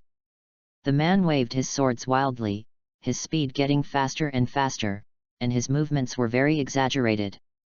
Mad Dog Johnson, the 4th member of the Crocodile Pirates, with a bounty of 150 million Baileys on his head. Boom! Just then, there was a loud noise. I saw dozens of sailors being blown away. Ha ha ha! I saw a tall giant with a black cannon in his left hand. Cannon Golding. Golding is over 16 meters tall, and his left hand is transformed into a cannon, while his right hand holds a giant sword. Golden, the 5th member of the Crocodile Pirates, has a bounty of 140 million Baileys on his head. Their cotters have appeared. Everyone, be careful. Jun opened his mouth to remind everyone. It's so beautiful. At this moment, a man holding a steel fork jumped up. The man's skin is dark blue, with brown Madara lines on his face, and his mouth is full of fangs. He is the Fishman Lowry, the 3rd member of the Crocodile Pirates, with a bounty of 190 million Baileys on his head. Lowry is about 5 meters tall, and the steel fork in his hand is nearly 7 meters long. However, the 7-meter steel fork was very agile in Lowry's hands. He stabbed Jun continuously, and Jun arrived with his sword. Ding ding ding! Every time the steel fork collides with the sword, sparks will fly up. Jun knew that Lowry was very strong, so she dealt with it with full concentration and did not dare to be distracted. Howl! Howl! At this time, a huge wolf howl came from the bushes. 2 human wolves, one black and one white, jumped out of the forest. They were about 3 meters tall. They slapped the sharp claws of their hands and smashed the pirate's head into pieces. Brother Werewolf! Wright stared at the werewolf rushing out and shouted loudly. There are 5 powerful leaders in the Crocodile Pirates. Among them, the 1st and 2nd ranked werewolf brothers. The elder brother is called Bogda and the younger brother is called Kinal. Bogda ate the animal type, canine fruit and coyote form, and Zinner ate the animal type, canine fruit and maned wolf form. At this time, the black coyote and the white maned wolf sneaked up on Marine's rear. They had been lying in ambush in the woods, waiting for the opportunity to make a sneak attack. Let me be your opponent. Eric waved the knife in his hand and rushed towards Bogda. Kennard also rushed towards Zinner. Is it just you? In his human wolf form, Bogda did a roundhouse kick and kicked Eric. Eric reacted quickly enough and dodged immediately. However, the next second, Bogda had already pounced. He opened his mouth wide and wanted to bite Eric. Eric slashed with his sword. Bite! The knife in Eric's hand was actually bitten by Bogda. Eric began to exert force, trying to pull out the knife. However, while Bogda shook the wolf's head, his right paw fiercely grabbed Eric. Eric's strength improved significantly under Victor's guidance. He quickly gave up the knife in his hand, and at the same time, he adjusted his breathing and controlled his body. Paper painting. Eric's body seemed to turn into a piece of paper, floating backward, avoiding the fatal claw. Not far away, Kennard's situation was even more dangerous. Kennard knew that his talent was very average. So he trained mainly in Lanjiao and Iron Block. His slash missed Zener. Zener circles around Kennard. In Kennard's blind spot, Zener jumped above Kennard's head. Kennard's body was shrouded in black shadow. The claws clawed hard at Kennard's head. If caught, Zener's claws would crush Kennard's head to pieces. At the critical moment, just heard a hiss. A huge boulder flew towards me. Before Chener could react, he was hit by a boulder. Boom! Zener fell to the ground, covered in blood. The stone came from that direction. It's Victor. Jiaji's eyes widened. He was just about to go to support, but he didn't expect Victor to be faster. It's just that he finds it incredible. Victor was actually able to provide support from 1,000 meters away. Chapter 31 The Power of Titans. An area thousands of meters away from the beach. The originally flat ground has become the surface of the moon. As far as the eye can see, there are potholes everywhere, the surface is cracked, and cracks can be seen everywhere, just like a doomsday scene. What are you doing? Gustav looked at Victor suspiciously. Just now, Victor suddenly threw a huge boulder in the direction of the beach. This puzzled Gustav. Victor didn't answer, and his domineering aura spread to the direction of the beach. He had just predicted that Jiajia would not be able to rescue Kennard, so he came to help. The Special Service Force is his basic base, the combat power he can use, and will be his team in the headquarters in the future. Victor didn't want to lose too much combat power. Boy, although you are strong, don't underestimate me. Gustav had just fought several moves with Victor. Victor is very powerful, very fast, and his weapons are domineering and tough. Incredible. Victor is only 20 years old. Oh. Victor responded calmly. Not even Roger or Whitebeard would dare to despise me like that. At this time, Gustav's body began to change. His skin turned grey, as if there was a thick layer of plaster attached to his skin. Gustav's head turned into a crocodile's head, and a thick tail grew from the spine. When Victor looked at the giant crocodile that was over 50 meters in front of him, his expression was very calm. He has already read Gustav's information. In the form of crocodile, Gustav has a super terrifying bite force. Even a warship will be easily bitten into pieces by him. Of course, this is not the most terrifying thing. Emperor Crocodile is covered in armor. Bone plates growing in the skin make their skin difficult to pierce. In addition, there is the terrifying vitality and resilience of Emperor Crocodile. Emperor crocodiles can survive without eating for long periods of time. Moreover, they have 4 atria. When hunting, the powerful heart can deliver large amounts of oxygen-rich blood to the tail and head, enhancing their explosive power. With this devil fruit, Gustav challenges the strong everywhere in the New World. Gustav, who transformed into Emperor Crocodile, swung his tail. The thick tail swept across, and a hillside dozens of meters high was shattered. He is showing off his power after transformation.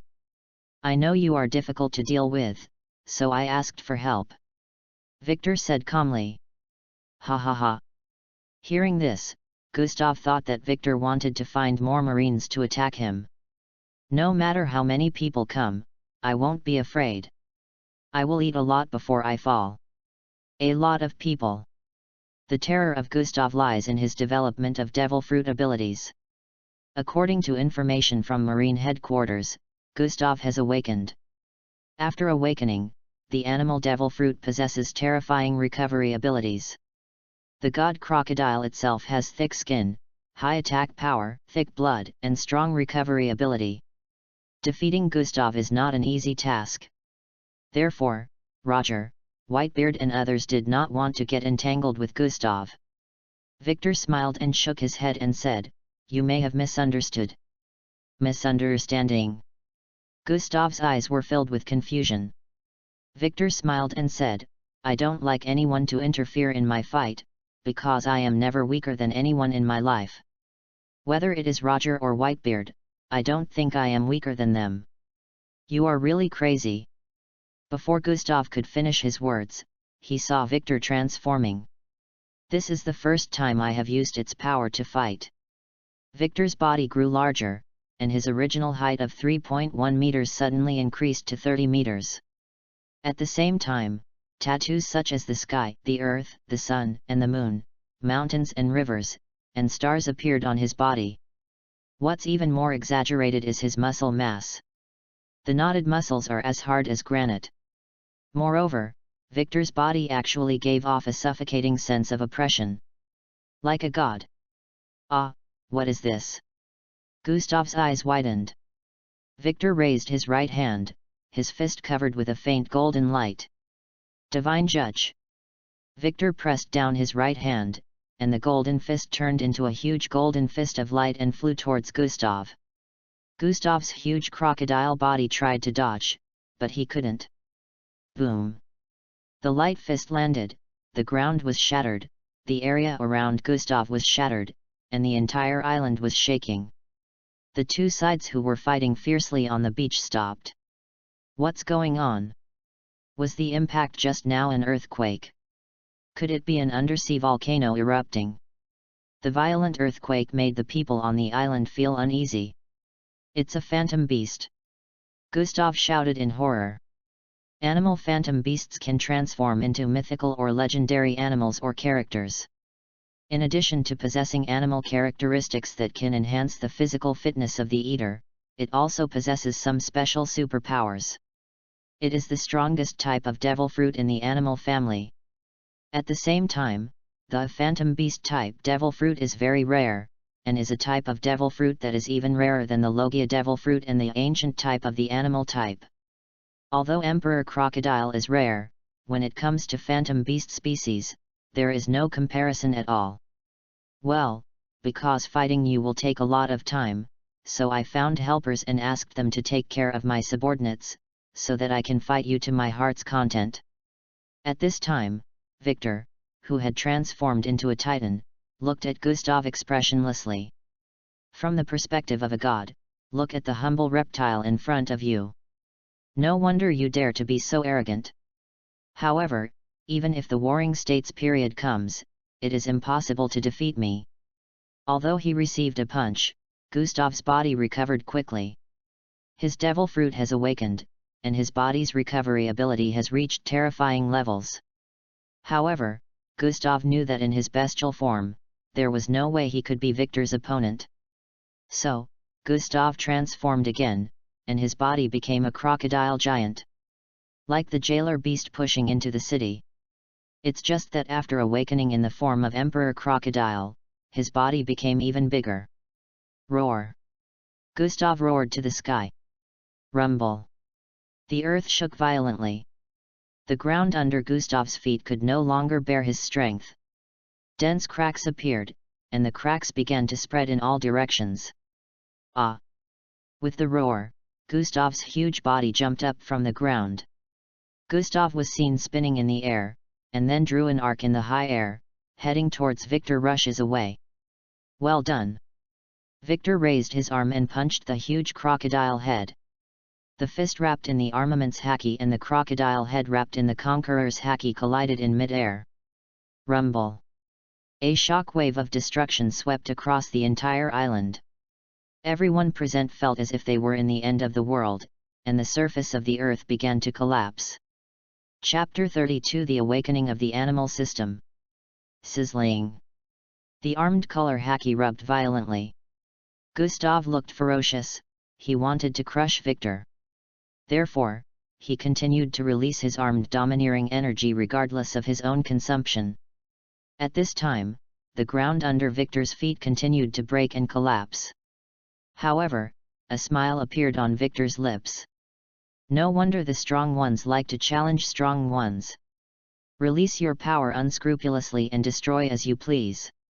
This feeling is simply wonderful. As the two separated, a landslide several kilometers in diameter appeared in the area where they were. Nowhere in the landslide area is flat. However, the two separated for less than a second, each fiercely pounced on each other. Both are over 30 meters tall. Bang! Bang! Bang! The two punches were faster and heavier than the last. The fists collided hard together, and the resulting air explosions and sound waves continued to destroy the surrounding environment. However, anyone who is not blind can see that Victor has the advantage. Although his body size has increased, Victor's fighting skills are still superb. Gustav was hit in the head and ribs with heavy punches continuously. On the other hand, Victor was almost never hit by Gustav. As one goes and the other goes, Gustav's physical energy consumption is even greater. Sure enough. More than 10 minutes later, Gustav was out of breath and his body was continuously injured, causing him to consume more energy to recover from his injuries. Do I need to give you more time to recover? Victor did not continue the attack, but asked Gustav. It seems to be polite, but it is actually contempt. Gustav gritted his teeth, clenched his fists with both hands, and wrapped his fists with domineering aura. Ha ha ha! You despise me again and again. Boy, congratulations, I will eat you. Gustav gritted his teeth, anger, fighting spirit, and murderous intent burst out at the same time, and at the same time, his eyes glowed red. It's Conqueror's dominance. Conqueror's dominance is released. As Conqueror's domineering power spread, the black lightning like Conqueror's domineering power made the sky darken. All the insects, snakes, birds, and beasts on the island were hiding in their caves, shivering and feeling uneasy. Although Conqueror's domineering is a king's qualification, only one person among millions has it. But this is the new world. A strong person who can come to the new world and dominate the new world cannot be a mediocre person. As Shukrakdal said, in this ocean, there are countless silver medal players who hate themselves simply because they cannot defeat Whitebeard and Roger. At this time, Gustav decided to kill Victor at any cost. He is the king of the sea. The king's anger is not something that ordinary people can bear. On the island, everyone, whether they were marines or pirates, felt extremely uneasy under the pressure of Gustav's Conqueror's domineering power. Victor. Jun looked in Victor's direction worriedly. The Titan in the distance remained motionless, not affected by Gustav at all.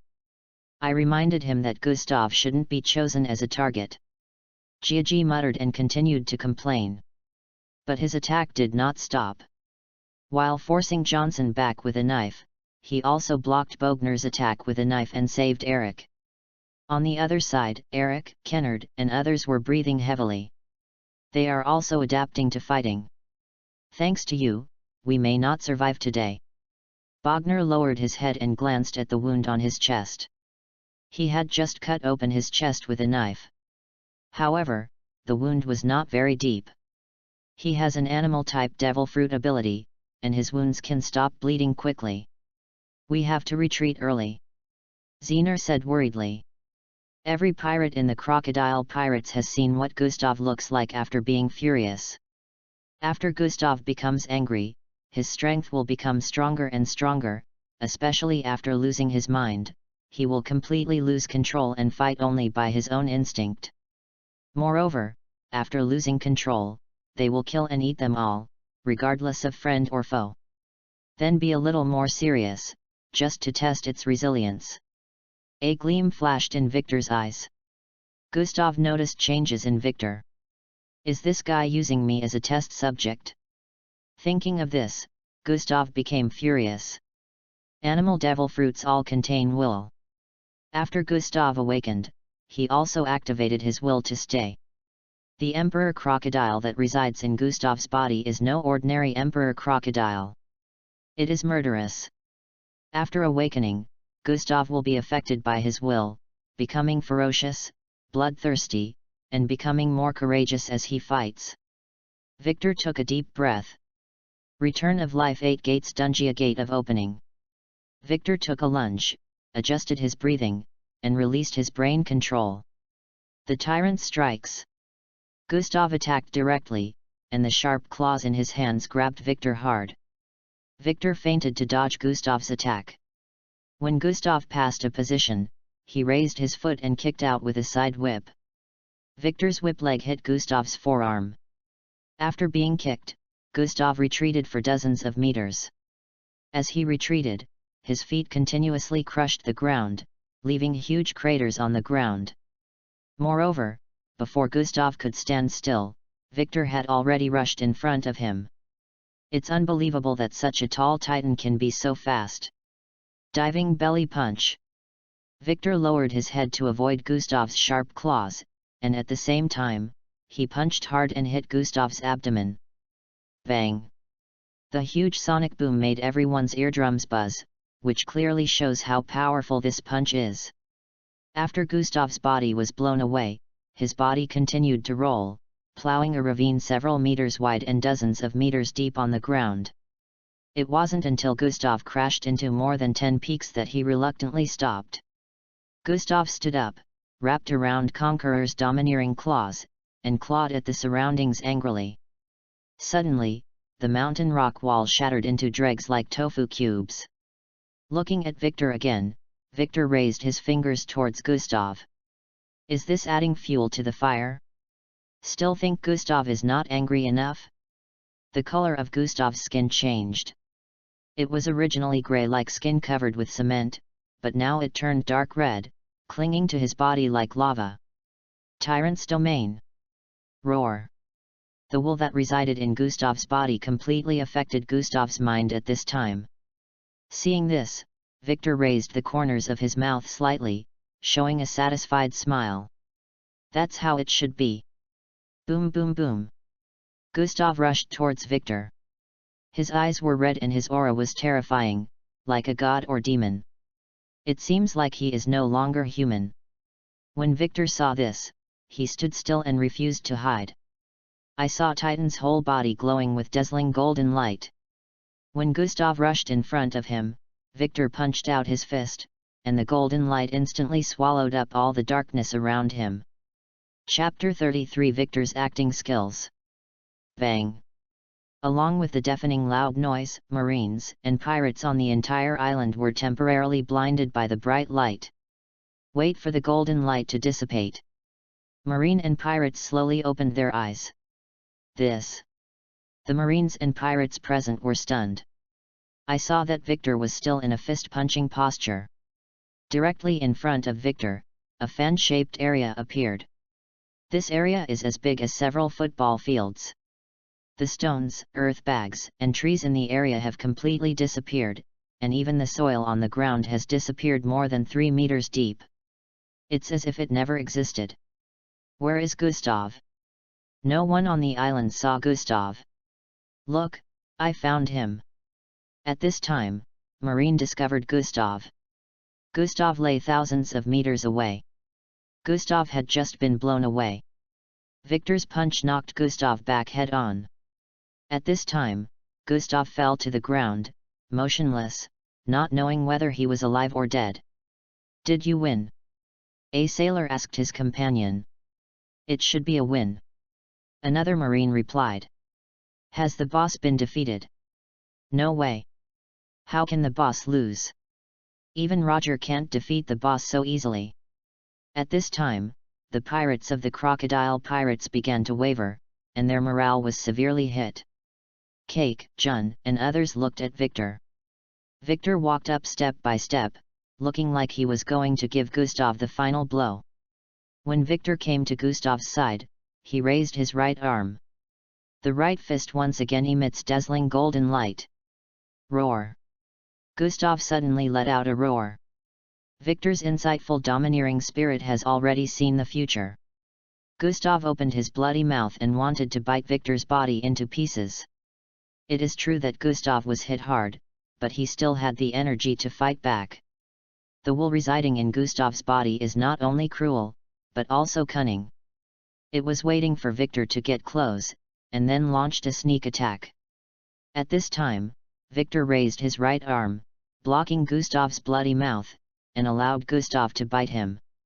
Gustav's teeth are wrapped with armed color domineering. However, Victor is covered with armed and domineering skin, like a diamond. No matter how hard he tried, he couldn't open a hole. "Do you know why Roger and Whitebeard don't provoke you?" Victor said calmly. Gustav didn't react at all. He was now completely driven by will and instinct. "Because it's such a waste of time." Victor raised his right arm and threw it heavily to the ground. Gustav's body fell to the ground. Boom! Like a drumstick hitting a drumhead. The entire island was like an earthquake, with dozens of thousands of meters long and bottomless cracks appearing on the ground. Boom! Boom! Boom! Then, Victor raised his fist. The left fist hit Gustav hard. 1 punch, 2 punches, 3 punches. Every punch hit Gustav firmly on the head. And Gustav bit Victor's body and refused to let go. After firing hundreds of punches in a row, Gustav then lost consciousness. This time, Gustav finally stopped moving. "It's finally over." Victor breathed a sigh of relief and released the life return. When he returned to his normal state, Victor clearly felt tired. Life return 8 gates Dungia gate of opening puts a heavy load on the body. In addition, the battle between Victor and Gustav took too long. Dong dong dong. The heartbeat was beating violently. The beating frequency is definitely more than 5,000 times per minute. Fortunately, he ate phantom beast species, and his physical strength was greatly enhanced. "Although I feel tired, I can continue to fight." However, he has to show fatigue to prove that he has consumed a lot. At this time, Victor turned around and raised Gustav's body above his head. "Long live Lord Victor! Long live Lord Victor! Long live Lord Victor!" All the Marines in the Special Forces shouted. Bogda, Kinal, and others looked desperate. Victor ordered, "Destroy all the pirates!" "Oh!" The Marines cheered and shouted at the same time, but some of them noticed that Victor's chest was heaving violently, obviously very tired. Marine Fando, Marine Headquarters. Warring States' desktop was filled with Xiao Shangjiao's documents. Now he is the only general in the headquarters. Therefore, his workload is very heavy. Bulu bulu. Bulu bulu. At this time, the phone bug on the desktop was calling. Sengoku picked up the phone's receiver.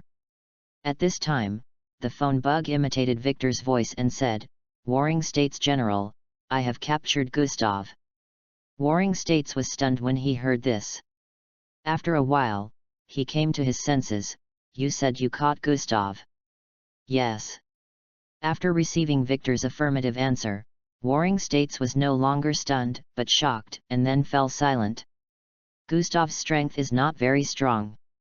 However, on the sea, absolutely no pirate group is willing to meet Gustav.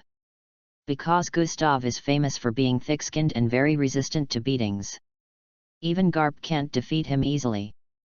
Moreover, the worse Gustav is beaten, the angrier he will be and his destructive power will increase accordingly. Marine once tried to capture Gustav, but ended up losing his troops.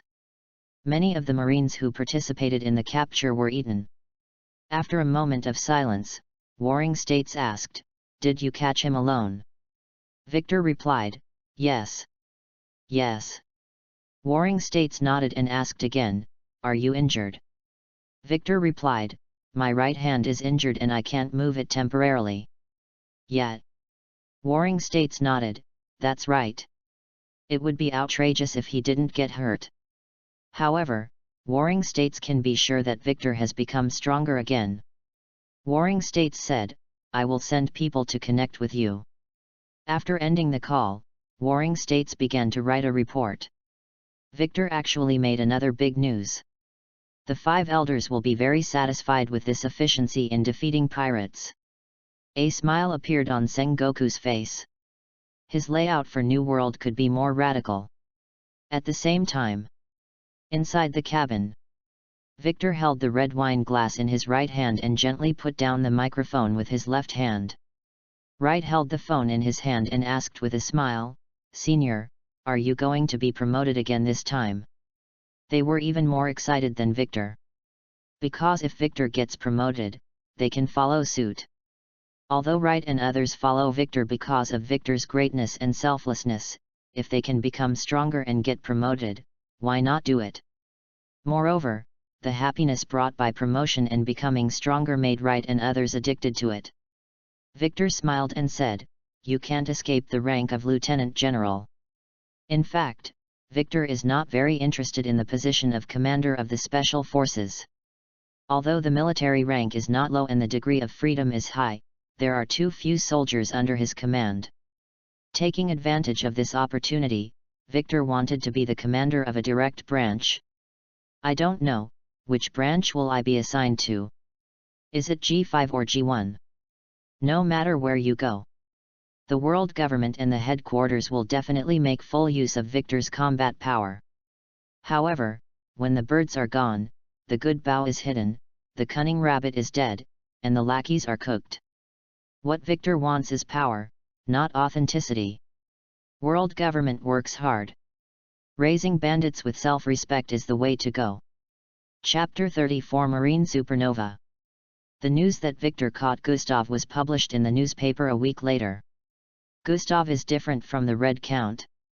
The Red Earl did not kill innocent people indiscriminately. And Gustav has destroyed many countries, and he has really eaten a lot of people. In the grand line, if a child doesn't stop crying, the adults only need to say, "Gustav will eat the crying child." Soon, the child stopped crying. Therefore, when newspapers follow the newsbirds, they fly to all parts of the world. The news that Victor caught Gustav this time shocked the whole world. Golden Jackson. Rayleigh waved to the newsbird. The newsbird landed on the side of the ship.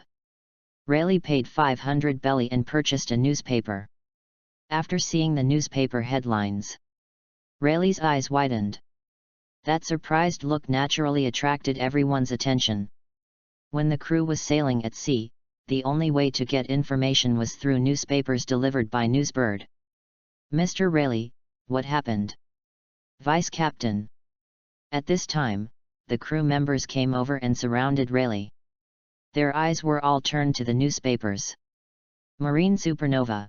Major General Victor captured the man-eating crocodile Gustav alive and wiped out the giant crocodile pirates. Is this guy so strong? Didn't he just capture the Red Earl not long ago? Marine is really a great guy. Is he really only 20 years old? I hope I don't meet him, otherwise it will be very troublesome.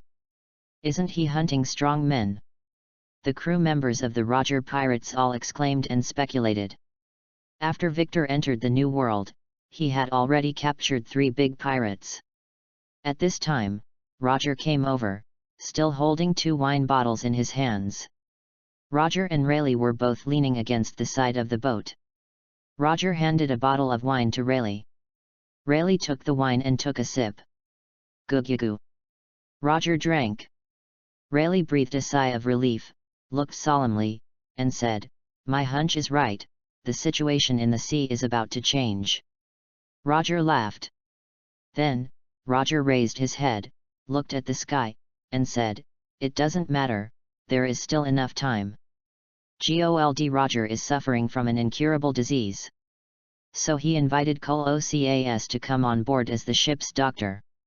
In order to find the whereabouts of the Lombard pirates, Kobo agreed to Roger's invitation. And what he meant was that Victor would not affect his plan. Kurikas came over and examined Roger. Bullet looked on, frowning. Moby Dick.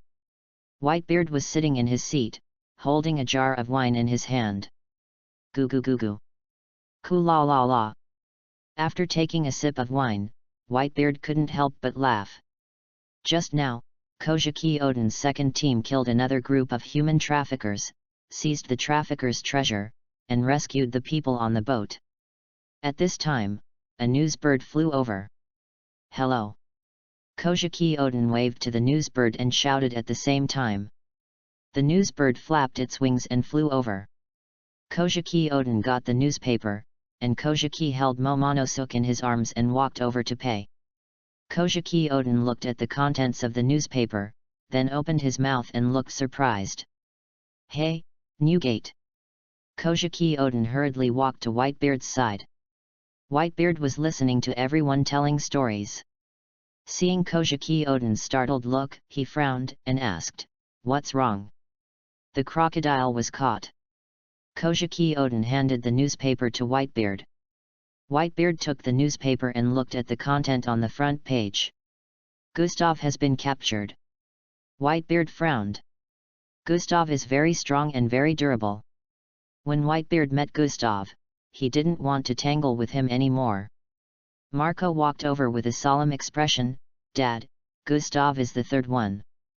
Thatch came over and said worriedly, "Does this guy named Victor want to capture all the big pirates in the New World?"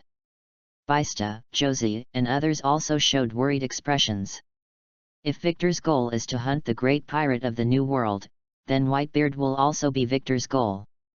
Whitebeard saw worried looks in his son's eyes, so he smiled and said, "Don't worry, as long as you don't conflict with Marine, you'll be fine." 10,000 Kingdoms, Cake Island. In the Cake Castle, Charlotte Linlin just finished reading today's newspaper. Sparrow, Defu, Irving, and others all had worried expressions on their faces. Since Victor entered the New World, 3 big pirates have been arrested. Victor's ability to capture 3 big pirates proves that he is not weak, and it is not an accident. Who will be his target next? Whitebeard? Roger? Golden Lion? Or them? Katakuri crossed his arms across his chest and remained silent. He had fought against Gustav, although the time was short, but he was certain that Gustav's strength was superior to him. Mama, Charlotte Linlin said coldly, "What are you afraid of?" "Just a Marine." Charlotte Linlin burned the newspaper in her hand directly. "Linlin is right," Longbread said with a straight face. As one of the founders of the Big Mom Pirates, he is qualified to remind everyone, even if Victor is the same as Garp, there is no need to be afraid. Linlin is invincible. Baguette shouted. "Yes, Mom is invincible. Mom is invincible." In the main hall, the teenage boys and girls all spoke in agreement. Mama, Charlotte Linlin said with a sullen face, "However, I have to admit that Marine is changing the pattern of New World little by little. In the past, Marine's presence in New World was not very high. Especially the era of rocks. However, the appearance of Victor changed the current situation. Victor is not Garp, but he is more threatening than Garp." Beast Island. Kaido also got the news that Victor captured Gustav from the newspaper. Yin's face was covered with a mask, and the expression on his face could not be seen clearly. At this time, Yin said to Kaido, "Would you like to change places? A fixed site means Marine can come directly to your door."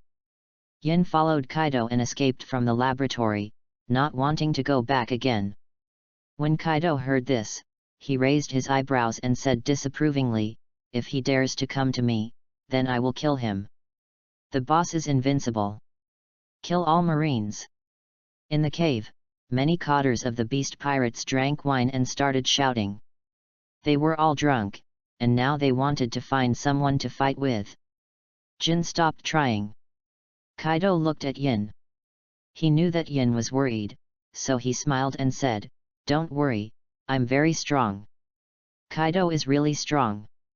However, Victor's hunting behavior is disturbing.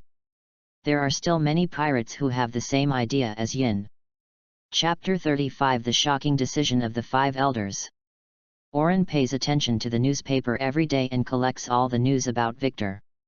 Of course, Oren did not miss any of the tasks assigned to him by Victor. However, Oren's target is not just the commander of the 189th branch. Oren also wanted a higher position of power. If subordinates want to climb up, they need to master 2 cores. One is loyalty, the other is performance. These 2 cores are indispensable. Oren was very knowledgeable and asked his subordinates to recite Victor's teachings every day. Every day during school drills, he had to shout "Long live Victor" to portray himself as a fanatical admirer of Victor. This performance earned him the respect of Victor. However, this is not enough. His main task now is to get money for Victor. Moreover, the income from Port William can no longer satisfy Oren. Oren set his sights on the neighboring kingdom of Arthur. The kingdom of Arthur is very wealthy. The great nobles there own thousands of slaves, countless cattle and sheep, and a large amount of minerals. However, the kingdom of Arthur is a member of the world government, and Oren cannot directly rip it off. Need an excuse. But what excuse should I use? Oren racked his brains. Oren learned everything from Victor. Moreover, what he learned was still superficial. Victor is doing great. In the eyes of 5 elders, the investment in Victor has achieved excess returns. Build Victor into Marine's supernova to maximize Victor's deterrence. Now all the forces in the world must be paying attention to Victor's name. Some forces even began to fear Victor's existence. That's enough. So, 5 elders made a surprising decision. Sengoku came to Fleet Admiral's office. On the empty desk, there is a document. Let's take a look first. Sora handed the document to Sengoku.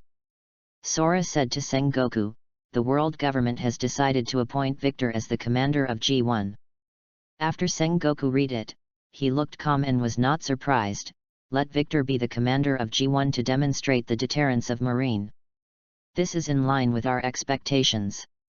Kong sighed with emotion. Yes, Victor's growth rate, no, it's the surprises he brings to the world. There are too many. The 3 heroes of the same class are known as the 3 monsters, Victor, Sakazuki, and Porosalino. Now, Victor has left Sakazuki and Porosalino far behind. At the same time, Victor captured 3 big pirates and became Marine's most dazzling supernova, shocking the world. Strike while the iron is hot and upgrade Victor's military rank to Lieutenant General. The youngest Lieutenant General in Marine history. Dressrosa, Arena. King Liku entertained Victor with the grandest etiquette, and at the same time, held the most exciting duel competition. After Victor handed Gustav to Lieutenant General Nun, he went to Dressrosa for a vacation. Dressrosa has warm sunshine, all kinds of delicious food, and warm and hot beauties. Very suitable for vacation. Bulu bulu. Bulu bulu. When the phone bug calls, Wright hands the phone bug to Victor. King Rika glanced at Victor secretly. Victor stretched out his hand and picked up the phone.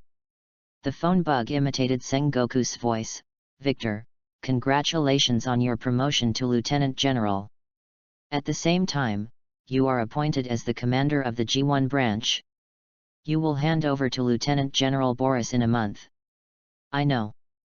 Victor put down the phone with an expressionless expression. Jun and Cake looked at Victor. Jiaji muttered, you actually became the commander of G1. Jun smiled and said to Victor, Victor, congratulations. Congratulations to Lieutenant General Victor. King Liku, his wife, and the ministers of Dressrosa also congratulated in unison. At this time, Eric, Kennard, Wright, Connor, and others were all very excited. Because Victor was promoted to the commander of the G1 branch, it meant that they had another chance to be promoted. A few days later. Sabayati Islands. When the latest newspapers were posted on the bulletin board, it was the same as usual at first. Oh my god, I got promoted again. Didn't he just get promoted to Major General? Not just a Lieutenant General, but a commander. Oh my god, those are 10,000 elite Marines. More and more people are watching the excitement. Not long ago, Victor captured Gustav and eliminated a demon from the world. Therefore, Victor's reputation is very high. As a Marine supernova, it took less than a year to go from Colonel to Lieutenant General. At this time, in Shucky's rip-off bar. Shucky is also reading the newspaper. Marine is really trying to create a second Garp. Shucky murmured, I hope you don't meet him. She also has someone she cares about, and that person is now the common target of Marine and pirates. Newspapers spread all over the world.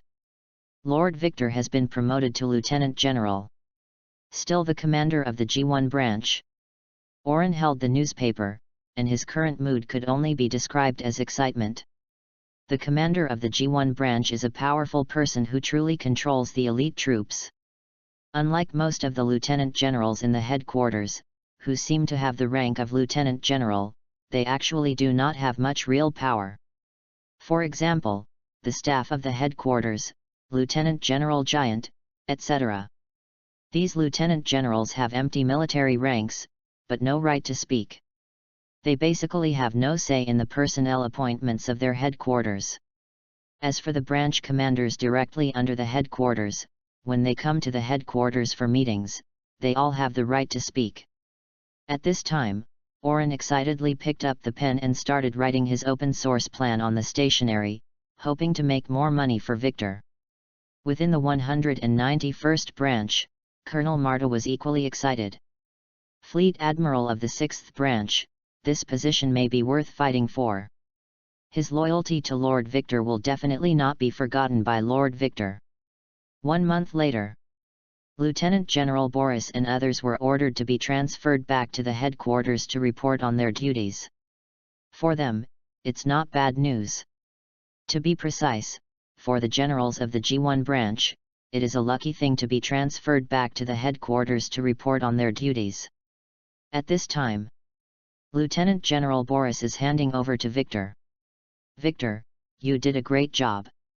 Lieutenant General Boris was very pleased and held Victor's shoulders with his hands.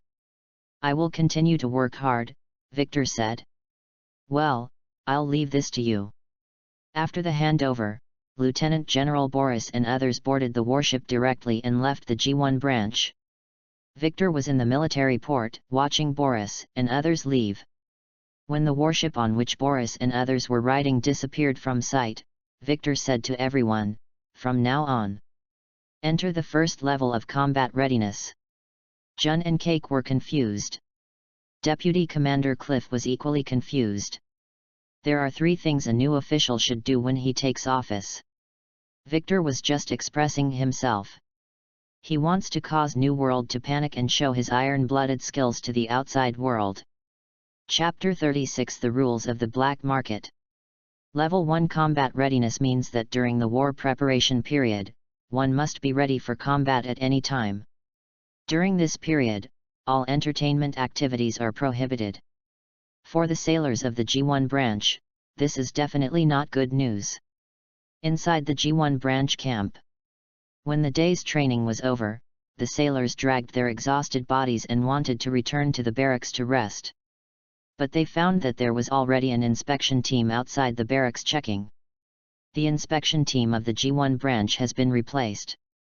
Victor switched from the Secret Service to the Inspectorate.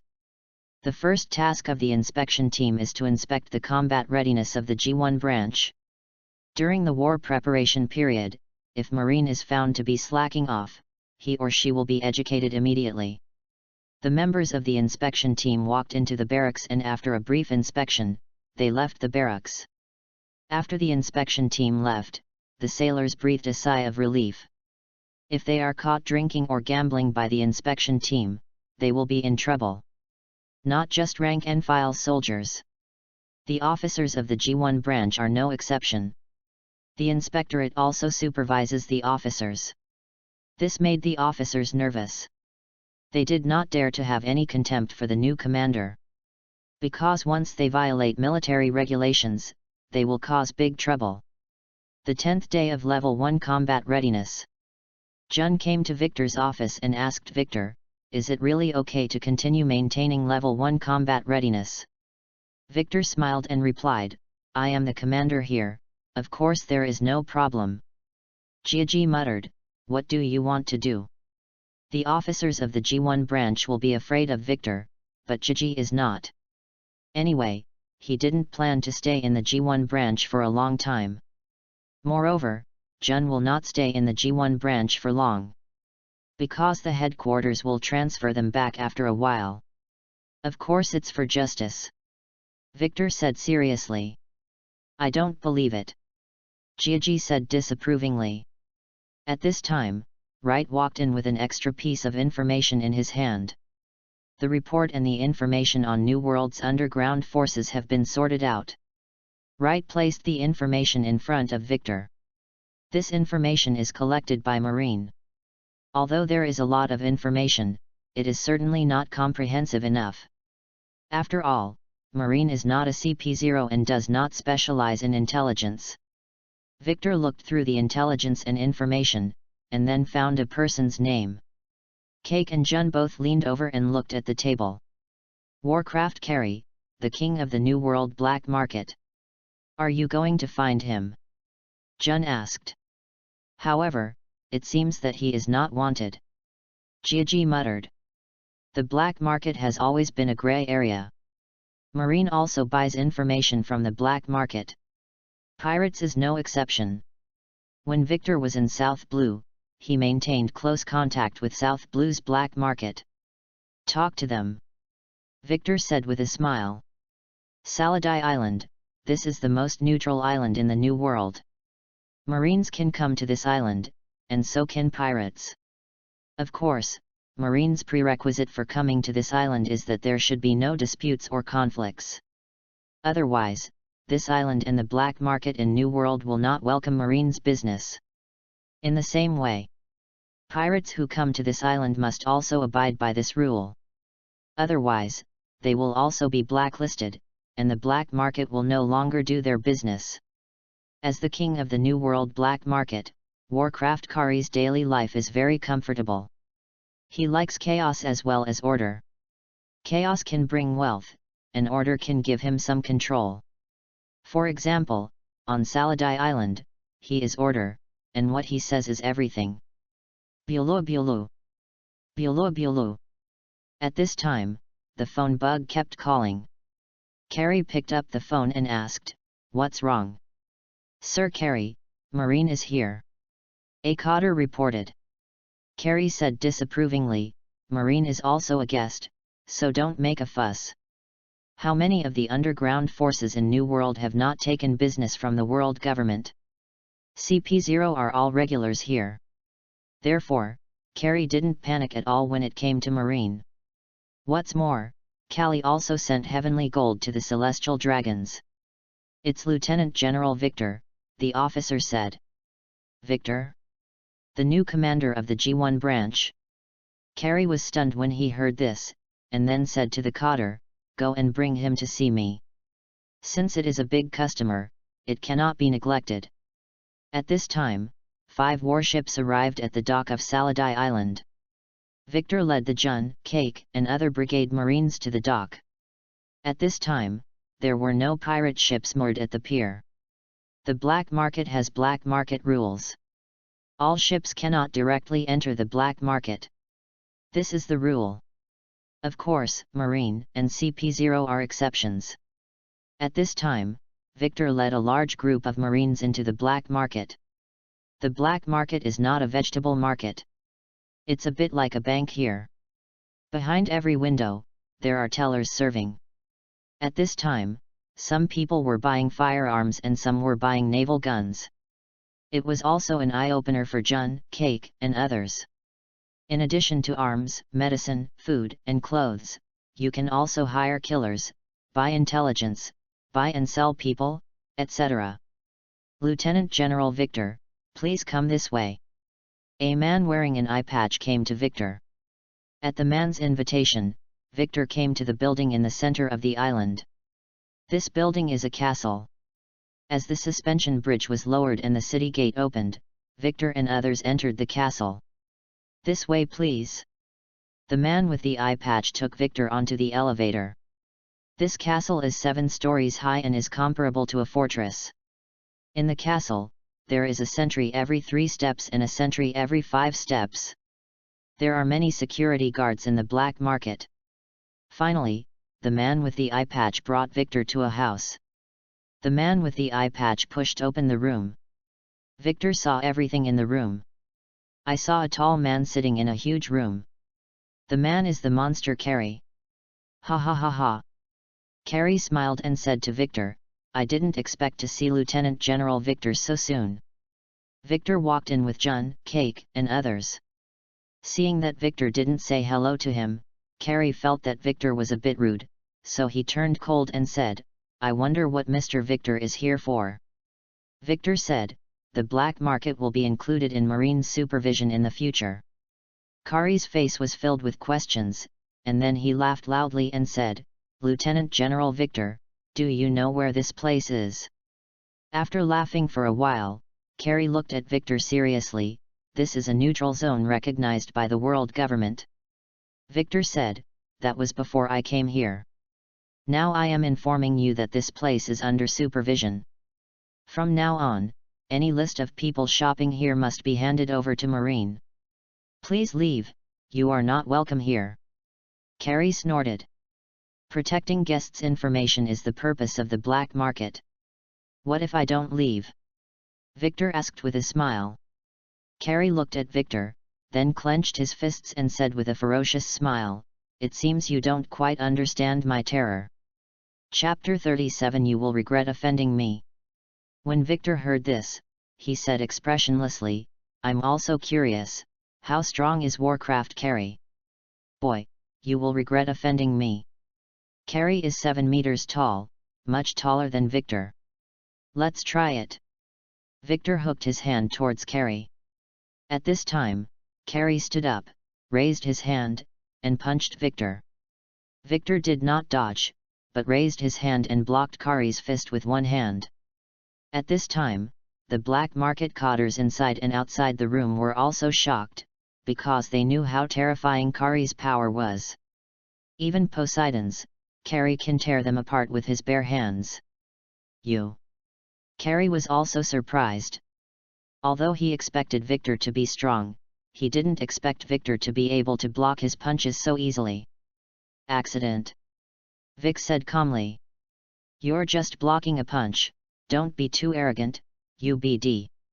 Although Carrie was shocked by Victor's power, he is the king of the black market and the absolute ruler of this city. He also has strength that is not weaker than General Marine.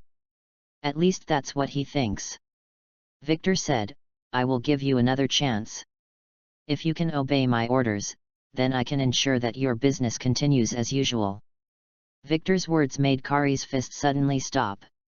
Before Carrie could react, Victor warned again, "If you continue to refuse, you may be embarrassed or even die. I should be the one to tell you this, kid." While Carrie was speaking, he had already punched dozens of times in a row. Each punch carries enough destructive power to shatter a warship. However, Victor easily dodged it, and Carrie didn't even touch the corner of Victor's clothes. Boom boom boom. Although the floor of this fortress is very strong, Carrie has a power that is not weaker than that of the general, so under his fierce attack, he smashed a hole in the floor of the office. "What's wrong? What's the noise? It seems like something fell. Go and have a look." The surrounding security guards immediately ran over. At this moment, Victor stood in front of Carrie. "Die!" Carrie punched out with both fists. At this time, Victor was moving quickly, leaving only shadows in front of everyone's eyes. "Behind you." "No." "Over the head." Carrie's domineering look locked onto Victor, and he quickly raised his hand. Finger gun fortress cannon. Victor's finger gun is as powerful as a fortress cannon. Concentrate the body's armed domineering energy on one point, and then release it. Bang! Carrie was hit head-on and blown away on the spot. However, Carrie was not injured, he just blocked it. At this time, Carrie glared at Victor, his armed domination covering his whole body. Although covering the whole body with armed domineering would cause a lot of damage to Carrie, Victor was faster than him. He must be as defensive as possible. Not bad. Victor disappeared. When he appeared again, he was already in front of Carrie. Victor jumped up in the air and swept his high whip leg towards Carrie, who raised his arm to block it. However, the ground beneath Carrie's feet was shattered due to the discharge of force. "This guy is so strong." Carrie was shocked and had a better understanding of Victor's strength. However, he cannot give in. Victor did not continue to attack Carrie, but said coldly, surrender, you can't beat me. If you die here, it will also bother me. The black market is also one of the sources of intelligence for CP0 and Marine. If Carrie dies, the black market will be leaderless in a short time. Even Saladai's black market may be disbanded. Surrender? Do you think I only have this much strength? Carrie said coldly, he would not admit defeat. Victor shook his head and said regretfully, not surrendering? What a fool! Shut up, UBD, I will punish you severely. Kari's eyes were filled with murderous intent. Jun noticed something was wrong and immediately reminded, Victor, be careful about his devil fruit ability. As the king of the New World black market, Kari relies on his own strength and intimidation to dominate. It possesses a very scary devil fruit. This devil fruit is the Paramecia decay fruit. Any creature that is touched by Kali will age rapidly. It's like the body's moisture has been drained, until the skin completely withers and turns into skin and bones. Kali's ability scares countless people. Kid, if you apologize to me now, you can leave here decently, otherwise you will be like him. Kari pointed at a security guard hiding in the distance, and then he suddenly disappeared. At this time, Kari's palm glowed with purple-black light. He held down the security guard's head. The security guard's body changed. His body began to shrink, and his formerly healthy skin became dull, with his reddest hair turning as black as charcoal. In the end, the security guard turned into a charred corpse. This ability is somewhat similar to the childlike fruit. As long as it's touched, it's over. Victor looked at the dead security guard and murmured, this is an ability to scare people. Kari said coldly, what? Do you think I am scaring you? Isn't it? Victor said with a smile. You'll regret it. Kari disappears again, he also uses shave, and is also Grandmaster. However, Victor is faster than Kari. Where? Behind me, to the left, to the right. Front. Kari tried to use his power of knowledge to lock Victor's position, but Victor moved too fast. Even if he locked the prediction, his speed simply couldn't keep up. Want not to touch me? You're so naive, boy. Suddenly, a large amount of liquid spurted out from the pores of Kali's body. Purple-black liquid sprayed in all directions, with nowhere to hide. The surrounding security guards were stained with blood. They didn't even have a chance to react. The skin on their bodies was as dry as dead grass. Gradually, it turned into a piece of dry bark, and the whole person fell to the ground, out of breath, and turned into mummies. This is the price you pay for irritating me, kid. Kari snorted. Then he turned around, looked at the corpse on the ground, and snorted, because Victor had nowhere to hide in this environment. Now, like everyone else, they have all turned into mummies. Just when Kari was about to turn around and leave, he heard Victor's voice behind him. Where are you going? Victor asked with a smile. Kari thought in horror, he didn't understand why Victor could escape. Lanjiao Crescent Moon Chong. At this time, Victor kicked out a white slash and flew towards Kari. Ah! Kari screamed. Jun and others looked down and saw the white crescent slash kicked by Victor, cutting off Kari's left arm. Chapter 38 Radical Justice. Ah! Kari's right hand was covering his broken left arm, and the pain of the broken arm made his face look hideous. Listening to Kari's screams, Victor calmly took out his cigarette and did not continue to attack. He didn't intend to kill Kari. Existence is reasonable. In the world of One Piece, every force has its own meaning. For example, if there were no pirates in the world, then each country would not need the protection of the world government, and there would be no need to pay heavenly gold. As for the black market, it can also bring benefits to the world government. At this time, Jun, Cake, and others went downstairs to meet Victor. What should we do next? Jun looked at Kari and asked Victor. What should I do? Victor said casually. Jun was stunned. She thought Victor would take new actions later. Starting from today, if you want to continue doing business in New World, then establish a good relationship with me. In addition, give me your client list in recent months. Victor said to Carrie, and after that, he led the people out of the castle. A hole. Carrie watched Victor leave. Although he was angry, he had no idea of a sneak attack. He can't beat Victor, and if he fights again, he will be humiliating himself. Just walked outside the castle. Wright asked Victor curiously, "Senior, how did you avoid his liquid just now?" Connor and others are also curious. They clearly saw the liquid spraying towards Victor. Those security guards just did not escape the liquid, and they all turned into coke-like corpses. Without waiting for Victor to answer, Gigi said disapprovingly, "What's so difficult about this? Just use armament hacky to bounce it away." There was no need for Wright, Connor, and others to continue asking questions. Gigi raised his hand and gave Connor, Wright, and others a release. I saw him throwing a handkerchief, and then, his hand moved in the direction of the handkerchief, releasing his armed domineering energy. The handkerchief was blown away.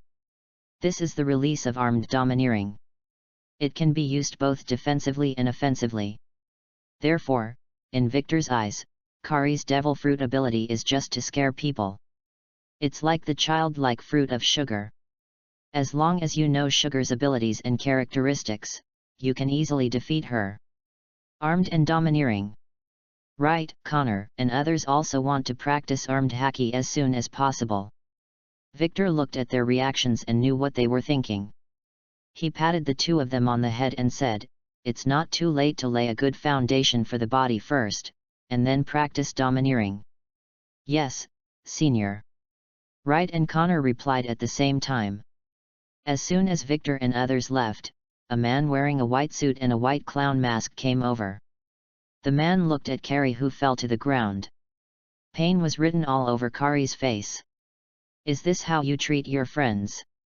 Carrie gritted his teeth and asked fiercely.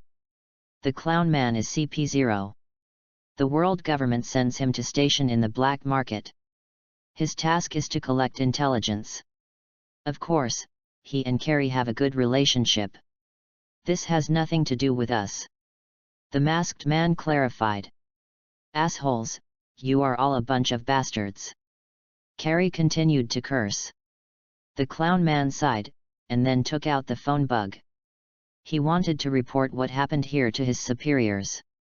He has a headache now. People like Victor will affect his normal work. Bulu bulu. Bulu bulu. The phone on the empty table rang. Sora picked up the phone. The phone bug imitates the voice of a Marine. "Fleet Admiral, we just received the news that Lieutenant General Victor attacked the Saladai black market and cut off Kari's left hand." After Kong finished listening, he put down the phone receiver. When Victor went to find Carrie, Sora received the report. Although Victor is the commander of the G1 branch, he has certain decision-making power for actions. However, this is too messy. Although Warcraft Carrie is not a good person, Carrie has always been very good. At least the cooperation with Marine and world government is very harmonious. Why mess with him when he's so good? Of course, if Victor wanted to accuse Kalyan, that would be easy. With Victor's methods, everything can be rationalized. At this time, Warring States walked into the office. "Did something happen?" Sengoku asked Kong. Kong signaled Sengoku to sit down first, and then Kong said, "Victor attacked the Saladai black market and cut off Kari's hand." After hearing this, Warring States couldn't help but sigh. "Although I had known this would happen, he was too radical." From the perspective of the Warring States period, Victor's purpose of gaining power and wealth was to implement the radical just line. The money is used for Marine's pension. Power gives him more freedom to move around. Now that Victor has the power, he will naturally start to take action. If we let him stay in New World. Kong rubbed his forehead, maybe it will be a headache for everyone. This is not an issue we should consider. Senguo originally wanted Victor to take it easy. Although Victor is a genius, he was promoted too quickly and gained too much real power, which is still a bit inappropriate. Sengoku hopes Victor can practice more. Maybe, let the 5 elders think about it. They will also have a headache. Sora had a wry smile on his face. Mary Joa, Pangu City. Between powers. 5 elders received the news earlier. Victor, this guy, isn't he too diligent? Although he is indeed very obedient, his resentment towards the pirates cannot be diluted. If we let him go, it will also disrupt our layout in New World. Then what can be done? He has just become the commander of G1. Give him something to do, at least don't leave him idle. Let him continue to hunt Roger, or let him attack the Golden Lion. Well, let's arrange it this way. The 5 elders began to discuss. Although the world government has withdrawn from the New World, the world government is still using other methods to secretly control the New World. Warcraft Carry is also one of the puppets of the world government. Although there are so-called principles in the card to protect customer information from being leaked, 5 elders is not interested in those customers at all most of the time. Because those clients have already been surrounded by world government undercover agents. Chapter 39 Protective Umbrella. Bulu bulu. Bulu bulu. The phone in Victor's office rang. Victor picked up the phone. Victor. The phone bug imitated Sora's voice. Fleet Admiral, is something wrong? Victor asked. Kong sighed and said, I know you want to wipe out all the pirates, but there are some things that you shouldn't be too hasty about. Victor's dream of purifying the sea has long been known to everyone. Therefore, Victor needs power and wealth. Sora couldn't deny Victor's motives. It's just that Victor's justice is too radical. It is currently not in line with the strategies formulated by the world government. I understand what you mean. Victor showed no emotion.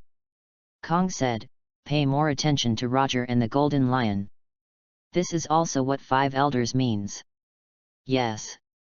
Victor ended the call, and then asked Wright to convey the order to lift the first level combat readiness order. Did you hear that? Lieutenant General Victor's operation has been terminated. It must be restricted. It will cause big things as soon as it comes. If we really follow Lieutenant General Victor's idea, New World will really be in chaos. After the first level combat readiness order was lifted, the Marines of the G1 branch were relieved. At this time, they gathered together and chatted. During the war preparation period, their nerves were tense every day, and they had trouble eating and sleeping. There are also dozens of inspections a day by the inspection team, so that officers and sailors in the G1 branch are not even allowed to chat. However, when Victor led someone to cut off one of Carey's hands and asked Carey to hand over his black market client list, the Marines in the G1 branch all understood Victor's intentions.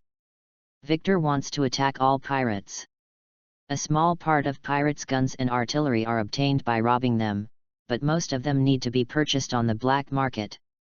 Therefore, as long as you find the customer's list, as well as the time, place, date of delivery, etc., you can find out the location of the pirates. Victor was not deliberately trying to mess with them, but he really wanted to clean up those pirates. It's a pity. If Lieutenant General Victor can really succeed, it will definitely be a good thing. At this time, a sailor sighed with emotion. This sailor is called West. His hometown was destroyed by pirates, and his parents and sister were killed by pirates. Therefore, he and the pirates have a deep hatred. If the sea can really be purified, then he is willing to join it and follow Victor's command. Jun and Cake were transferred back to Marine Headquarters. The Marine Headquarters does lack combat power. At the same time, Jun and Cake stay with Victor, which will give Victor greater room to play. Whether it is the 5 elders, Sora, Sengoku, and others, they all just hope that Victor can act as a deterrent, like a nail, piercing the New World and making the big pirates in the New World uncomfortable. At this time, inside the G5 branch, Pora Salino was reading a newspaper. Most of the recent news in newspapers are about new pirates who have just debuted. The big pirates haven't been very active lately. Have you heard? Senior Victor has been reprimanded. What's going on? Senior Victor wanted to purify New World, but his plan was rejected by the headquarters. Really? Where did you hear the news? I just heard what Major General Matt said. 2 military cadets who graduated this year and have now been promoted to lieutenant junior grade are talking about Victor being reprimanded. The matter of admonishment is a recent rumor. As for whether it exists, it is all hearsay and hearsay. However, it is true that the G1 branch has cancelled its first-level combat readiness. Porisalino drank coffee and continued to read the newspaper. Compared with Victor, he is much more low-key. At this time, Sakaski was sitting in the restaurant, eating lunch silently. Ghost Spider and Doberman chatted. I didn't expect Victor to come here for real. I really underestimate him. Ghost Spider and Doberman didn't expect Victor to attack the black market. Of course, the black market is indeed a place for evil and evil. Pirates will send their loot to the black market to sell their stolen goods, and they will also buy arms and even devil fruits from the black market. Victor can really achieve great things by starting from the black market. Akina remained silent, not disgusted with Victor's behavior. On the contrary, he admired Victor a little. Dare to act. It's a pity that Marine headquarters is too cowardly. Sakaski, it would be great if we could have the power to make decisions. Ghost Spider sighed. Yes, there are too many incompetent people in this department. Doberman agreed. At this time, Huo Xiaoshan and others looked at Ghost Spider and others. It's better to keep your voice down, don't let them hear you. Ghost Spider alert and Doberman. The incompetent person in their mouth is now the person in charge of the headquarters. Those who can mobilize their Lieutenant General, General, Fleet Admiral.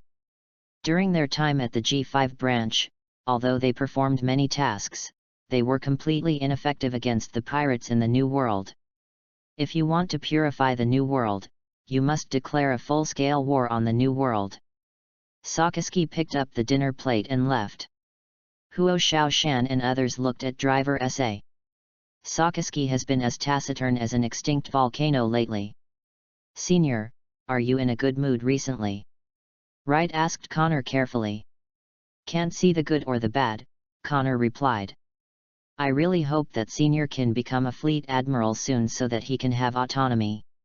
Wright had the same idea as Akainu now. They all believe that becoming Marine Fleet Admiral can determine Marine's strategic direction.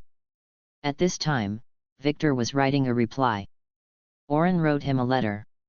Oren mentioned in the letter that he wanted the Kingdom of Arthur to also donate. It's just that Oren doesn't know how to get it. The Kingdom of Arthur is a member of world government. Marine couldn't blatantly go in and rip him off. Victor encouraged and supported Oren in his letter. As for the method, Victor didn't even mention it. Victor just told Oren that he believed in Oren's ability and would be able to solve any difficulties. Connor. At this time, Victor shouted towards the door. Connor came over. Victor said, "Go and reply to Colonel Oren." Yes.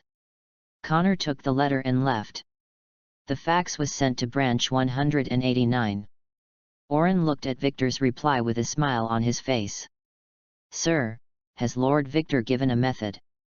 The adjutant next to Oren asked. This letter is enough. Oren laughed loudly, and then said to the adjutant, "Go and send invitations to the nobles of the Kingdom of Arthur." Yes. The adjutant turned around and went to execute it. With Lord Victor supporting me, I don't have to worry. Oren smoked a cigarette, feeling proud. Although Victor did not reply with any method, he had already responded. Victor means, no matter what you do, I will support you. Because there was no objection in the reply. If there is no objection, then it is in favor. Oren planned to be polite first and then fight. He first invited the nobles of the Kingdom of Arthur to a banquet and asked them for money at the banquet. Of course, if these nobles don't want to give money, then he has ways to deal with them. Moreover, the consequences of rejecting him will need to be borne by the entire kingdom of Arthur. Chapter 40 Oren's Surprise. Early the next morning, Oren sent his men to the kingdom of Arthur and invited all the nobles, officials, and businessmen to the banquet. The nobles, officials, and businessmen of the kingdom of Arthur were all confused. The kingdom of Arthur is a member of the world government and pays tribute to the heavenly dragons every year. Therefore, there is no need to go out of your way to please Marine. What's more, he's just a colonel from the South Blue branch. Even if Marine wants to enter the territory of the kingdom of Arthur, he needs to say hello to the kingdom of Arthur first. Therefore, the nobles, officials, and businessmen of the kingdom of Arthur were not very interested in this invitation. Some people sent their own butlers, and some people didn't even take it seriously. However, Oren didn't mind either, because he had prepared a surprise. Under the night, several ships with black skull and crossbones flags were quietly approaching the coastline of the kingdom of Arthur. At this time, the pirates on the ship all gathered together. Although they are dressed like pirates, they stand upright like marines. We are going to set fires, cause explosions, and panic, and we are going to rob things. Do you understand? Yes. Lord Victor Soon is looking forward to good news from us, so even if you are caught, don't be afraid, just keep silent. Yes. Action. Oren ended this impromptu combat meeting. Then he put on a white wig to stand out in the crowd. Then, he put a blindfold on his right eye, then took off his shirt. His neck was covered with necklaces and his hands were covered with gold rings. He looked like a pirate. Brothers, rob this place for me. Kill. Under the captain's order, nearly 1,000 pirates rushed into Fast Harbor in the kingdom of Arthur under the cover of night. They beat anyone they saw and set fire everywhere. Rushed into the room and grabbed property everywhere. Soon, thick smoke billowed out from the port. Fire! Fire! At the same time, the pirate ship's cannonballs began to fire, and the entire harbor quickly burst into flames under the attack of the cannonballs. Smoke rose. The whole city fell into panic. The merchants, nobles, and officials in the town are neither deaf nor blind, and they know very well what is happening outside. The streets are now in chaos, with people fleeing everywhere. What's going on? How could we be attacked by pirates? A businessman couldn't believe his eyes. They are a member of the world government, and pirates generally do not attack them. Because once pirates attack, they will be arrested by Marine. What's more, the kingdom of Arthur also has its own royal army that can defend its territory. Go and contact General Hammond quickly. At the same time, Count Reinhardt of Fastport called his servant and asked him to contact the garrison 50 kilometers away. The nearly 20,000 royal troops can definitely wipe out all the pirates with the force of thunder. Of course, just to be sure, Count Reinhardt also contacted Marine. At this time, the sounds of gunshots and screams became clearer and clearer, which meant that the pirates were getting closer to Count Reinhardt's mansion. Go get everyone together. The situation was critical, but Count Reinhardt still managed to remain calm. He hoped to organize the entire city's army, as well as the private armed forces of the nobles. He also wanted the businessman to summon his own bodyguards. As long as it can be organized, it is a combat force that cannot be underestimated. However, merchants and nobles only cared about their property and their own safety. How could they let the security forces around them protect the entire city? At this time, the pirates successfully invaded the entire city, and they clashed with the defenders in the city. However, the pirates have more advanced weapons and equipment than the defenders. Soon, the street defense line composed of nearly 1,000 defenders was instantly broken. These pirates are well-trained Marines, and they are better at fighting. Fire! Fire! Some pirates climbed to the top of the building and bombarded them from a high position, as if they were in an uninhabited land. The defenders fled in all directions. Nobles, businessmen, and officials each tried to escape from the town under the protection of bodyguards and private troops. When the royal army arrived at Fast Harbor, the fire in Fast Harbor was still burning. The entire city had just been looted. Nobles, officials, businessmen, and ordinary people are all like frightened birds. They are frightened. Fortunately, the group of pirates did not pursue them. They just robbed shops on the streets, robbed a lot of property in houses, and burned some warehouses. General Hammond brought 5,000 men. However, these 5,000 people are all army soldiers and infantry. The pirates have escaped. The 5,000 men remaining in Fast Harbor were of no use. Fast Port also has to bear the problems of eating, drinking, sleeping, etc. for 5,000 people. It was not until noon that the warship of the Marine 189 branch arrived at Fast Harbor. This made Count Reinhardt a little dissatisfied. Because before Colonel Malone died, Marine only needed 3 hours to reach Fast Harbor. Oren has returned to his usual appearance. Do you know the identity of the attacker? Oren asked Count Reinhardt. Earl Reinhardt shook his head and said, "It's too dark. I only saw a purple skull on their pirate flag." Purple skull. Oren hummed and asked the adjutant to record the information. Besides that, is there anything else? Oren asked next. Earl Reinhardt shook his head, and after the pirates attacked, he ran away with his men. Although he also thought about organizing a counterattack, everyone was running away and the idea was just an idea. Well, we will investigate it and give you the news after we get the results. After Oren finished speaking, he was ready to leave. Colonel Oren. Count Reinhardt hurriedly stopped Oren. Is there anything else? Oren asked with a frown. Will it be okay? Earl Reinhardt was anxious and said to Oren, "What if the pirates attack again?" Oren replied, "We will do our best to hunt them down and protect your safety." These are all beautiful words. Count Reinhardt thought for a moment and said, "Colonel Oren, can you send some troops to station at Fast Port?" Oren shook his head and did not accept Count Reinhardt's request. Oren replied, "The Kingdom of Arthur is a member of the world government. Port Fast is not the territory of the world government. We have no right to station here." Before Reinhardt could speak again, Oren turned around and boarded the warship. Watching the Marines leave, Count Reinhardt was anxious and helpless. At this time, the butler Florence reminded, "Sir, Earl Thompson of Port William is your good friend. I heard that Earl Thompson has a good relationship with Colonel Oren. Maybe you can contact him. Let Earl Thompson come forward to talk." When Count Reinhardt heard this, he also felt it made sense. Chapter 41 The Tough Duke Richard. Earl Reinhardt sent a fax to Earl Thompson, hoping that Earl Thompson would help find a solution. When pirates attack the Kingdom of Arthur, as long as there is a first time, there will be a second and third time. Moreover, the mysterious pirate group that attacked Arthur's kingdom was not caught, which will give more pirates ideas. Therefore, Count Reinhardt urgently needs Marine. Earl Thompson responded quickly. After seeing the fax reply from Earl Thompson, Reinhardt suddenly realized. Turns out I want money. Count Reinhardt never thought Marine would rip him off.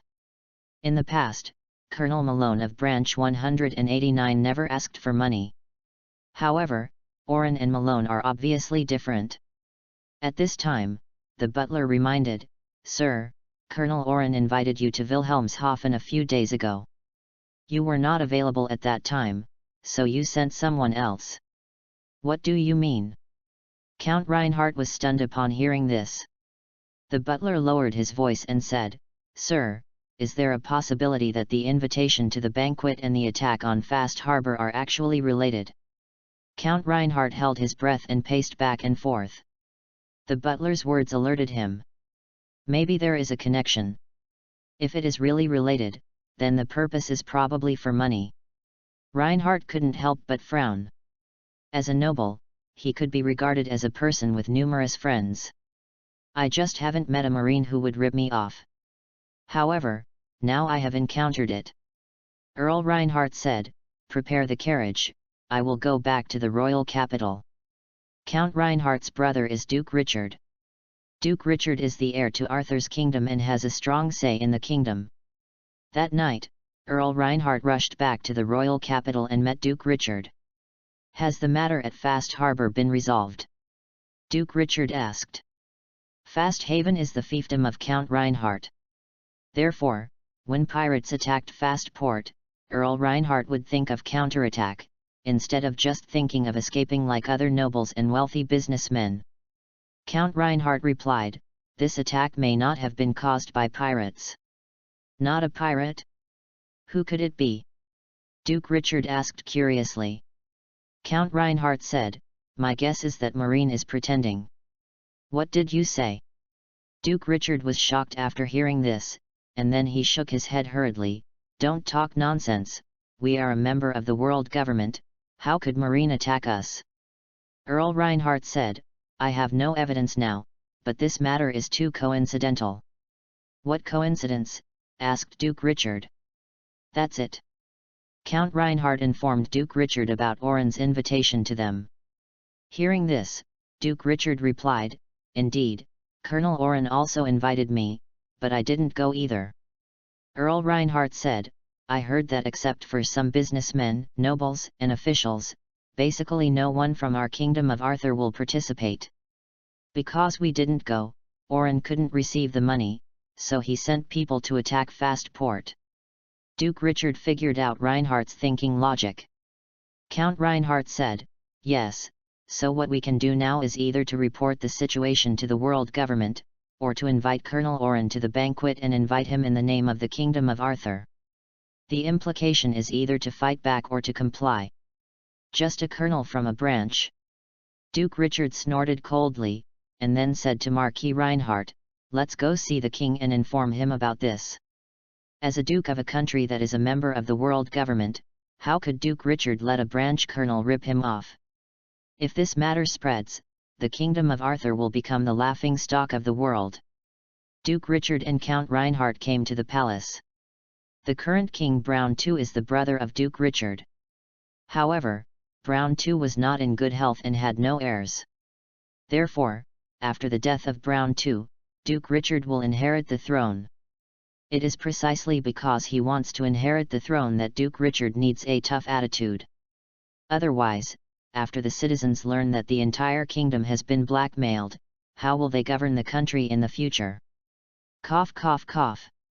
Brown II was ill in bed, and his body was getting worse day by day. "Your Majesty." Duke Richard was about to speak.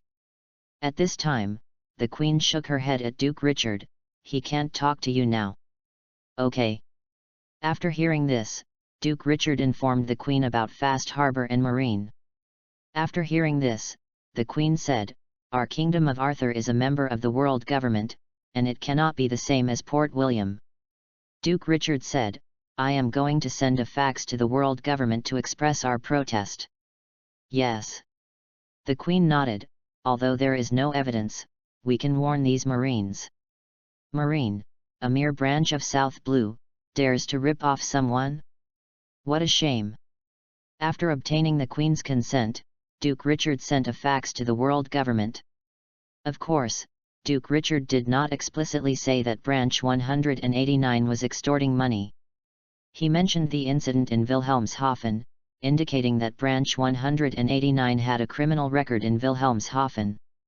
Moreover, all coincidences were mentioned again. As long as the world government is not blind, it can definitely be understood. Holy Land, Marie Joya, Pangu City, among the powers. Duke Richard's fax is delivered to the 5 elders. In fact, world governments participating countries often raise some dissatisfactions. The 5 elders all know it. Dealing with the affairs of the franchised countries is also one of their daily tasks. Department 189? Colonel Oren. After reading the contents of the fax, the old man with glasses lost interest. In his eyes, these are trivial matters. However, a mere branch colonel actually dared to blackmail the countries that joined the world government. This is somewhat interesting. At this time, the old man with straight white hair said, "We have already investigated. Oren is Victor's subordinate. He can become the colonel of the 189th branch because Victor recommended him. Now that I think about it, wasn't Victor the cause of the incident in Port William? Does that have to be dealt with? If this kind of thing is really dealt with, the world government will be embarrassed. But if you don't care, joining the Congress will have more opinions. Then let them come up with evidence. Yes, it can be dealt with if there is evidence, otherwise there will be too many such things." The 5 elders all had smiles on their faces. If Oren was an ordinary branch colonel, they would just deal with it.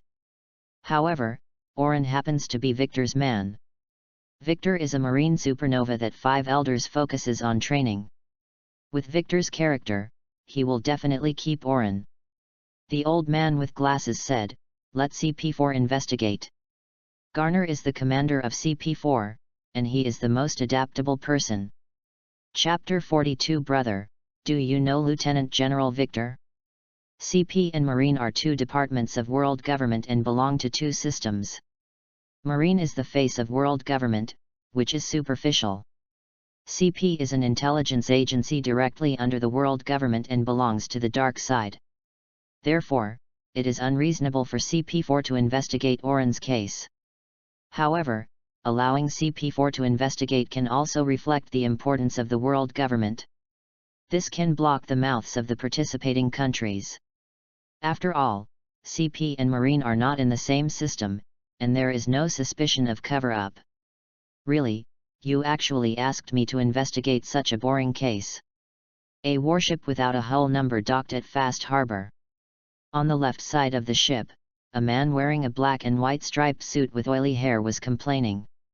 After the warship docked, the man walked off the ship arrogantly, as if he didn't recognize his relatives.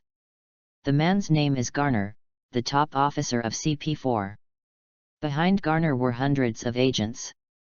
This is Gana's way of doing things. No matter where he goes, he will be followed by hundreds of people.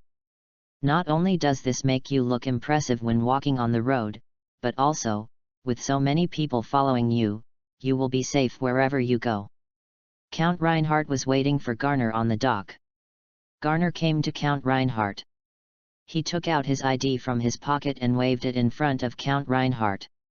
"My name is Garner, and this is my ID. Mr. Garner, please come this way." At the invitation of Count Reinhardt, Garner got into the carriage. On the carriage, Count Reinhardt briefly mentioned some coincidence things to Garner. After hearing this, Gana did not make any statement. Earl Reinhardt and Duke Richard have inquired about Garner through various channels and believe that Garner will not believe their words before seeing evidence. Of course, if you want Gana to do things, you must give Gana benefits. Garner is a money-grubbing man. The carriage stopped in front of Count Reinhardt's mansion. Garner and Count Reinhardt entered the mansion together. Although they had been looted by pirates and some were even burned down, Count Reinhardt had many houses and they were repaired quickly. Therefore, the standard of reception is not low. After the two sat down, Count Reinhardt poured wine for Garner first, and then said, "This wine is a specialty of our country. It is South Blue's high-end red wine. I have also prepared some for Mr. Garner to take back." 10 servants came to Garner carrying wooden boxes containing wine. The box was opened in front of Garner. The box is filled with banknotes. There are 20 million belly in a box. 200 million belly. Garner's eyes lit up, and then a smile appeared on his face. He drank high-end red wine. "I will start investigating this case immediately.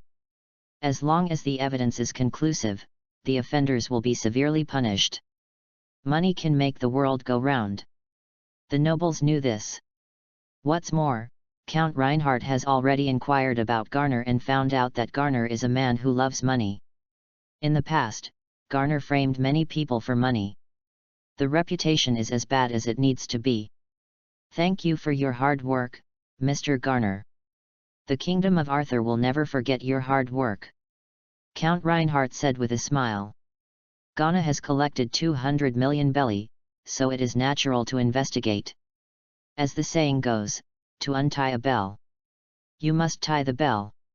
Want to investigate whether the attack on Fast Harbor was carried out by Branch 189? That's very simple, just review the Marine of Branch 189 separately.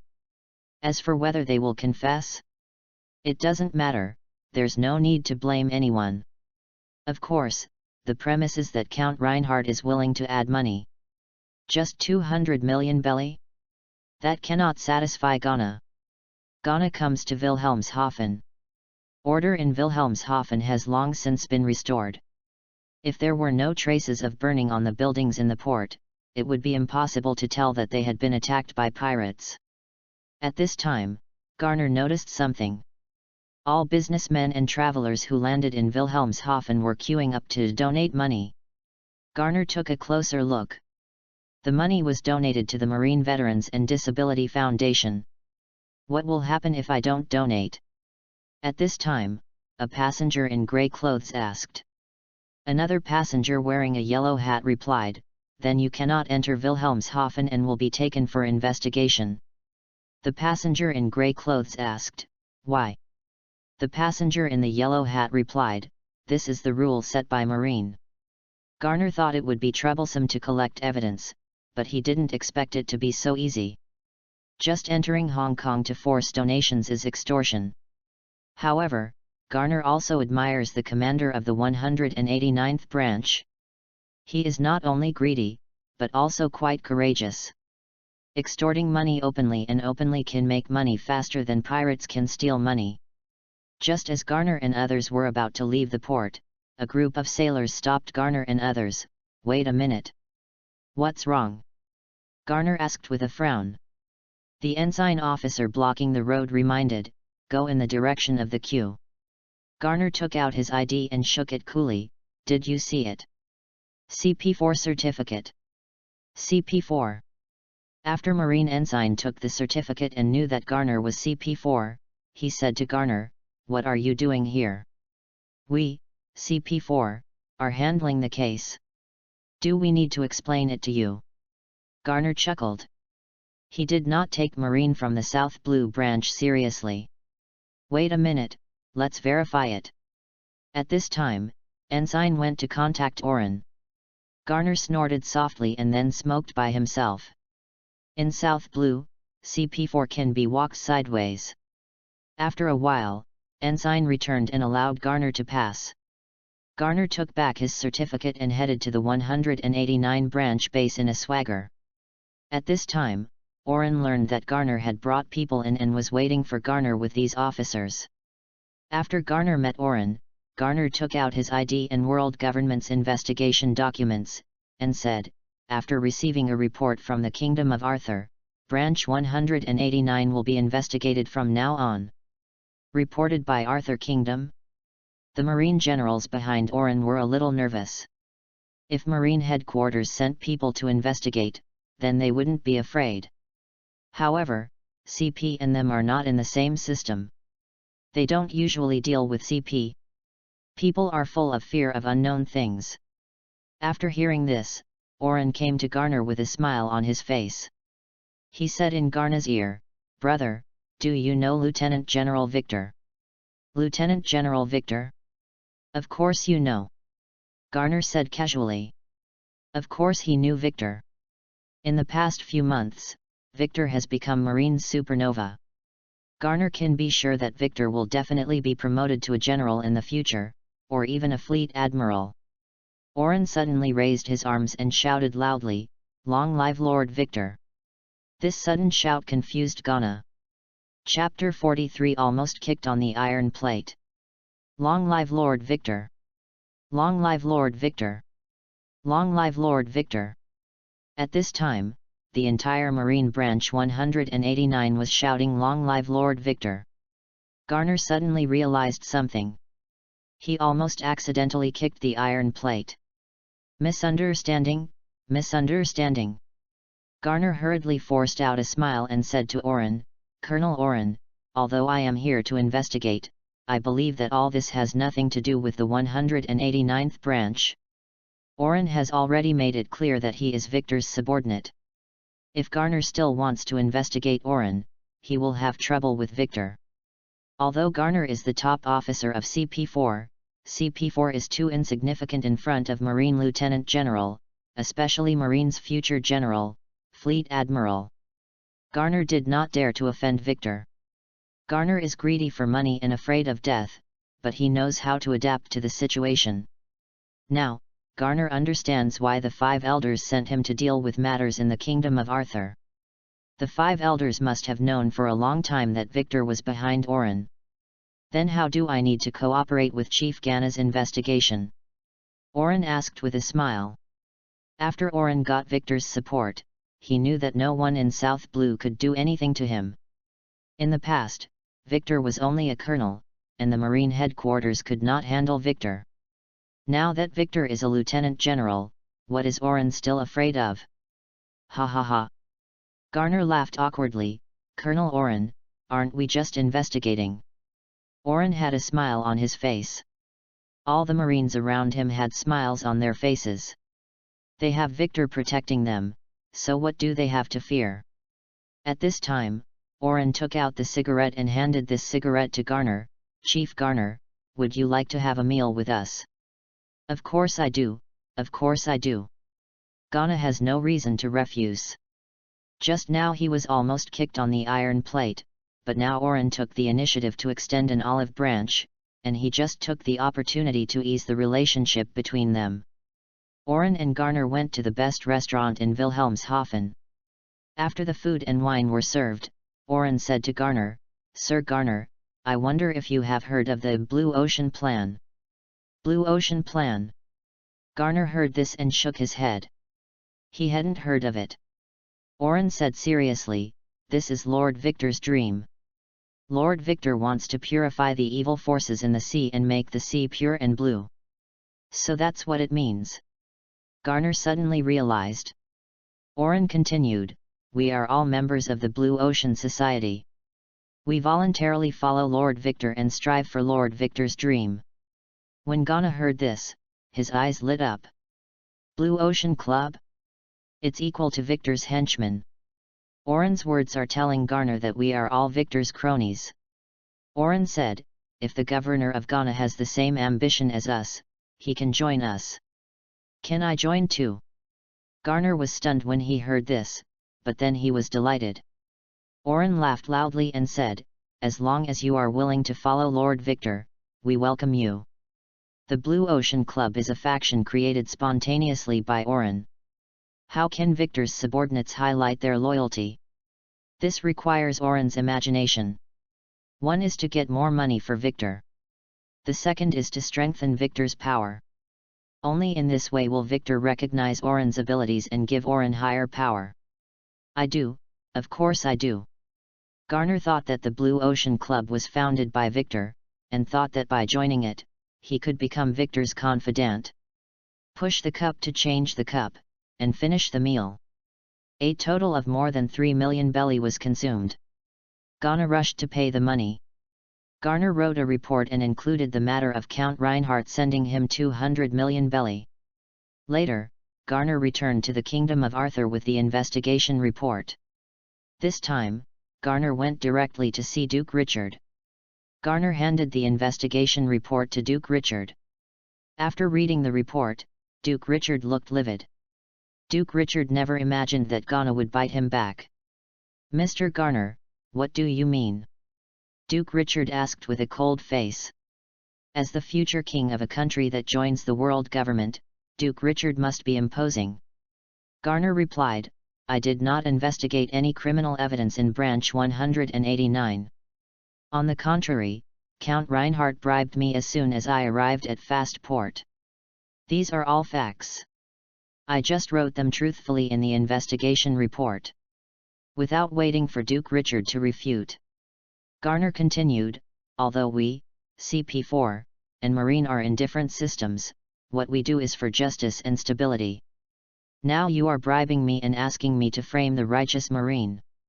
I can't do this kind of thing. When Duke Richard heard this, his eyes widened. According to the information that Duke Richard inquired about, Garner was greedy for money and afraid of death. As long as there is money to be made, Garner doesn't care who the other party is. Even if he is a highly respected person, he will still be charged by Garner and sent to the judicial island for trial. However, Garner is a completely different person now. Every word spoken is righteous. Okay, I will hand this report to my superiors. After Garner finished speaking, he turned around and left. Wait. Duke Richard hurriedly stopped Garner. If we leave it to our superiors, wouldn't we just leave it to the 5 elders? Sir Garner, we are willing to give this number again. Duke Richard extended a hand. Another 500 million Baileys. Counting the 200 million belly given previously, the Kingdom of Arthur is willing to pay 700 million belly to get rid of Oren. In Duke Richard's opinion, Garner is going to temporarily increase prices. However, as long as money can solve the problem, Duke Richard is willing to solve it. After Oren is eliminated, and a normal commander can be found in branch 189, everything will return to normal. Otherwise, as long as Oren is still there will be no peace in the Kingdom of Arthur. I will also record this, Garner said to Duke Richard. Duke Richard's expression suddenly changed. He realized that things were more serious than he thought. Oren sent a fax to Victor. The content is related to Garner. The world government sent Garner to investigate branch 189, and Oren not only solved the problem, but also absorbed Garner, making Garner a member of the Blue Ocean Society. Oren specifically mentioned the Blue Ocean Club in the fax. According to Oren, the Blue Ocean Club is Victor's most devout follower, and every member is willing to sacrifice his life for Victor's dream. At this moment, in the office of the commander of the G1 branch, Victor looked at the letter sent by Oren and couldn't help but smile. Blue Ocean Club? This is quite a creative idea.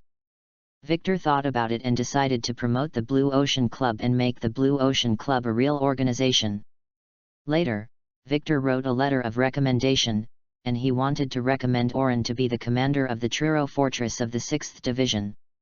That's the rank of Brigadier General. Chapter 44 Those who obey me will prosper. Bribing CP4 to frame Marine was no small matter. Marine is the face of world government. Framing Marine would make the world government lose face. Although Duke Richard is about to become the king of the Kingdom of Arthur, once this matter is made public, the consequences will be very serious. So, Duke Richard got cold feet and hoped to stay private. Try to make big things as small as possible. So Duke Richard immediately invited Oren and Garner to dinner. Oren and Garner also accepted the settlement. However, Oren is not willing to go to the Kingdom of Arthur. Duke Richard was now being held accountable and had no substantial evidence to fight back. Therefore, he could only go to Wilhelmshaven. Wilhelmshaven, where branch 189 is located. In Oren's office, Duke Richard and Oren met for the first time. When they first met, Oren pretended to be confused. Why did the Duke come to see me? Duke Richard replied, the incident at Fast Harbor was a misunderstanding. I came here specifically to apologize to Colonel Oren. Oren said expressionlessly, it doesn't matter to me alone, but Marine's justice and the reputation of world government.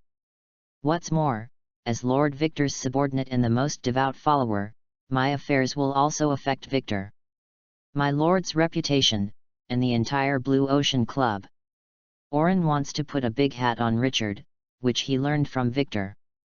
He is upright, and talks about Marine, world government, Victor, and the Blue Sea Society. Taking things to a very high level. Actually, Duke Richard understands.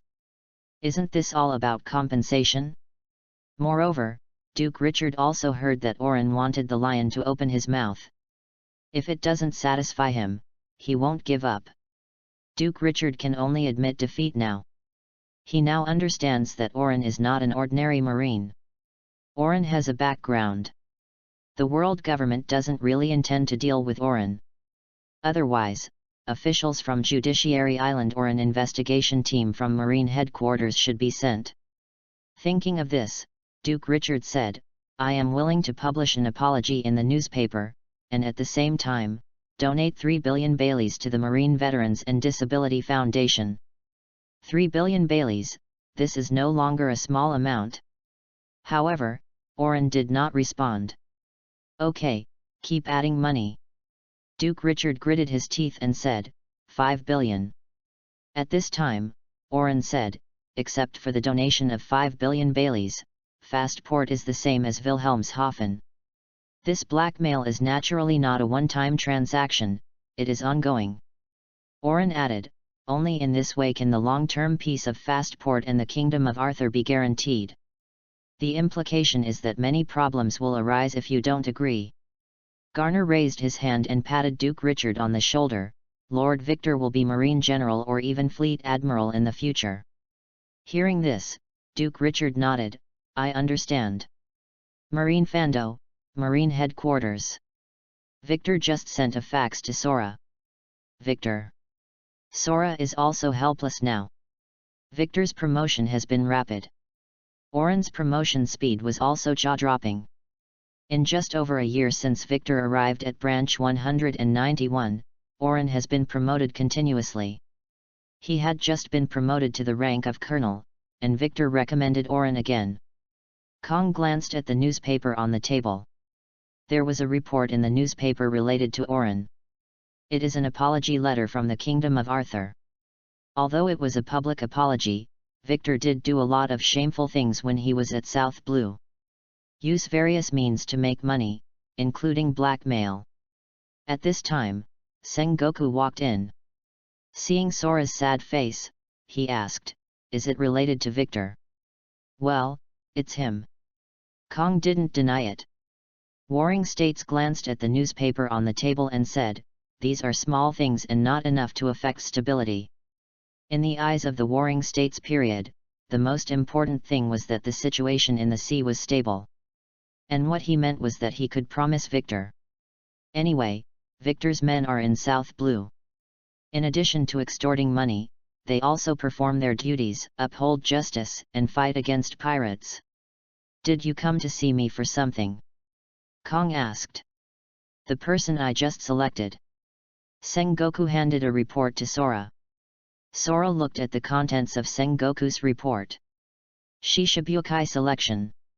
After reading the report, Sora couldn't help but frown. Shishibukai was proposed by world government. The purpose is to use pirates to balance pirates. In this way, Marine can concentrate on dealing with Roger and others. It's just Sora that's hard to accept. Because as long as you become a Shishibukai, Shishibukai will not only be cancelled, but also gain legal rights to plunder. Of course, you can only plunder countries that are not members of the world government. They do have a certain degree of deterrence. Sora put down the report, and then said to Sengoku, go and invite them. The end of 1494 in the Haiwan calendar. An incident once again triggered widespread discussion within Marine. That is, Oren was promoted again. With Victor's recommendation, Oren successfully became the commander of Truro Fortress. In just a few months. From colonel to brigadier general. Moreover, Oren doesn't have any worthy military exploits yet. Most of the pirates caught were minor characters, and the bounty of millions of belly was not worth mentioning at all. Marta, who was also Victor's subordinate, was jealous. Because Oren was promoted much faster than him. In terms of personal strength, Marta thought he would be worse than Oren, but Oren was able to rise so quickly. Not only Marta, but other officers in the 191st branch are also envious and jealous. Because after Oren is promoted, Marine of Branch 189 will also be promoted. I heard that Oren founded the Blue Ocean Society for Lord Victor and was praised by Lord Victor. Blue Ocean Club? What is Blue Ocean Club? With the goal of purifying the sea, all members are Lord Victor's most devout followers. We are also followers of Lord Victor. It's different. I heard that branch 189 shouts "Long live Lord Victor" every day, and there are statues and photos of Lord Victor everywhere in the military camp. Everything Lord Victor said has been compiled into books. Oren is too good at flattering. How else could he be promoted so quickly? Perhaps he will still have the opportunity to be promoted to Major General and be transferred to the headquarters in the future. At this time, the officers of Branch 191 were discussing. Oren's quick success allowed the officers to discover a shortcut. As Victor's old team, they can naturally join the Blue Ocean Club. Moreover, purifying the sea is Victor's dream and is absolute justice. Not just in Branch 191. Even within the G1 branch, the Blue Ocean Club has begun to be promoted. The goal of the Blue Ocean Society is to purify the evil forces in the sea and make the sea pure and blue. Therefore, joining the Blue Ocean Society is not only for promotion and wealth, but also for justice. Chapter 45 Crazy Expansion. If you plant flowers intentionally, they will not bloom, but if you plant willows unintentionally, they will create shade. Victor also didn't expect that the Blue Ocean Club founded by Oren would expand and grow rapidly. There are already many Marines in the G1 branch who want to join the Blue Ocean Club. Of course, Victor also knew in his heart that most of these people joined the Blue Ocean Club for their own future. However, this is not important. They follow Victor's purpose, and Victor doesn't care. What he needs now is power and huge followers. The rise of Blue Ocean Club just further expands its influence in Marine. In order to highlight the advantages of Blue Ocean Club, Victor promoted a group of members of the Blue Ocean Society, or transferred them to positions where promotion was easier or where the pay was better. In this way, a conclusion was given to the G1 branch Marine. Only those who follow Victor and are loyal can be easily promoted. At the same time, in order to improve the recognition of Blue Ocean Club, Victor decided to make a badge for the Blue Ocean Society. Wearing the Blue Ocean Club badge makes it easier to identify your identity. The logo of Marine, is a seagull holding a scale in its mouth, symbolizing the maintenance of world peace and order. Inspired by this, Victor made the badge of the Blue Ocean Club. The badge of the Blue Ocean Society is a blue ocean with the word justice on it. This pattern symbolizes the blue sea and the justice of the Blue Sea Society. After the badge was made, Victor wore the badge himself. Eric, Kennard, Wright, Connor, and others also wore the badges of the Blue Ocean Club that day. As Victor placed orders with the factory, more and more Blue Ocean Club badges were sent to the G1 branch, South Blue Corridor Fortress, 189 branch, 191 branch, and Malinvondo town. More and more Marines are beginning to wear the Blue Sea Club badge. The town of Malinfondo. Marine Military Academy. Kuzan just walked into the cafeteria. At this time, many students gathered together in the cafeteria. If you want to participate in the Blue Ocean Club, sign up here. Line up this way. Keep order. Come to me to get the form and fill in the information. The noise in the cafeteria attracted Kuzan's attention, and Kuzan followed the sound. At this time, banners were pulled up in front of several tables.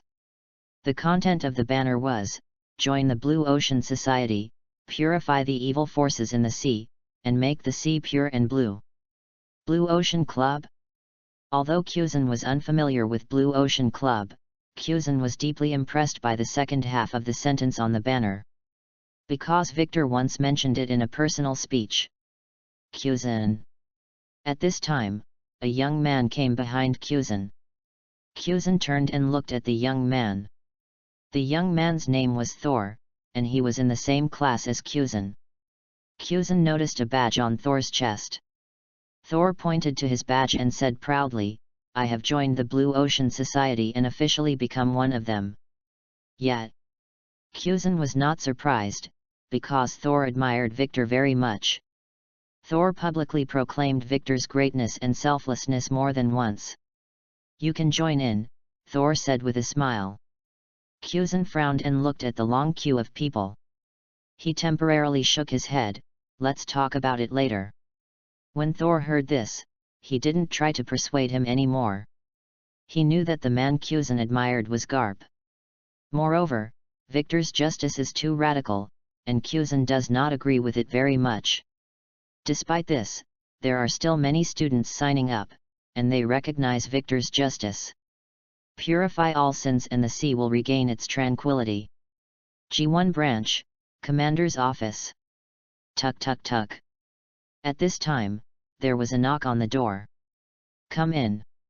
Victor shouted toward the door. 3 young men came to Victor. After he stood up straight, he saluted Victor.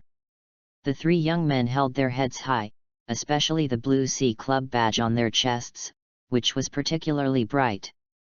Victor said to the 3 young people, I have something that I need you to do. The 3 young men replied loudly at the same time, the mission will definitely be completed. They are all members of the Blue Ocean Society, so they naturally have to complete the orders arranged by Victor. Andrew. Rivera. Gara.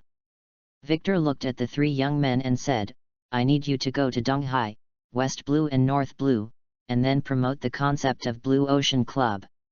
To clean the sea, we need more comrades. Victor said seriously. Yes, the 3 young men replied at the same time. These 3 young men were in the same class as Wright and Connor. Recommended by Wright. The 3 of them are also relatively weak. If they stay in the New World, they are likely to die in battle. Therefore, Victor is ready to send them to the 4 seas. Controlling the Marines from all over the world is not an easy task.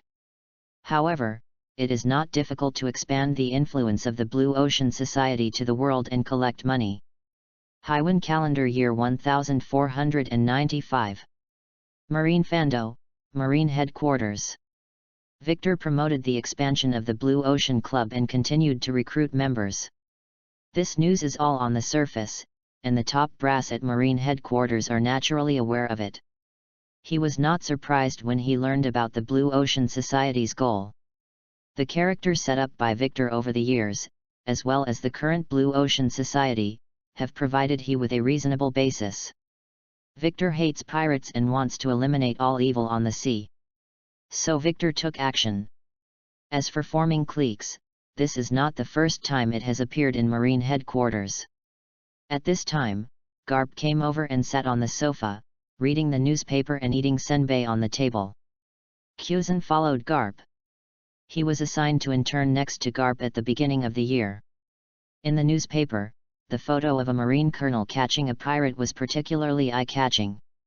What worried Garp was not that the colonel had caught a pirate with a bounty of 14 million Baileys, but that the Marine colonel was wearing the badge of the Blue Sea Society on his chest.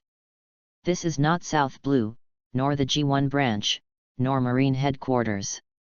But in the East Daxia Sea. This Marine colonel graduated last year and also served as an intern on Garp's ship. If Garp remembers correctly, this colonel should be in the G1 branch, and his military rank should be lieutenant junior grade. I didn't expect that the East Daxia Sea would also have a Blue Ocean Society, this guy Victor. Garp muttered. He also read the newspaper report and said, the child's intention is good. Garp did not answer the call and continued to read other news. He saw the supernova Shukrik doll, and also saw the impressive face of Douglas Bullet. Needless to say, Shukrik doll made the world remember him as soon as he debuted. The current bounty has reached 82 million belly. Bullet was once a member of the Roger Pirates, but his intention to disembark is currently unknown. Therefore, the world government is also paying close attention to Bullet. However, Garp cares more about Roger. Arresting Roger is what Garp wants to do most. Garp. At this time, Warring States walked in and said to Garp, Fleet Admiral asked you to find him. Got it. Garp stood up and left the office impatiently. Chapter 46 The Battle of Adver. I heard that Lieutenant General Garp is going to be promoted to General. I heard that too.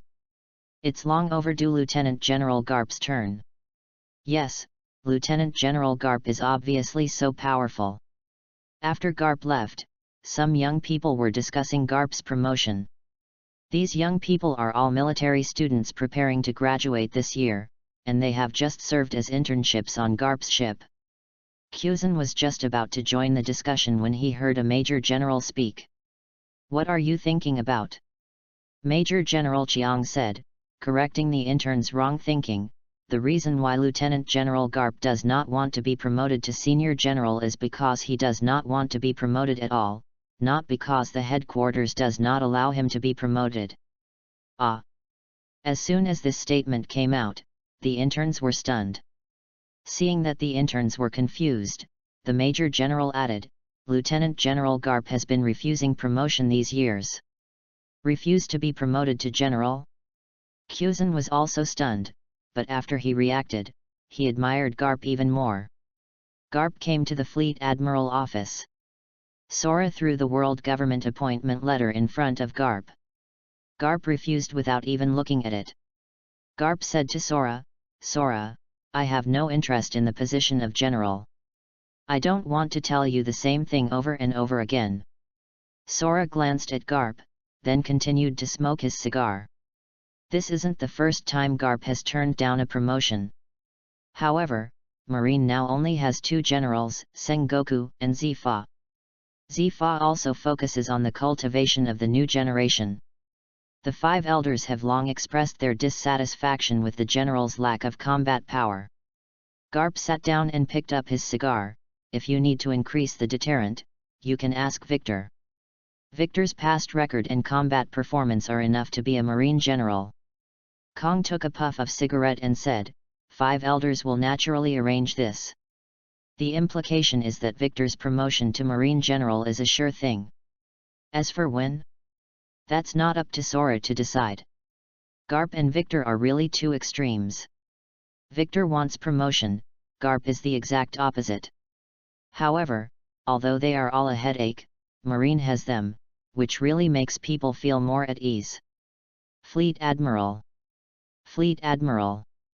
At this time, a Marine Major General hurriedly ran away to send it somewhere. "What happened?" Sora asked. The Major General replied, "Roger and the Golden Lion met at Adwal Beach." Sora's expression suddenly changed. The Golden Lion has always wanted to get the whereabouts of the ancient weapon from Roger. Therefore, the encounter between the 2 is a huge crisis for the world. Go and notify Warring States and ask him to assemble the fleet. The G1 and G5 branches will assemble immediately." Sora responded in the shortest possible time. "Wait, Garp, I have something else to say to you." Sora also wanted to give Garp a few words. However, Garp had turned around. "That's your business, mine is over." At this time, Kuzan and others were waiting outside the corridor of Fleet Admiral's office. "Lieutenant General Garp, you refused to be promoted to General again." Kuzan looked at Garp with admiration. "I want to be free to do things without needing a higher position than this," Garp said casually, while taking a long step. "It's so cool." Kuzan looked excited. However, Garp paid no attention to Kuzan's reaction. At this time, Garp came to Crane and others. Many Marine Lieutenant Generals, including Crane, also received news of the meeting between Roger and the Golden Lion. Garp took the initiative and said to he, "If you get out of the boat, let me get on too." He looked at Garp in surprise. "I haven't given the order to attack yet." Then, Crane shook his head and said, "With you here, the ship will be destroyed in one fell swoop. I won't let you get on the ship." "Don't say that, Roger must be dealt with by me myself." Garp laughed. While Garp and others were talking, Akina remained silent and walked at the front of the crowd. He was transferred back from New World not long ago and has now been promoted to Colonel. At this time, Garp has arrived at the dock. The Warring States period gathered their fighting forces on the dock. When Sengoku saw Garp appearing and boarding his ship, he couldn't help frowning. "Garp, I have been responsible for this matter, so don't interfere." "Don't worry, the credit is all yours." Garp laughed, and boarded the ship with Kuzan and others. these are two different things. Although Senguo was unhappy, he couldn't stop Garp. Huo Xiaoshan, Flying Squirrel, and others were very excited when they saw this scene. Warring States General and Lieutenant General Garp join forces. There is also a Lieutenant General Victor. Roger is definitely no match. G1 Branch. Victor received the news from the headquarters. Since being assigned to the G1 branch as the commander, Victor's number of sorties has decreased. As a commander, how can a commander be allowed to charge into battle? Moreover, Victor's main task is to track Roger and maintain the safety of the waterway. Is it finally here? Victor knew this day would come sooner or later. And, this is his chance. After the Battle of Adwal, the flying pirates were severely weakened, so this was a good opportunity to annihilate them in one fell swoop. Victor wants to step on the Golden Lion and get to the top. So, Victor shouted to Wright and Connor, "Send the order, all G1 branches must assemble." The G1 branch needs to patrol routes on a daily basis. Therefore, the build-up will take some time. In the year 1495 of the Hainan calendar, Shiki finally got the whereabouts of Roger and his group, and Shiki assembled a fleet as quickly as possible to surround Roger. The wind and waves were strong near Edwall Beach today. The captain of ship number 7, Eagle, looked at the Golden Jackson opposite and muttered to himself, "What a terrible weather." Ha ha ha ha. Carlyle patted Ignace on the shoulder and said, "It doesn't matter, the enemy only has one ship. The fleet assembled by Shiki already has more than 30 ships. And Roger only had one ship. In comparison, the Sky Pirates have an absolute advantage in terms of ships and troops. Therefore, from Carlyle's perspective, there is absolutely no possibility of the flying pirates losing. Roger." At this time, Shiki held a cigar in his mouth, stood at the bow of the ship, and shouted towards the Golden Jackson. "I've told you this matter dozens of times. Although there were many grievances when I was young, let them go. You know where the weapon that destroys the world is hidden. With my military strength and the perfect plan that I have spent many years formulating, I can now dominate the world immediately. Come on, Roger. Be my right-hand man." Shiki's shout penetrated the wind and waves and was clearly transmitted to the Golden Jackson. Roger and others heard it clearly. In addition to being able to hear clearly, they can also identify Shiki. The ground-length golden hair is like a lion's mane, and the sideburns and beard are both golden, and the sideburns are also very long. This style is unique in New World. Buggy looks at Shiki. No matter how many times he looks at it, he will always feel scared when facing the Golden Lion. This is the mentality you won't have when facing Whitebeard. Is it because Whitebeard isn't that bad? Chapter 47 Akainu, Let's Join Forces. At this moment, in the number 5 pirate ship of the Sky Pirates, a pirate cotter named Fei Lung quietly took out the phone bug in the cabin. The Golden Lions have surrounded Roger. Phelan's true identity is actually an undercover agent sent to the Sky Pirates by the Warring States period. Not only can the undercover's location be found through the life card fragments on his body. At the same time, it can also allow undercover agents to create turmoil and panic among the enemy at critical moments. Of course, the most important thing is intelligence collection. I understand, you have to pay attention to your safety. The phone bug imitates the voice of the Warring States period. Flywheel put away the phone bug, then quietly returned to the deck, continuing to monitor Roger and the Golden Lion. At this time, Roger shouted loudly, "Shiki, I'm not interested in domination. What's the point of being a pirate if you can't do whatever you want? No matter how much pressure you put on me, I will reject your request." After hearing Roger's answer, Buggy held his head in panic. "Captain, there are dozens of ships on the opposite side." Shiki stood on the bow of the ship and said with contempt, "In other words, your answer is to let me end your life here." Dozens of ships attack one ship simultaneously. Under the salvo of artillery shells, the Golden Jackson will be beaten into a sieve. What I mean is to kill you all. When Roger answered, his eyes flashed red, showing his murderous intent. Roger is not a good-tempered person. Kids, kill them. The Golden Lion waved the knife in his hand, and dozens of ships approached the Golden Jackson and began shelling. Brothers, kill them. Roger waved the knife in his hand without any fear. One ship versus more than 30 ships, a battle broke out instantly. Taking advantage of the war, Fei Lun picked up the phone bug and contacted warring states to inform the two sides of the war. However, just as Fei Lu finished his report and was about to return to the deck, the already dark sky suddenly started to blow with strong winds and huge waves. The pirate ship that Flywheel was riding on happened to be hit by a huge wave and swallowed. Flywheel, Flywheel. Warring states contacted Phelan many times, but was unable to contact Phelan. What's wrong? Garp asked.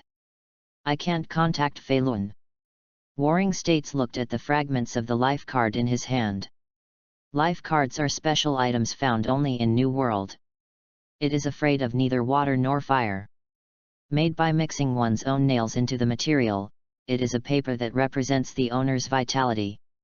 Usually people will tear it up and give it to relatives or friends who are about to be separated, and the torn papers will attract each other. The life card will shrink when the owner is weak, and will return to its original size when the owner recovers health. If the life card slowly turns into ashes, it means that the owner is not far from death. At this time, Garp looked at the life card, and the life card began to become smaller. Have you been discovered? Warring States clenched his fists. Warring States didn't know the situation at the scene, he could only judge it through the life card. Garp was silent. Being an undercover agent is not that easy. Over the years, too many undercover agents have died. They are unsung heroes. At this time, the fleet of the G1 branch merged with the fleet of the headquarters led by Sengoku. Victor boarded Sengoku's warship, and he noticed that Sengoku was in a bad mood. General of the Warring States period, what happened? Victor asked. Warring States shook his head and did not answer Victor. Warring States ordered, the situation has changed, we will go directly to Adwell Beach. Yes. Victor saluted with a military salute, then turned and glanced at Wright and Connor. Wright and Connor went to deliver the order. The next morning. Bulu bulu. Bulu bulu. At this time, the phone bug in Warring States' arms rang. Hello. Warring States picked up the phone. Sora said to Sengoku, the war between Roger and the Golden Lion is over. How is that possible? Warring States asked in surprise. Kong said, as soon as they started the war, they encountered bad weather. Half of the Golden Lion's fleet was wiped out by the waves. Half the fleet. When Warring States heard the news, he was not excited at all. Kong continued, now the Golden Lion and the rest of his fleet have withdrawn, and the whereabouts of Roger and his gang are unknown. So, you should also withdraw. Yes. Sengoku nodded. Marine and world government are targeting Roger. As for the Golden Lion, it is not the most important thing. Moreover, the existence of the Golden Lion can actually play a role in balancing New World. After the Warring States period ended the call, he convened a meeting with all the generals. The meeting was about retreat. Why retreat? Now that the Golden Lion's vitality is seriously injured, this is the perfect opportunity to eliminate him. Yes, why retreat? The new generation of Marine don't understand. They are all eager to use their own power to punish evil and promote good, and to uphold justice. At this time, Sakazuki said nothing. His whole person looked a little gloomy. Are you used to it? At this time, Victor came to Sakazuki. Sakazuki is now alone. Ghost Spider and Dogman were transferred to other units. And Sakazuki had a gloomy face all day, no one wanted to talk to him, and he didn't take the initiative to approach others. After hearing Victor's inquiry, Sakazuki remained silent. Would you like to come to G1? Victor said to Sakazuki, I want to do something big and need your help. Sakaski looked at Victor suspiciously. Victor took out cigarettes and handed one to Sakaski. We are actually the same kind of people, but our methods are different. One type of person? Of course not one type of person. Victor just wanted to get closer to each other, so he said some polite words. Sakaski did not object, nodded, and said, I agree with your dream. Purify the sea and eliminate all evil in the sea. Absolute justice. Sakaski agrees with Victor. Victor asked, so, do we want to join forces temporarily? Join forces? Sakaski didn't understand. Victor said, don't you think now is a good opportunity to eliminate the Golden Lion? Yet. Sakaski nodded. Victor said, if we join forces, coupled with the strength of the G1 branch, the raid will definitely be successful. Victor considered that it would be almost impossible to catch the Golden Lion if he relied on him alone. However, if we join forces with Sakaski, the success rate will be much higher. When? Sakaski asked. Victor said, of course, the sooner the better, while their vitality is greatly weakened. Sakaski asked. How do you get their position? The territory of the Golden Lion is not fixed. Because of the Golden Lion's fluttering fruit ability, he can move at any time. Victor smiled slightly and said, I have my own way. Chapter 48 Rockberry. Seeing Victor's confident look, Sakaski said, okay, I agree to join forces with you. Then you wait for my news. Victor took out a phone bug and handed it to Sakaski. I will contact you when I am ready. Sakaski put away the phone and turned to leave. Victor held onto the side of the boat and looked at the sea. General Marine's position was getting closer and closer to him. The Sky Pirates lost half of their fleet, and many others were seriously injured in the storm.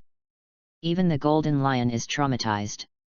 Therefore, the Sky Pirates need a large amount of medical supplies and ship repair materials. In the New World, if you want to buy large amounts of medical supplies and ship repair materials, you can only go through Saladai's black market. Victor had made a big fuss in the Saladai black market before and even cut off Kari's left hand. Kali is a typical person who doesn't eat hard or soft food. As the king of the New World's underground black market, Kari has his own principles. If he gives in to Victor, not only will his business be unable to survive, but he himself will be disgraced. Therefore, the Sky Pirates believe that Kari will not betray them. Saladai Black Market. The Sky Pirates sent several ships. On the dock, medicines that have been packed in boxes and mountains of materials are being transported to the ship. Move quickly. Be gentle, don't break the medicine. The pirates of the Flying Pirates held whips and whipped the slaves who were carrying supplies. Black market workers count banknotes. It was a huge profit this time. However, neither the Sky Pirates nor the black market staff noticed that a figure quietly climbed onto the ship and hid among the cargo. On the sea. 10 warships were parked on the sea. At this time, in the cabin of the flagship, Victor was smoking a cigarette and waiting for news. Sakaski sat on Victor's left side. Sakaski asked for leave from the Warring States period and was approved. Not only Sakaski, but Ghost Spider and Dogman also took leave. Is it just us? Ghost Spider asked Victor. Victor replied, we are making a surprise attack and we don't need so many people. Ghost Spider and Doug Manman both frowned. They all thought the battle plan was too radical. Bulu bulu. Bulu bulu. At this time, the phone bug started ringing. Victor picked up the phone. Lord Victor, I have found their location. You can find the life cards and come to me. The phone bug imitated the voice of a young man. The young man's name is Mayev. Originally a major of the G5 branch, he is now a colonel of the G1 branch. Victor said seriously, well done, now you have only one task, and that is to survive. Yes. Mayev replied. After the call ended, Victor said to Connor and Wright, let's go. Yes. Connor and Wright went to convey the order. New World Asheng's Island. If you look at Asheng's Island from a high altitude, the entire Asheng's Island is shaped like a crescent. Since the disintegration of the Rocks pirates, the Golden Lion came to Asanth Island. From then on, this place has been the territory of the Golden Lion. There are still 16 pirate ships in the Bay of Asheng's Island. The failure at Adwal Beach caused the Sky Pirates to lose half of their fleet. At this time, the Golden Lion Shiki has woken up and accepted the steering wheel being inserted into his head. Because the steering wheel is inserted too deep and cannot be pulled out, it looks like a chicken. Have you found Roger? The Golden Lion asked the man next to him. The man's name is Dr. Andy. He has a weird look and is the Frankenstein of the Golden Lion pirates. Dr. Andy replied, "Not yet, but their situation should not be much better. Don't underestimate them, that's Roger's ship." Although the Golden Lion thinks highly of himself, he looks down on Burndywold or Redfield. But he never looked down on Roger. In his eyes, Roger was the man qualified to compete with him for world domination. Even if he loses to Roger, the Golden Lion doesn't feel ashamed.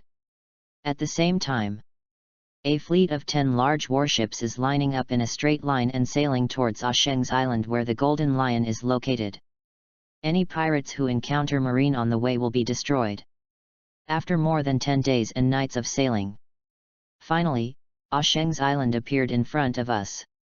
At this time, Victor said to Sakaski, "You will be the vanguard and attack the port head-on. Are you going to use us as bait?" Ghost Spider asked with a frown. "Any questions?" Victor asked Sakaski. Sakaski shook his head coolly. "That's how it's arranged." Victor looked at the sky. Soon, the moon would hide in the clouds, which would be the best time for a sneak attack. At night, as the moonlight disappeared, there was silence in the port. Some of the pirates of the Golden Lion pirates are already drunk. Even those who are not drunk gather together to gamble. They never expected to be attacked. They are now the overlords of the New World. Who dares to attack them? At this time, dozens of small boats were quietly approaching. Each boat carries 20 Marines. Sakaski was in the boat. Ghost Spider, Dogman, and others' hearts beat faster. They know how dangerous tonight's mission is. Phew! Phew! Phew! As 3 flares were shot into the air, Sakaski and others jumped up and rushed onto the dock. Kill! Nearly 1,000 Marines rushed into the dock, killing everyone they saw. Bang! Bang! Bang! Marines shot at close range and fired a row of bullets. Rows of pirates fell to the ground like wheat before they stood up. The surprise attack was too sudden. What's going on? At this time, a man with a knotted beard was woken up. The man's name is Andre, nicknamed Dirty Beard, and he is the captain of ship number 19 of the Golden Lion Pirates. "Captain, Marine launches a surprise attack." A pirate ran in a panic and reported to Andre. When Andre heard this, he kicked his men away, then grabbed a machete and strode out. Andre soon discovered Sakaski. At this time, Sakaski's arms turned into lava, and pirate corpses could be seen everywhere around him. The death conditions of these pirates were all horrific. "Boy, I'm going to chop off your head." When Andre saw this scene, he became angry on the spot. These dead minions were all his subordinates. Andre, Dirty Beard, has a bounty of 300 million belly. Sakaski didn't speak, just stood there, waiting for Andre to approach. Die! I saw Andre leaping high, the big knife in his hand wrapped with armed domineering force, and slashed hard at Sakaski's neck. Sakaski's head is about to be chopped off. However, Sakaski remained motionless. At the moment when the knife is about to come, Sakaski moved. Cerberus!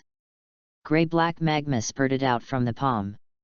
It was so close that Andre couldn't avoid it. His head was blown off. Instant kill. Chapter 49 Golden Lion. Not only the pirates around, but also the Marines were frightened by the scene in front of them. Sakaski was just a colonel, but he was able to kill Andrei Dirtybeard in an instant. Dirtybeard Andrei's bounty is as high as 300 million belly. Kill them all in one go. At this time, the ghost spider waved his two swords, chopped down several people in succession, and shouted loudly. Dogman had a ferocious smile on his face. Nearly 1,000 Marines quickly moved forward. Victor was smoking a cigar on the deck, looking at the rapidly advancing Marines. A cold light flashed in his eyes. There is bound to be a bloody battle tonight. Still, it all makes sense. Wright looked at Victor. He didn't know what Victor was thinking. However, Senior Victor is definitely not wrong. Just follow Victor Senpai. The opportunity tonight is fleeting and everyone has to give it their all. Victor knows about Golden Lion's devil fruit abilities. He should have planned more comprehensively and deployed more troops. However, if too big a movement is made, the world government will be alerted. The world government has no interest in catching the Golden Lion for the time being. Just like the world government clearly has the ability to wipe out any forces in the world, but it deliberately allows their activities. Yes. Wright stood up straight. The shouts of death coming from the port reached the buildings on the island. The Golden Lion stood up impatiently. What happened? Dr. Indigo replied, it seems Marine called. Marine? Are they here to die? The Golden Lion said contemptuously, and then he asked, how many people are here? Is Garp here? Soon, a man answered the Golden Lion, boss, Marine only came with 10 warships this time. 10 warships? Golden Lion couldn't help laughing when he heard this. I can deal with such a small number of people by myself. Boss, let me go, I will let them know who is the master of New World. Boss, I'll chop off Warring State's head for you. Boss, let me go. The Golden Lion's subordinates all look ferocious, and you can tell they are a group of ruthless characters just by looking at their appearance. These talents are the elites under the Golden Lion. They can confront the Roger pirates head-on and are extremely powerful. And they all think Marine's commander is Sengoku. Garp, Sengoku, this time I want them to die here. The Golden Lion clenched his fists and grinned, young men, greet these Marines well. Oh! The pirates under the Golden Lion shouted in unison. In most cases, pirates would not choose to confront Marine head-on. The main reason is that the number, caliber, and accuracy of the pirate ship's guns are far inferior to those of the Marines. After all, pirates have not received professional training. However, in the New World, most pirates dare to go head-to-head with Marine. This is a holdover from the Rocks era. At this time, the shells landed on the island, shattering the buildings on the island and splashing earth and rocks several meters high. The pirates' counterattack also began. Bang! Bang! Bang! In the fortress-like building on the island, cannonballs flew towards the sea. The shells fell on the warship, and the deck of the warship was hit. While sawdust flew everywhere, it also caused a fire. At the same time, the bullet whizzed past the scalp, making one's teeth chatter. If you are a recruit, you will most likely huddle in a crater and pee your pants in fear. Keep rushing, don't be afraid of death. 3 times the pension if you die. At this time, the sergeants shouted loudly and continued to rush forward. Triple pension is the treatment of today's death squads. Sakaski, Ghost Spider, and Dogman also heard it. Triple pension? Why didn't they know that? Hurry up, move quickly, get the wounded down. The military doctor shouted from behind while trying to stop the bleeding of the injured sailor. The Golden Lion mobilized all its troops and wanted to surround Marine on the beach. Senior, the death squads have suffered more than 1/3 casualties. At this time, Wright came behind Victor and reported to Victor. Victor drew out the most elite troops from the Blue Sea Society. As a result, in less than an hour of fighting, the casualties exceeded 1/3. Victor's face was calm. The second attack echelon is ready. Yes. Wright followed Victor's order and continued to fire flares into the air. Phew. Phew. Phew. A second round of flares exploded in the air. Eric, Kennard, and others led nearly 3,000 Marines and rushed towards the beach. Drive them all into the sea. Kill them. Although the Marine death squads are not afraid of death, seeing more and more Marines die, the pirates become more excited and bloodthirsty. However, this is what Victor is for. Use the suicide squad as bait. Although it is cruel, it is very useful and can stimulate the bloodiness of both warring parties. Hateful. Why are there more and more? Ghost Spider's body had been injured in many places. Dogman's situation was just as bad. The strength of the flying pirates cannot be underestimated. When? At this time, a man swung his naginata and struck hard. Ghost Spider waved his sword to resist. After this slash, the Ghost Spider's hand holding the knife cracked open. Just as the man was about to slash at the Ghost Spider again, Connor and others swarmed up and slashed at the man with dozens of knives. The naginata in the man's hand held dozens of knives. Ah ha ha ha ha. The man laughed with a ferocious look on his face. The man's face is very recognizable, it is a tapered face, like a bamboo shoot, and the man's hands and feet are very long. The man is a hybrid of the Nagate clan and the Ashinaga clan.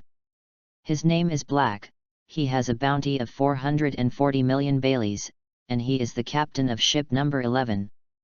Before joining the flying pirates, he was already a famous pirate. I can kill as fast as I can today. Blake waved the naginata in his hand, and with just one slash, nearly 100 sailors were sent flying. The third attack echelon will land on the island in 10 minutes. Victor continued to give orders. Wright hummed, waited 10 minutes, and then fired the signal flare. Okay, I'll leave this to you. After Victor said that, he stepped on the moonwalk and reached the sky. At this time, pirates came back one after another and reported to the Golden Lion. One of them still had burn marks on his body. Boss, our ship number 15 is finished. Everyone including the captain was killed by a Marine colonel. When the Golden Lion heard this, he couldn't help but frown. Who is it?